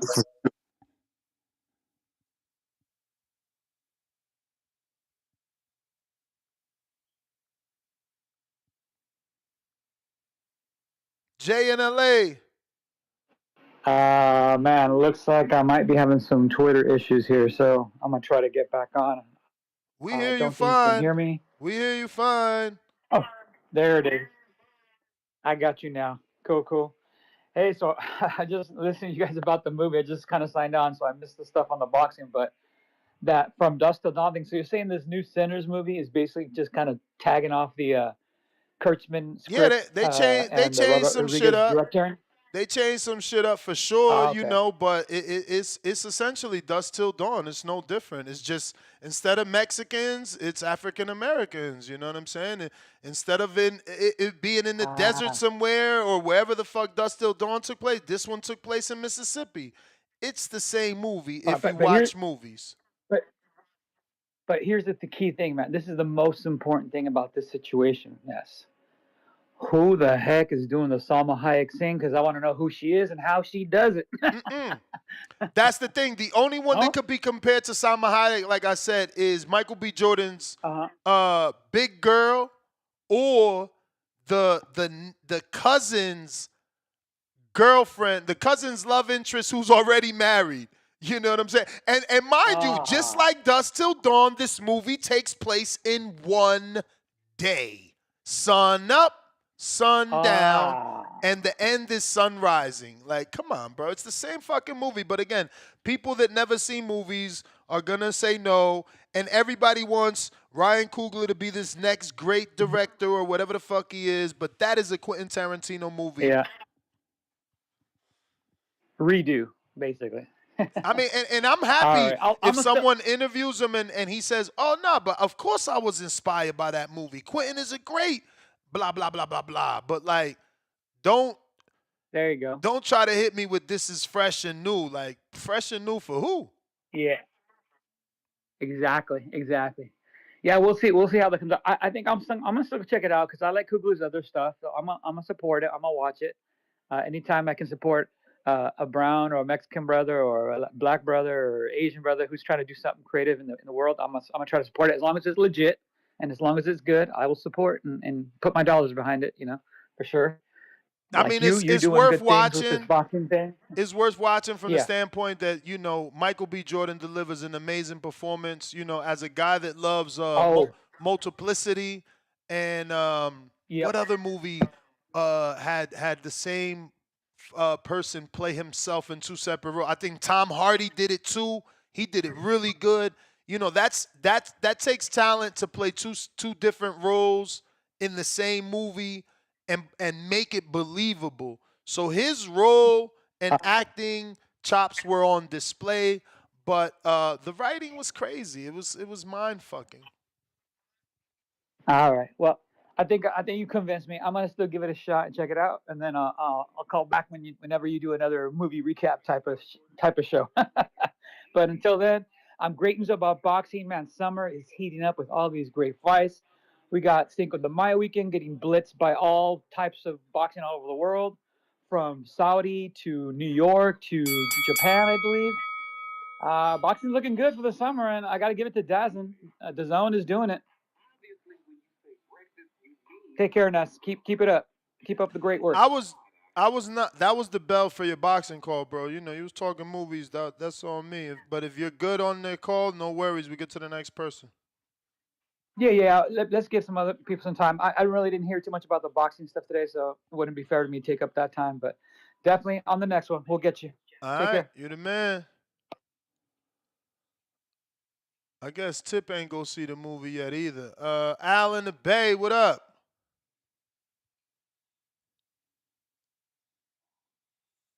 Yo, what's up? But yeah, a lot of movies and shows are being remade.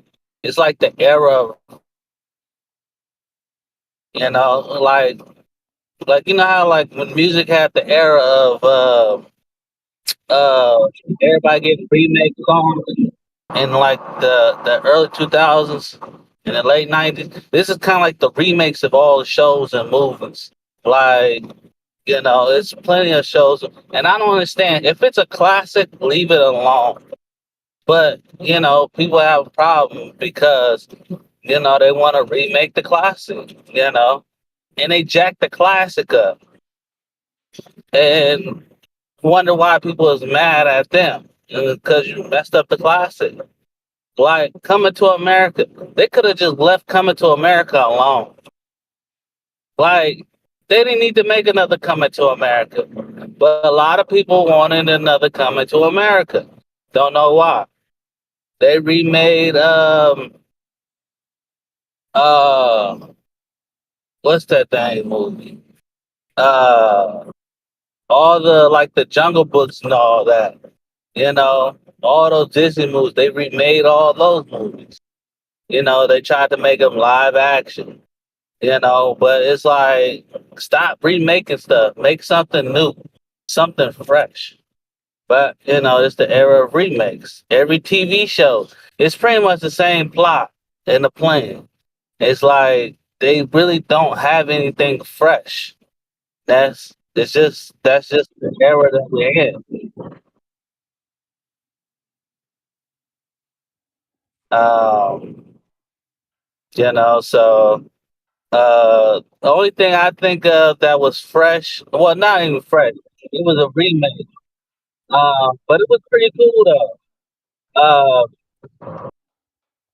Uh, um, that one movie with the uh, shoot, can't think of it. Um, how they made Rocky, but they didn't make the new Rocky. They made Creed, And so that's kind of like a play on words, you know.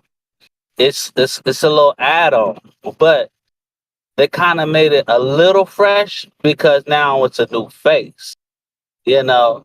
So you know that was good, you know, something like that where you're not trying to add on and create this whole narrative like this old movie a remake, but you can add some Chris like they did Creed, where you know we all know Creed came from Rocky, but now we got a new face.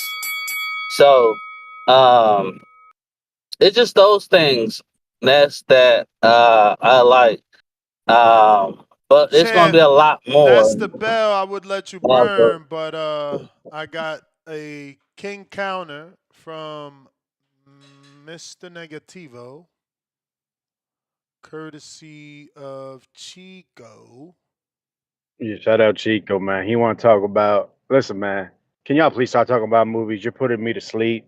We're losing viewership. Have I mean, you I just have listened you to went to see three, it? 4 minutes Have you of a went to see guy the say the movie? same fucking thing. Have you went The to see man the said movie? 400 words and he repeated 200 of them. You know, but you know, but Creed, Why Rocky, Creed. You know, like dog, this shit is frustrating, man. why you be This shit so is almost as mad? frustrating You need as listening to coffee in you your life. fucking put this Berlanga fucking flag in the air, bro.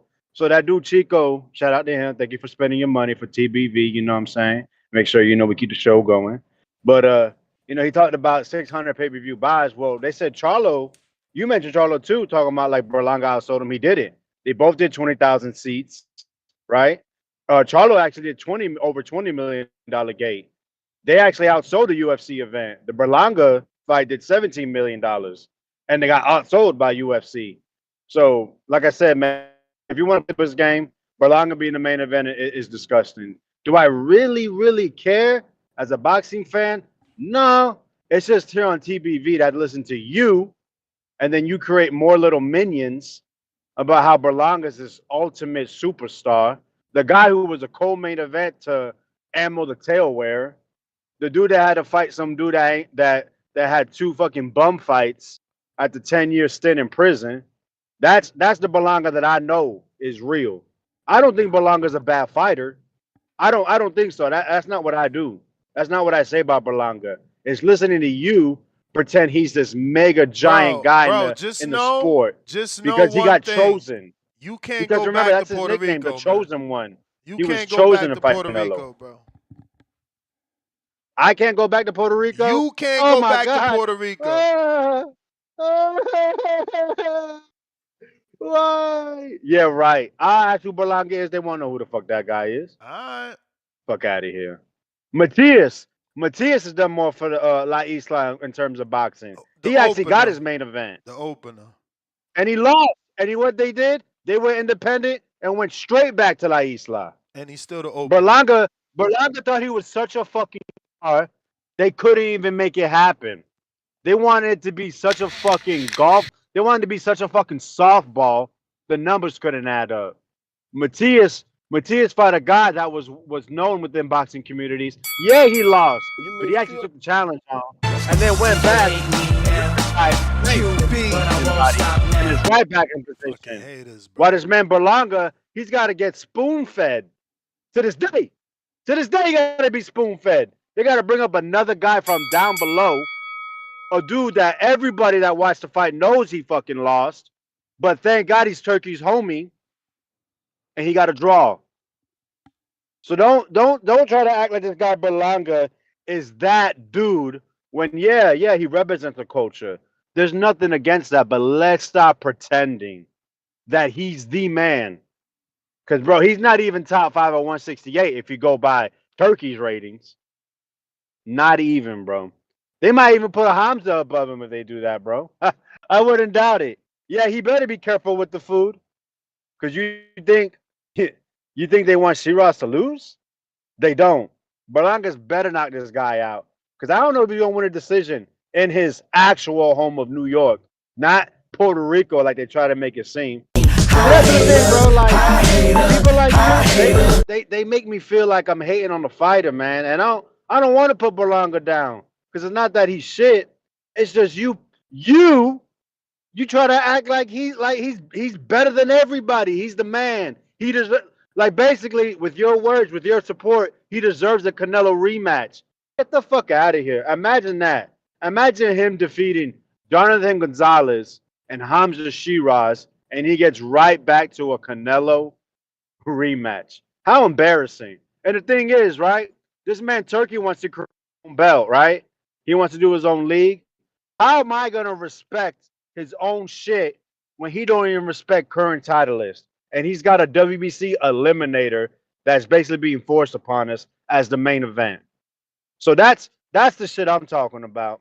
This guy Turkey's is supposed to be the savior of boxing, but when it's gonna come down to it, he's basically just doing once again whatever the hell he wants because he's got the pockets. And yeah, it's cool right now. This is a great card for sure. I'm excited for the card. But it's gonna, I'm telling you, the quality is gonna change. And then everybody that was pumping this guy up has to deal with all the bullshit left over, like every other promoter has So done. let us get this clear. So you're saying let's prepare for what we think may happen. I mean, yeah, man. Isn't that's what should always Why you should not, be ready for everything. why not just enjoy I'm what telling we you, got? man. All you pom-poms, Why not just enjoy what we got, motherfuckers though? for this guy Turkey, you should also be prepared for when all the shit comes crashing down. If God forbid his health goes away or Saudi starts pulling the money. Why not just enjoy what we got? Because he's not building it properly to help keep the longevity. That's what I'm telling you. Listen, Berlanga versus Shiraz in New York. You got a third in one. New York You running City, it? that shit ain't gonna fuck. That shit ain't gonna do what they want to do to help maintain it, bro. I'm telling you. They're gonna keep losing money, and they're bro. I'm losing interest show by show because of this type of shit, bro. This isn't it. Like I don't give a shit if it's in fucking Saudi, but at the end of the day, you're gonna bring it to America. You need a successful event, and doing this shit right here, not showing respect where respect is earned. Nah, bro, this ain't it. Berlanga is not main event worthy on this star-studded. Like you said, bro, straight Puerto Rican's up. It's another Latino night, man. Yo, I hope they get like someone big in reggaeton. Imagine if they're able to pay Bad Bunny to perform before Berlanga. That should be a fucking movie. Maybe he gets it done. Maybe it'll change my tune. But I'm not with it. I'm not jacking this shit. This is straight mierda. All right? I'm not with it. That's my call, brother, man. Appreciate the show. That's how you know he a star. When you can get someone that triggered, you're a star. That shows the conversion right there. You know, Berlanga's gonna make this guy pay to watch him lose. And you know, in true hater fashion, he's picking Berlanga to stop Shiraz. I hope y'all caught that. He's picking Berlanga to stop Shiraz. So that is true hate right there. That is true hate. But yeah, man. Shout out to you, man. Shout out to you, bro. You know? You can hate me now.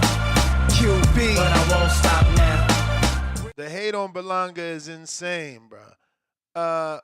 I don't even know which one of y'all was first, man. I think Quest might have been before all of y'all. What up? Crazy, bro. Dude ain't did nothing but be served up to Turkey Al-Ashik's boy. Y'all should be rooting for him because they trying to send him up the river. Yo, you What up? What's good? What's good? Damn, shout out TBV. Yeah, man, that's just hate right there. That last caller, man. That dude, that's just hate, bro. And ain't nothing else you can say about that. He called in saying, let's stop talking about the movies. I'd rather hear the movies than a nigga hate on Belonga. A nigga that's main event, you know, you pick him to win, you know, and then y'all the same race. Y'all both Mexican. Y'all both Puerto Rican. Y'all niggas, so it's just damn, that was quick. But yeah, it's just hate, bro. It's just hate. I hate you, bro. That's Oh, hilarious, okay. though. You know, Mexicans and Puerto Ricans is like two different parts of the world. Oh, I thought ain't that nigga he ain't Mexican or He's he Puerto ain't Puerto Rican. Rican. Yeah, he's Puerto Rican, which is what So Berlanga Belonga, is.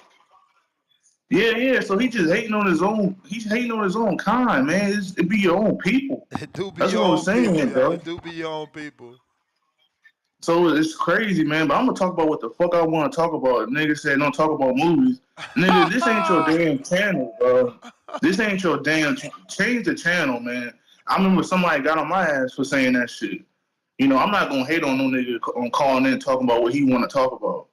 As long as he get a little bit of boxing in there, whatever, you know, say whatever you pick or whoever, you know, as long as you sprinkle in a little boxing, you know, don't just talk about just like nonsense. But man, don't hate on niggas, bro. You just come on, man. Like damn. Like you would think the nigga is 6'6" or something, the way he call in hating and you would think this nigga is a muscle head or something, bro. Ain't this nigga like 5 foot? You know, this nigga talk like he's big and bad. Like I could tell he's one of them niggas that was in high school that like would bully people just to be cool. You know, I don't know him like that. I'm not gonna put stuff on him. But man, bro, it's crazy. It's crazy the amount of hate we hear. Shout out to Belonga. He's actually main event. I'm a Shakur guy, but you know, Belonga, he's a star. He has the style to main event. You know, no one wants to see that shit. Shakur run around the ring as the main event. Nobody wants to see that. You know, we like Shakur. We want to see him on top. I do, but we don't want to see that as the main event. We want to see Belonga knock out Hamza Sharad, which most likely is going to happen. There's a good chance it's going to happen. And we'll ride off at the end of the night, knowing we seen a knockout, our money's worth. You know, it's just weird that people would hate on Berlanga, and he's actually knocking out half his opponents. This is crazy. But shout out to the Puerto Rican boys. You know, we in the building. I'm not Puerto Rican, but you know, I hit a couple Puerto Ricans back. You know what I'm saying? But hey, man, shout out to you, Ness. Hey, I'm out, bro. All right, we got a counterpunch for Alex Vega, courtesy of Miguel Villazel. Salute to you, Alex Vega. You got the counter. If you're watching this on YouTube, stop being greedy. Hit the thumbs up. Absolutely free.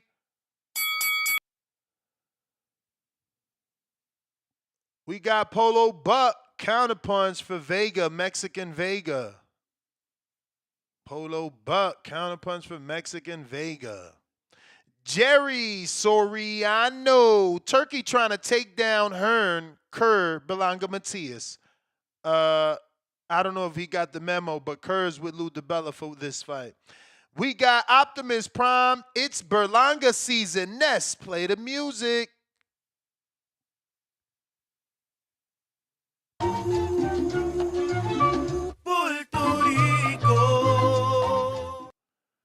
Shout out to everybody that supports Berlanga, man. Don't let guys like Alex get you afraid to support your favorite fighter. You know, he calls in here, calls people minions. We just showing other fan bases how to support. You know what I'm saying? We just showing other fan bases how to support. Maybe y'all don't know how. Tyron, what up?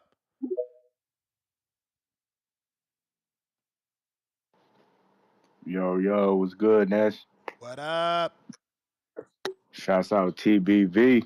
Hope everyone blessed tuning in.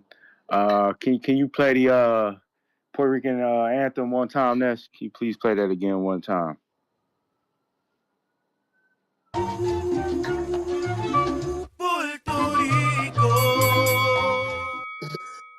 Yes. Shouts out everyone tuning in. Hope everyone blessed. As far as the topic, I have Berlanga over Shiraz. I think Berlanga learned from the Canelo fight. And Shiraz, he has to come up to 168, right? Yep. Yep. So yeah, Berlanga gonna be bigger. He's already adjusted to that weight. And Berlanga has a lot of potential. He showed even in the Canelo fight, he showed some potential and he showed heart. And that's the biggest thing. And the way that he's been promoting himself post, the Canelo fight. Like it or not, he's becoming a young star. And it shows, especially with him headlining. I thought Shakur as a Peter will be the headline and Berlanga would be the co-main, but I guess it's the other way around. But I'm looking forward to see how Berlanga performs, especially, on the main event card. He been wanting to get a main event. So I'm looking forward to it. I'm Puerto Rican. I'm going back to Puerto Rico in July.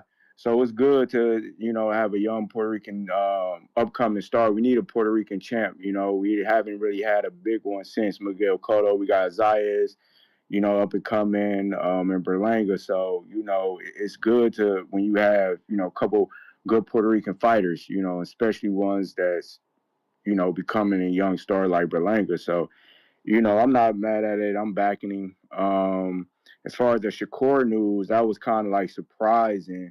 But then again, it's not, right? He are supposedly already just signed that one deal with Eddie. So um, yeah, as far as that, why do you think he just didn't? Why do you think he signed to Ludabelli? Because that whole debacle with supposedly getting the amount of money that he said he was promised, or what you think about that, Ness?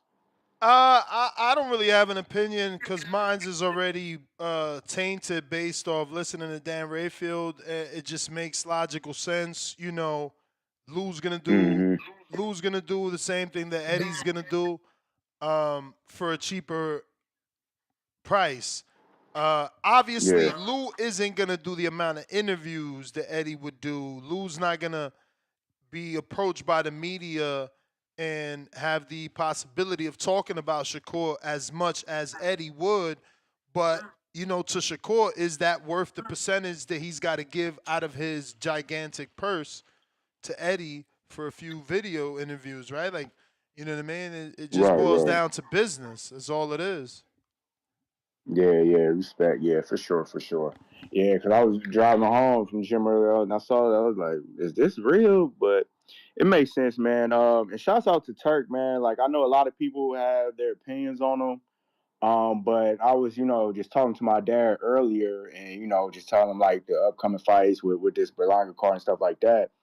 And I just thought about it like before Turk really got into it, like all these fights, we never could imagine Ryan, T.O., Haney on the same card, or Berlanga, Shakur, Morrell, Subriel on the same card. Like these fights, whatever case you want to say about them, he's not making no money off these events, or the case may be, he's putting on these fights that one we've been talking about. We wanted to see these guys get in the ring and fight, and he's actually making it happen. And I was just telling my dad, like, we really like, me and him, we always talk boxing, but it would be normally on, well, you want to, let's see, I want to see Devin fight T, or, the quote unquote potential matchups that we never got. And now with Turk in the business, we actually getting fights that back then we were like, man, I hope we'll get this fight, or I hope we'll see this, and to see if happen. And it's kind of crazy, man, and it's good for the sport because we getting these guys fighting. And again, whatever opinions you have about Turk outside the ring or the case may be, granted, but you cannot deny that he's putting these fights together, and boxing is definitely in a better space than it was a couple years ago. So, shouts out to Turk putting on these fights. I don't care if he don't make the money. I don't care if he does. I'm not making no money off of it. I'm a boxing fan. And as far as a boxing fan, I'm loving what's going on in the sport of boxing. I'm loving it. So, yeah, champ, that's all I had with this one, man. I appreciate you. Appreciate everybody. Shouts out TBV, and I hope everyone stay blessed, man. Peace. All right. Appreciate you. New York Bullet, what it do?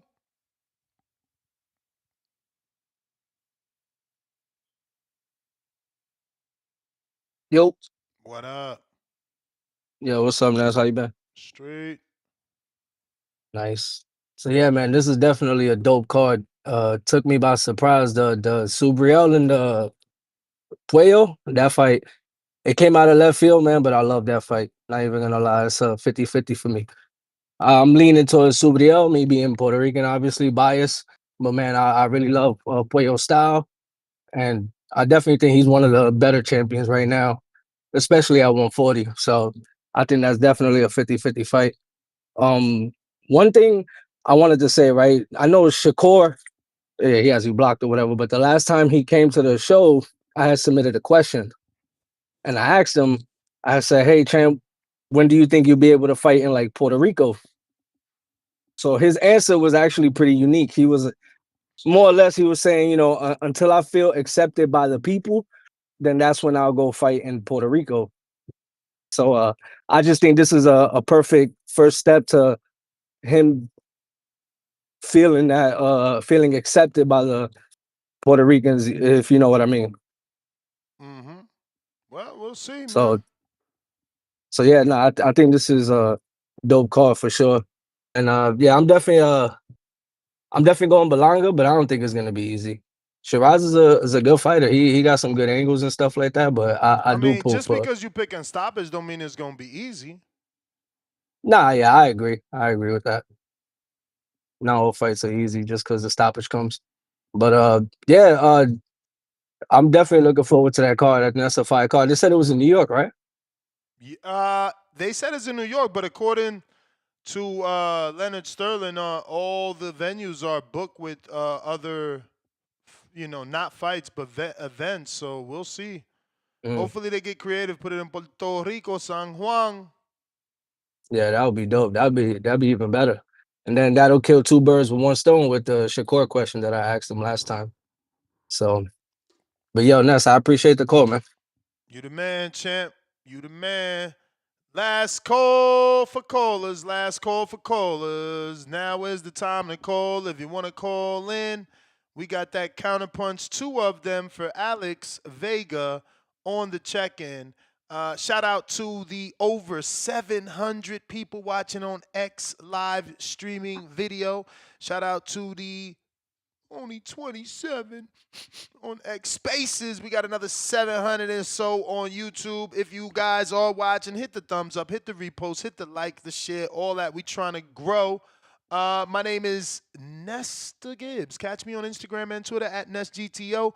Alex Vega, you just got another counterpunch. You put you back at 3, and another one for James. So, you need to come on down and collect your counters. The community wants to hear you speak.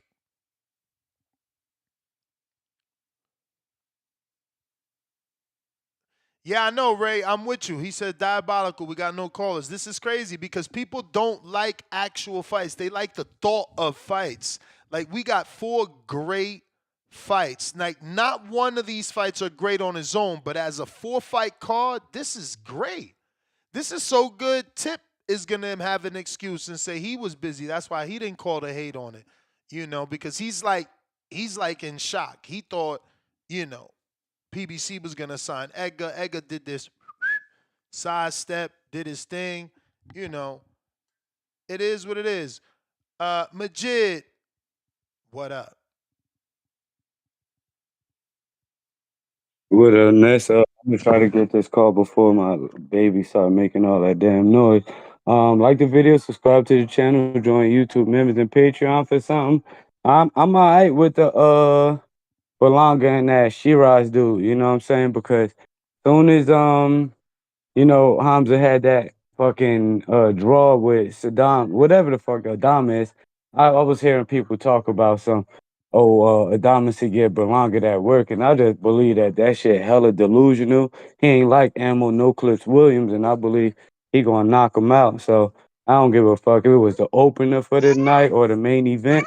I just want Berlanga to make a statement out that bitch because them people across the water, they crazy as hell if they think that Berlanga gonna lose against that mid work. And Shakur, and Zapata, I say 10-2 at most. Shout out to Zapata making the fucking resume look better.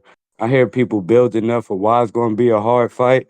I heard Showbiz with his big ass eyes talking about something he got to pay to buy stoppage because Shakur hands gonna start hurting and he gonna crumble over and quit. All types of shit. So I want everybody to go against the opposing people that they know damn well gonna win. Call y'all bitch ass up in here and explain what the fuck y'all saying because we want the crow the next day. Don't be scared and just stay in that chat and all that bullshit. Bring your bitch ass up to the panel and say something. But shout out to you, Ness. She getting cranked up. That's all I got. All right. Shout out to you. We got James Benitez counter. Yo, Ness, you hear me? Yes, sir. Yo, shout out to Sid, man. Shout out to Sid. Yo, man, it's crazy to me, man, how people are really trying to say that Berlanga is such a more exciting fighter than Shakur Stevenson, man. Like, let's be honest, man. Like, I'm a fan of Berlanga, but like those 17 straight KOs against niggas that we ain't never heard of. Then he went to a slump where he didn't start. He Shakur don't stopped got stopping. 17. Shakur But don't got shit, but who? 17 straight. He don't Hold even got on, 10 hold on. straight. The first But who the? No, so no, you no. Let saying me you ask you know the this. first 10 Let me fights ask you that he this. fought? You know the first 10 fights Come that on, Shakur Ness. fought? Come on, Ness. Come Do on, you? Ness. Do I you? mean, Do you? nigga. Do you? Only, Do you? bro. The only fighter we know the first 10 fights of is either Lomachenko and Jake All Paul, bro. right We all then. know So that shit. so so then Everybody else, so then everybody else is reaching for the why we stars. knocking someone for doing what anybody allegedly could do but Ah, didn't do it? he did. He did what he was supposed to do, which was a good thing. Oh, But let's be okay. honest So though, so like, so other people not oh, boy. supposed to, huh? Oh man, like bro, like but even still, man, what former champion did he stop, or even active champion at the time did he stop like Shakur did? You can't lie. That one performance that Shakur did is a more impressive KO than what's on Belanga's resume. Like the McCory, the all the other 17 shit. Like yeah, they might have been early in the fight, but come on, man, they're not fucking with stopping the Bruh, champion. Shakur never And fought a and but Canelo, man. You know what I'm I saying? He mean, never fought a Canelo. you should, bro. But who the fuck did Belonga beat that's better than Jamel Herring? He didn't Like, have to bro, I'm beat not him. even trying He to cap. fought Canelo. That's the I mean, highest level, bruh. he Like fought Canelo, but he lost he though. challenged himself on the highest level and didn't get knocked out. Like that's a win. I mean, Canelo out here saying that he tried to survive, like both him and Jamel Yeah, Charlo, well, man. do your That's job next time. Do your so he trying. job. You the He out elite here. He fighter. out here You the shitting elite on him. fighter. You do your job as the elite fighter. Man, whatever, man. Look, you need to stop it. You need to stop downplaying Shakur's performances and everything. And we all know, like, Sid gave Zepeda way too much credit, like 10-2. I think it's gonna be 11-1, or he's gonna go ahead and be on a KO streak. Cause we just saw how tough opponent that Padley was this past weekend for the performance that he put on. Something that we would have never gotten out of Floyd Schofield. Which shows me that Padley's actually a better fighter than what most of us believed. And to be honest, man, I think this is gonna be a new streak that Shakur's gonna be on. He's gonna break him down and then he's going to finish him off. It's going to take a little longer than most of y'all favorite fighters that may do, like the Buds and other shit. But Shakur going to start getting this shit done and show y'all why he's the best, that why he's going to be the future best ever to actually put on the gloves. Anyways, Ness, get the other counter to Vega, man. Shout out to you, shout out to the community as always. And if y'all think differently about Shakur, y'all some dumb motherfuckers, man. And I'm out.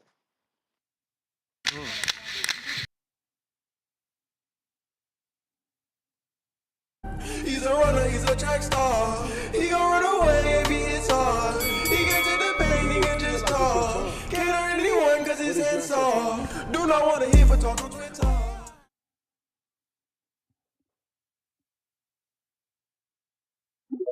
Cali. Yo, Ness. Yup. Bet. Hey, real quick. I don't see Shakur breaking down no Berlanga. I'm sorry, breaking down no William Cepeda. Not Mr. Brittle Hands. I just don't see that taking place. I'm gonna go with William. Uh, yeah, I'm gonna go with William in that scrap. I think it's gonna be a tough scrap, but you can. I think Mr. Stevenson he gonna try to box him. But at some point, you are going to have to sit down on some shit just to try to keep William off of you. Like Tevin did sit down on some shit every now and again. I don't know if Mr. Stevenson is capable of doing that. We got to see how them hands work, bro. That's a real thing. He's having hand problems as a boxer. Yeah, but who got He's more having power, Tevin or Shakur? Because Tevin was never really known when as the a last time puncher. Shakur stopped something? When the What you last time mean, Shakur? Oh wait, he just Padley? stopped. He just stopped Padley. You're right. He just stopped Padley. Padley. Padley, all right, but look, now we gonna act like he wasn't in shape. Electrician took him 9 rounds and all that. That was a What? different case scenario. He got to stop a real. Hey, yo, he about to be in there with like a real guy. We got to see. Like, I'm not just giving. Like, he about to be in here with a real game guy. You know what I'm saying? So I understand that why people favor Mr. Stevenson. Like, it's like I guess understandable. I'm just saying that yo, it's like yo, we got to see, bro. He got brittle hands. Like he has real hand problems, and Williams Zepeda is gonna keep coming for 12 rounds. So you gotta have some shit to keep him off of you. I'm gonna go with Edgar Berlanga to stop Hamza Shiraz. Like Hamza Shiraz had fits with Carlos Adames. He had fits with Carlos Adames beat him. Yeah, but He beat him. Adames So Adames is better than Berlanga in the eyes of a lot of people that hate Berlanga. yeah, yeah, but he's like moving up though. Like he's moving up to a new weight class. He like it's probably better in these situations to like get an acclimation fight versus going straight to like one of the hardest punches at 168. Whether you believe in his skill or not is something different. But a Berlanga is punching. He punching. Like so you gonna go to him. You know what I'm saying? Like I don't know about that. So I'm gonna go with Edgar to stop Hamza. Puello and a Subriel, I'm gonna go with Puello, even though a Subriel is my man's. And I think with the Morrell joint, that's just 2 prospects in there again. Like I saw my man got 10 fights, 9 knockouts. Morrell got 11 fights, a little bit. I'm not sure because I don't really know enough about the other dudes to even comment on it. But I mean, he another prospect too. So there's some prospects in there getting in their shit. You know what I'm saying? So we'll see what's up. But that William and Shakur Stevenson, bro. It's gonna be a tough ass scrap. This is easily Shakur Stevenson's toughest fight of his career. Y'all thinking he about to 11-1 him and all that shit? I don't know about that, bro. Like, yo, you got to be able to sit on some shit. Yes, I understand he's gonna move and all that, but yo, William was able to take some things from that Tevin Farmer scrap. He did fought 7 straight southpaws. Like, you know what I'm saying? That's gonna be a tough scrap. But yeah, bro, that's my call, bro. Thank you. Richard Steele stops the fight. Kevin, Ness, what's going on? what up? Man, super excited for the Berlanga fight. This is gonna be a movie, like Tip said. This dude is a superstar, man. I'm telling you, I'm gonna have my TS chain on that day. Anuel is probably gonna be walking him out. It's gonna be a movie, man. Look, we gonna be eating them alcapurrias. We gonna be eating them tostones. We gonna have the guy outside with the lechon asado. El arrocito, like it's a movie, bro. I'm telling you, this dude is a superstar. We getting charades out of boxing in Saudi Arabia. We're gonna pick up that fan base. We're gonna circle back and we're gonna get the big fight with Munguia. That's the biggest fight in boxing right now. Berlanga versus Munguia. Shout out to Tip Bayless, my favorite caller. He know exactly what he talking about when he calling. It's a movie, man. What else I gotta say, Ness? What else? Nah, man, you on point with it. The money man of the division, man. The money man. And then we're gonna get the Canelo rematch.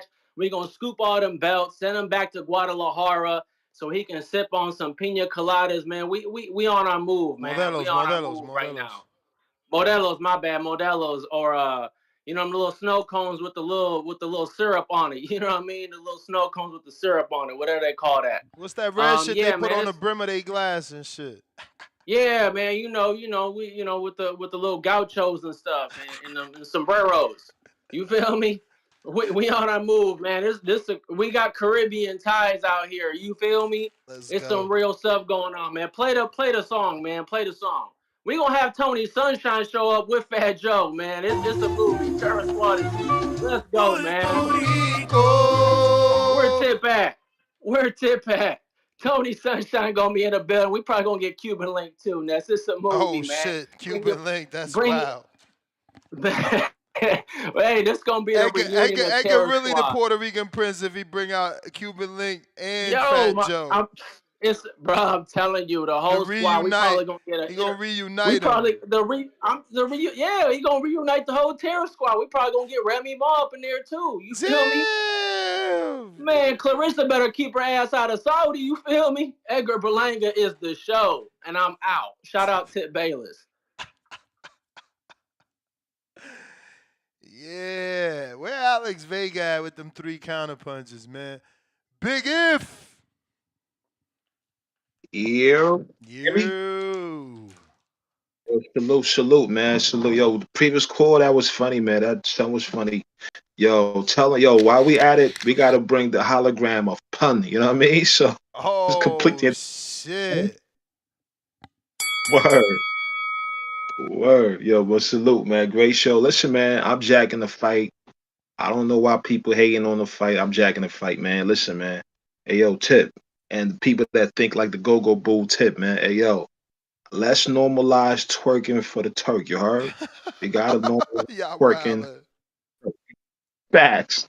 Yo, if it's not Riyadh season, man, what other fight cards are this exciting, man? We have mad Riyadh cards that's this exciting, man. Like this year alone, like we don't have a lot of fights, man. Like you know what I mean, from the other guys, you know what I mean. So let's normalize #normalize twerking for the Turk, man. Shout out to the Go Go Boot Tip, you heard?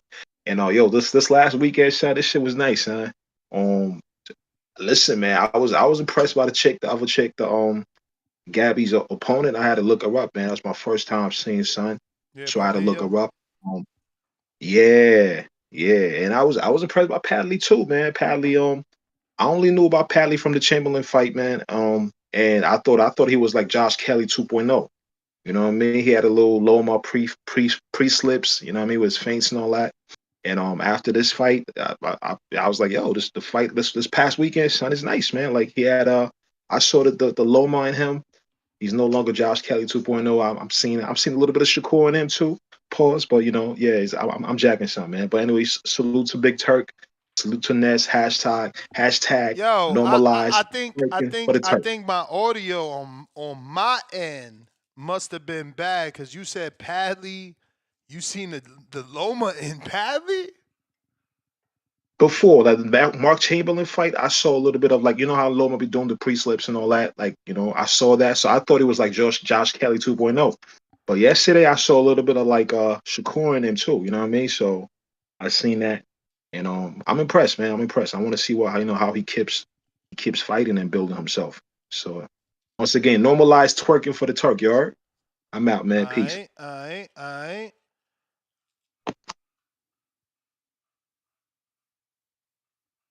Chris, what up?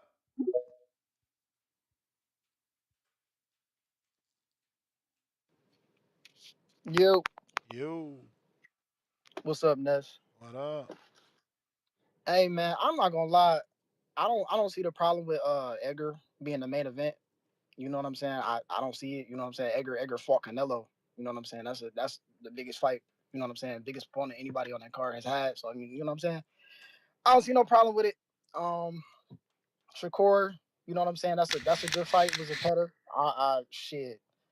His hands better heal. He better talk to Floyd. He better do something. I don't know. I don't know, but that's gonna be a tough fight for Shakur. But I got him winning it regardless. You know what I'm saying? Shakur is a great fighter with an intelligent mindset in the ring. So I got him beating Zepeda, UD. It's gonna be rough though. Who else? Matias and Puello. Ooh, Puello, man, he gonna beat Matias. He gonna beat Matias. He the sharper boxer. Even though Matias he got that power, but Matias could win.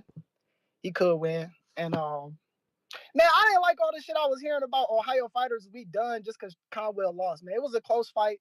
It's whatever. Losing happens in the sport, man. We gotta, you know what I'm saying, stop throwing fighters away after one loss They and just shit doing like that that. to Man. You know, tease Treese, man. That's the issue. That's the reason they hate on Berlanga because they want to tease me. So they hating on all Ohio fighters because they want to tease Treese. Boxing fans is weird. yeah, man. Hey, it's big Midwest mafia shit over here. I'm from Cleveland, so nah, we got tons of fighters out here in Cleveland, man. We got Tiger, we got Dante Benjamin. He a prospect on the rise, best light heavyweight prospect. We got Abdullah, the Phenom. Like, come on now. I got a couple fighters that I know. You know what I'm saying? My sub pros, they just turned pro that, you know what I'm saying, don't nobody really know of. But you know what I'm saying? Hopefully you know what I'm saying, that's could we set up an interview with them because I got a couple fighters With who? just turned pro. His name Devin Young. He 2-0, one knockout. Devin Young. He from Hit me up Cleveland. on IG. Khalil. Okay. I'm a DM you. I'm a DM you. I'm gonna let him know what's going on. But yeah, man, we not done, man. We on the road, man. We got a bunch of fighters coming out of the Midwest and Cleveland. You know what I'm saying? The Midwest in general, man. But no, that's really all I wanted to say, man. You have a good show. You know what I'm saying? Hopefully people call in, keep the show going. Shit like that, man. All right, champ.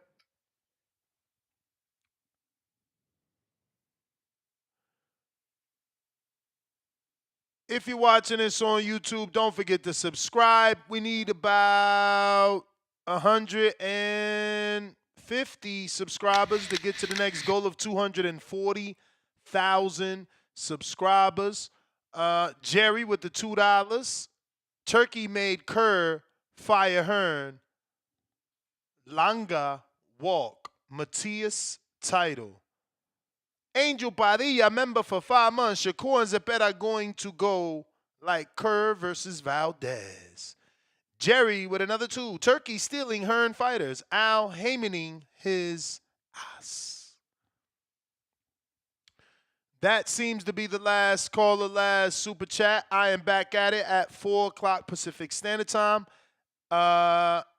Stick around. Make sure your notifications are on. We might have a Border Wars show today, even though it's scheduled for Wednesday, but we might slide something in today. Peace.